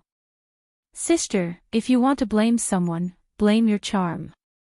Zhang Xiaohua wanted to step forward again, but she was stopped by Zhang Xiaolong, who said, Xiaohua, look at Big Brother this time. Zhang Xiaolong lowered his head and pondered, pacing back and forth. Not long after, he raised his head and said to the crowd, ladies and gentlemen, I'm just a man who grows crops in the fields, I can't be compared to all of you. However, I've always believed that everyone in this world has their own role to play in survival. Scholars have their own uses, farmers have their own uses, no one can be missing. Today, I'll pretend to be cultured, and reluctantly compose a poem. After saying that, he raised his voice and said, I was originally a banished immortal in the heavens, wandering in the mortal world for decades. I was just waiting for the opportunity to meet the hidden dragon and soar into the heavens. This time, the crowd was stunned again. Logically speaking, this poem did not rhyme at all, and the word count was also wrong. However, the concept contained within was very distant, and the momentum was boundless. The crowd did not know how to evaluate it. At this time, Mr. Lu interjected and said, Nephew, this poem's concept is very good. The momentum is overwhelming. I hope nephew will study hard in the future and reach a higher level. When everyone heard this, they could not help but say, Mr. Lu, you're still calling him nephew. Shouldn't you change your way of addressing him? The crowd was in an uproar, and everyone said their own words. This second question was passed. At this time, Zhang Xiaohua gave Zhang Xiaolong a thumbs up. Zhang Xiaolong smiled and used his hand to wipe his forehead. It seemed that he was already sweating. When Zhang Xiaolong once again walked to Lu Qian's boudoir, the third question appeared. If the bride was compared to an object, what would you want it to be? This question was very tricky. Everyone's answer would be different, and no matter how they answered, it could be said to be a very good answer. It was also this kind of question that looked easy, but on the contrary, it was not easy to answer. Many people in the crowd were thinking in their hearts. If they were to answer this question themselves, what would they say? However, this question seemed to be too simple for Zhang Xiaolong. He did not even think and immediately answered, I hope that Qian is a mirror given to me by the heavens. When I make a mistake, she can remind me and correct me. I hope that Qian is a lotus flower given to me by the heavens.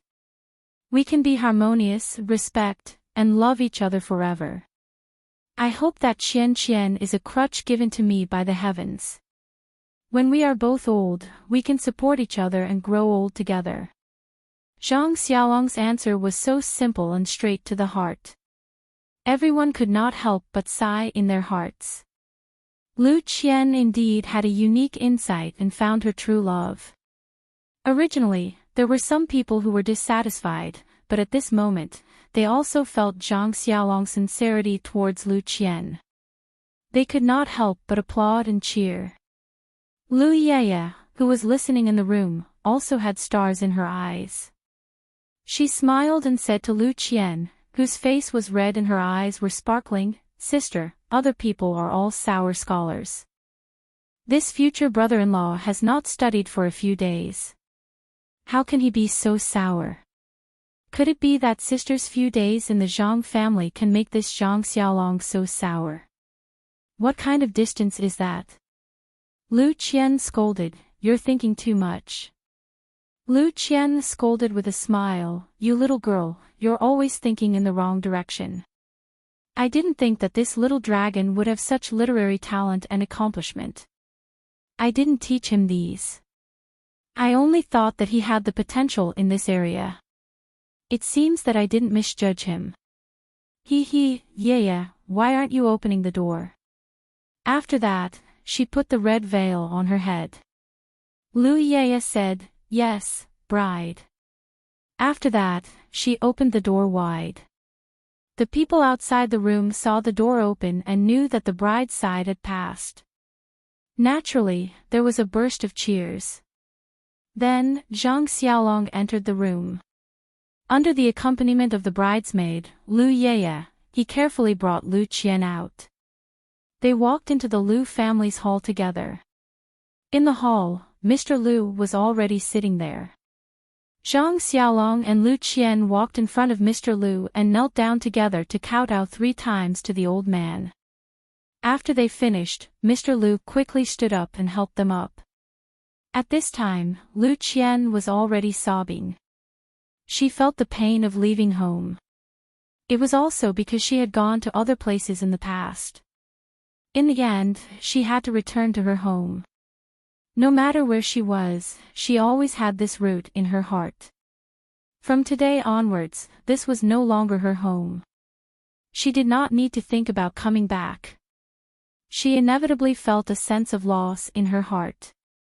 Thinking about the place where she grew up and thinking about her mother not being able to see this scene, how could she still control her feelings? Mr. Lu walked in front of Zhang Xiaolong. Zhang Xiaolong quickly called him father-in-law. Mr. Lu looked at Zhang Xiaolong's eyes and put Lu Qian's hand in his hand. He said, "Xiaolong, I'll leave Qian to you.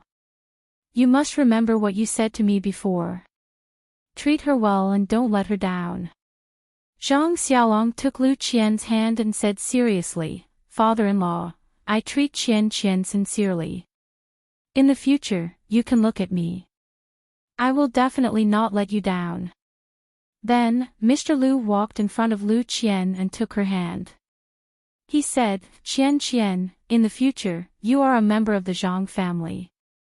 You must serve your in-laws well and live a good life with Xiaolong. I don't want to say anything else. I just hope that you can grow old together and live a happy life." Lu Qian cried and said, "I know, father. We will do it." Then, Mr. Lu said, "Okay, you should go back quickly. They must still be waiting." After saying this, Zhang Xiaolong took Lu Qian's hand and sent Lu Qian to the bridal sedan that had been waiting for a long time at the door. Then, he got on the horse and let Zhang Xiaohua lead the horse. Lu Yeye accompanied by the bridal sedan. She led the bridal sedan and walked slowly from the Lu family's gate to the village entrance. Mr. Lu watched from afar as the wedding crowd walked further and further away.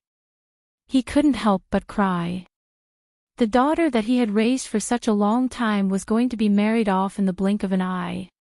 Even if she would live with him soon, she would not be the same person at that time. At that time, she would first be the daughter-in-law of the Zhang family. Thinking of this, Mr. Lu couldn't help but think of his deceased wife.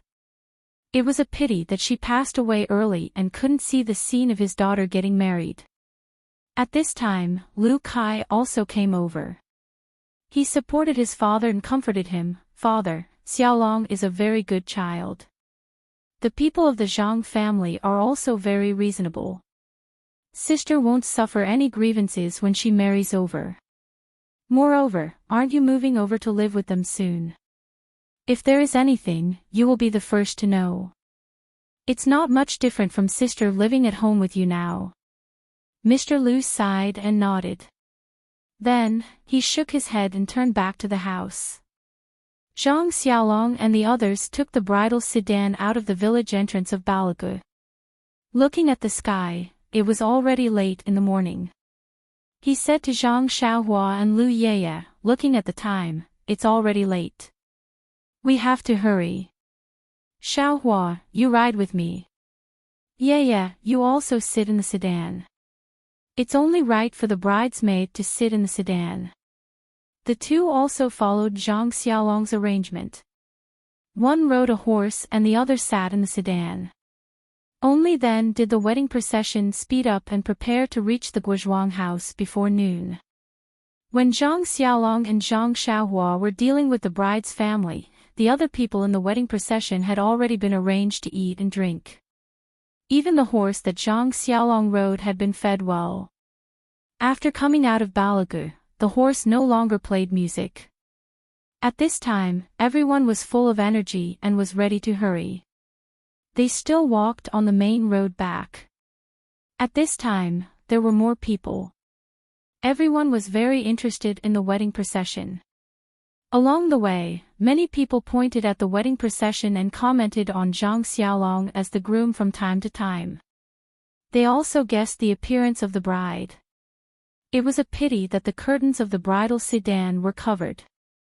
Otherwise, everyone's eyes would look there, hoping to see the beauty of the bride.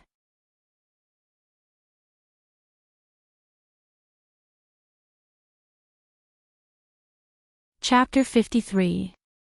The wedding procession hastened their journey, and after walking for a while, they arrived at the main road that led to the Guozhuang house.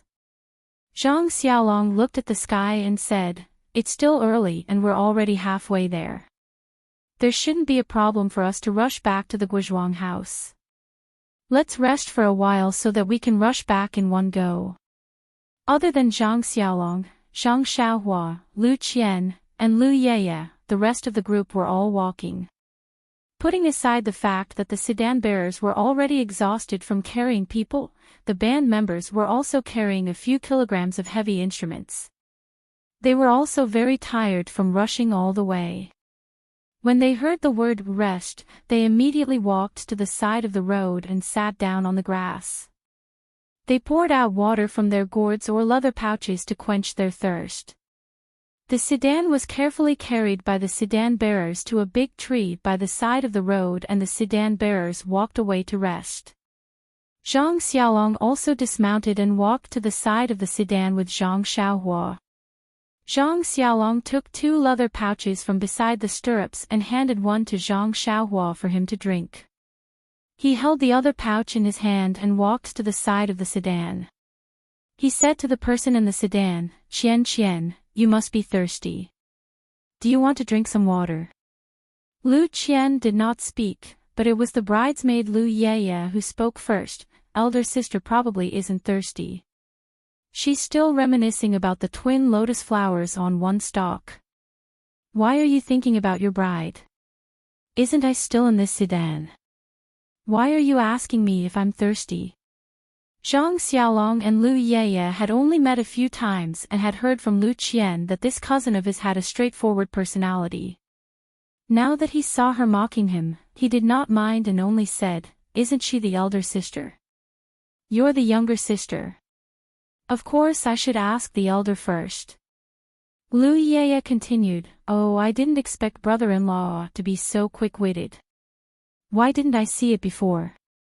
TSK, elder sister's eyes are really sharp." Then she curled her lips and asked softly, "Elder sister, do you want to drink some water?" Lu Qian's head was still covered with a red veil as she said in a low voice, "I'm not too thirsty, but I still want to drink some to moisten my throat." "If you're thirsty, you can drink first." Lu Yaya said, "All right then, I'll drink it first. I've been busy with your matters since I woke up this morning. I haven't had a single drop of water. Just now, I've talked a lot with them in your room. My mouth is already dry. Wait for me to finish drinking it, then I'll give it to you." After saying that, Lu Yaya lifted the curtain of the bridal sedan chair and walked out. Zhang Xiaolong was standing beside the sedan. When he saw Lu Yaya come out, he quickly handed over the leather bag filled with water. At this time, from the direction of Lu Town, a few people on horses galloped over. The three in front were very handsome horses. The three people on the horses looked very similar. Their faces were charred black, their eyes were squinted, and they had a lecherous look. They were about 40 years old and wore very bright clothes. The four people behind them were ordinary tall horses. The people on the horses were of different height and weight, but they were all dressed in black and had weapons at their waists. Their eyes occasionally wandered around the road, and they seemed to be very careful. These people saw Zhang Xiaolong and his group of people who were listening and resting at the side of the road from afar. They didn't care and hurriedly took a few glances before passing by. Coincidentally, one of the three in front was tilting his head and waving his whip when Lu Yaya came out from the bridal sedan chair. She used her hand to take the leather bag handed to her by Zhang Xiaolong and gave Zhang Xiaolong an angry smile. That Lu Yaya was originally round and smooth, and her eyebrows were delicate. Today, she was Lu Qian's bridesmaid, so she dressed up even more beautifully. Zhang Xiaolong didn't think much of this smile, but the person on the horse had a burst of lewd light in his eyes. He couldn't help but let out a sound. Immediately, he tightened the reins in his hand and gradually slowed down the horse. The two people beside him saw him slow down and immediately turned their heads to ask, "Lao Er, what's wrong?" That person said, "Big brother, something wonderful has come." "What do you think of the woman beside the bridal sedan chair?"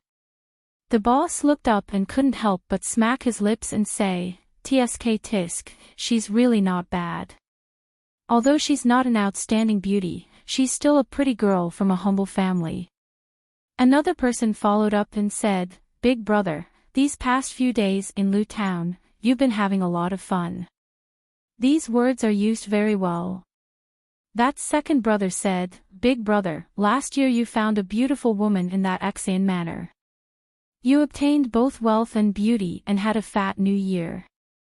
I, your brother, have seen you make her the wife of your stronghold. My heart itches. Although this Lu Town girl is interesting, she's still a woman of romance. She won't last long. I think this woman isn't bad. Why don't you get her into the stronghold and let her be my concubine?" The boss said, "The deal before the new year was indeed a good deal. I thought it was his family who dug up the jewels from the mountain and we just took the jewels. Who knew that the woman in his family was so beautiful? How could I let her go? However, second brother, this place is not far from Lu Town and is on the official road. I'm afraid that our actions will attract the attention of the authorities." Another person said, "Big brother, you worry too much. Although it's not far from Lu Town, there are not many people here. Just the few bumpkins who came to escort the bride don't seem to be from this town. If they rob someone, then so be it. It's not the first time we've done this. After we've done it, we don't have to kill anyone. If we leave our names behind, I'm sure they won't dare to report it to the authorities. Let's hurry back to the village. Even if we catch them, the authorities will know." The second brother said, "Lao Er's words are very reasonable. Big brother, let's do it." The boss looked around and seemed to be hesitating. Lao Er said, "Second brother, the woman in front of the sedan chair is yours. The bride in the sedan chair is mine. Today I'll be the groom. Ha ha ha. Lao Er said, hee hee, the woman in the sedan chair still doesn't know whether she's fat or thin, beautiful or ugly. I'm not interested. This chick has soft skin and tender flesh. I think she suits me. Lao Er said, second brother, you don't know this. If the bride isn't beautiful, why would she choose such a beautiful girl to be her bridesmaid? I think the bride must be more beautiful than her. Lao Er said, Lao Er is clever. However, if I didn't turn around and see it, how can you be the groom today? Tonight before you enter the room, you have to toast me 3 big bowls. Lao Er said with a sinister smile, same to you. Let's go to the bridal chamber together. The 3 of them talked from afar and looked at the sedan chair from time to time. It seemed that they already had a plan in mind. The 4 people next to them didn't say anything. They surrounded the 3 of them in a circle as if they were used to it. Lao Er saw that the boss was still hesitating and said unhappily, Big brother, what's there to think about? We brothers don't have any fresh girls to serve us this new year. We can't compare to you. You have a beautiful woman in your bed. Lao Er saw that Lao Er was unhappy and Lao Er was eager to try. He laughed and said, well said, who have we she chui 3 wolves been afraid of? Big brother has meat to eat. We can't let the brothers drink only soup. Let's go. Today we'll do a good job and let the brothers eat meat. Finished speaking, the 3 of them turned their horses around and rushed towards Zhang Xiaolong and the others. The other 4 people also came from the side. At this time, Zhang Xiaohua had finished drinking water and handed her leather bag to Lao Er. His ears were very sensitive. He heard the sound of horses galloping away and then turning back. He immediately looked up and saw 7 people rushing towards him. He became alert and quickly said to Zhang Xiaolong, Big brother, be careful. The group of people who just passed by are back. Is there something wrong? Zhang Xiaolong was just talking to Lu Qian and Lu Yeye. He didn't notice the horses passing by. Now that he heard Zhang Xiaohua's reminder, he immediately looked up and saw the Shichui 3 wolves looking at him with lustful eyes. He shouted in his heart, not good. Why did I encounter such a thing again? Just as he was about to have Lu Yeye hide inside the bridal sedan chair, the horses had already arrived in front of him. Zhang Xiaolong frowned and pulled Lu Yeye behind him. He cupped his fists and said, What orders do you have for me? The one who rushed at the front was the second brother of the Shichui 3 wolves. He saw Zhang Xiaolong salute but didn't answer. He didn't even slow down the horse. Borrowing the horse's momentum, he lifted his leg and kicked towards Zhang Xiaolong's chest. Although Zhang Xiaolong didn't practice martial arts, he was still a young man. He was agile. He quickly moved sideways and got Lu Yeye out of the way. The second brother's leg kicked below his shoulder. Zhang Xiaolong screamed and his body flew out. He fell on the side of the road far away. A mouthful of blood spurted out from his mouth and he fainted on his back. The water bag was also thrown far away, allowing the water to gush out. Zhang Xiaohua saw that his big brother was injured.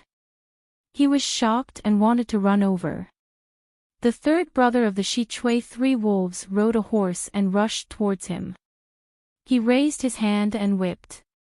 Zhang Xiaohua saw the whip coming and quickly dodged. He raised his hand and wanted to grab the whip. However, he had exhausted all his strength to pull the bow and shoot arrows this morning. At this moment, his arms were still sore and he couldn't use any strength. He watched the whip hit his face and could only tilt his head as much as possible. The whip fell on his shoulder. Zhang Xiaohua also screamed, "Ah!" and fell to the ground. The whip on his body was burning hot and he couldn't help but cry. After the second brother and the third brother of the Shichui 3 wolves succeeded, they didn't stop. Instead, they rushed to the rest of the people resting on the side of the road and raised their whips to hit them. The eldest brother ran to the front of the sedan chair. He didn't move forward. Instead, he tightened the reins and stopped. Seeing the second brother and the third brother running to the others, he said to the other 4 people around him, "Go and help them." The other 4 people immediately pulled out their weapons from their waists or horses and outflanked them from different directions. They shouted as they walked, "Shui Mountain is working here. Those who have nothing to do with it should leave quickly." There were still some people on the road. When they saw these people rushing over and injuring people, they felt strange. There were also some busybodies who stopped to watch the fun. When they heard this, they immediately scattered like birds and animals and fled.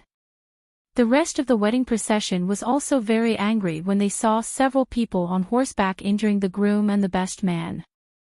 They wanted to stand up and pick up the weapons in their hands to win with numbers. However, they didn't expect that the other party had knives and spears. Moreover, they were the bandits of Shui Mountain. How could they still have the courage? They didn't have time to care about the others. They were all shouting "Mother" and "Father." They didn't even want to eat anymore. They threw away everything in their hands and fled in all directions. In the blink of an eye, there were no extra people on the busy road just now. There were only Zhang Xiaolong lying on the ground, Zhang Xiaohua struggling to get up, Lu Ye who was panicking and didn't know what to do, and the people of Shui Mountain who succeeded in their plot and were complacent. You're tuning into the LoveLore Library YouTube channel. We're so grateful for your support, and don't forget to subscribe to join us on this incredible journey through captivating stories.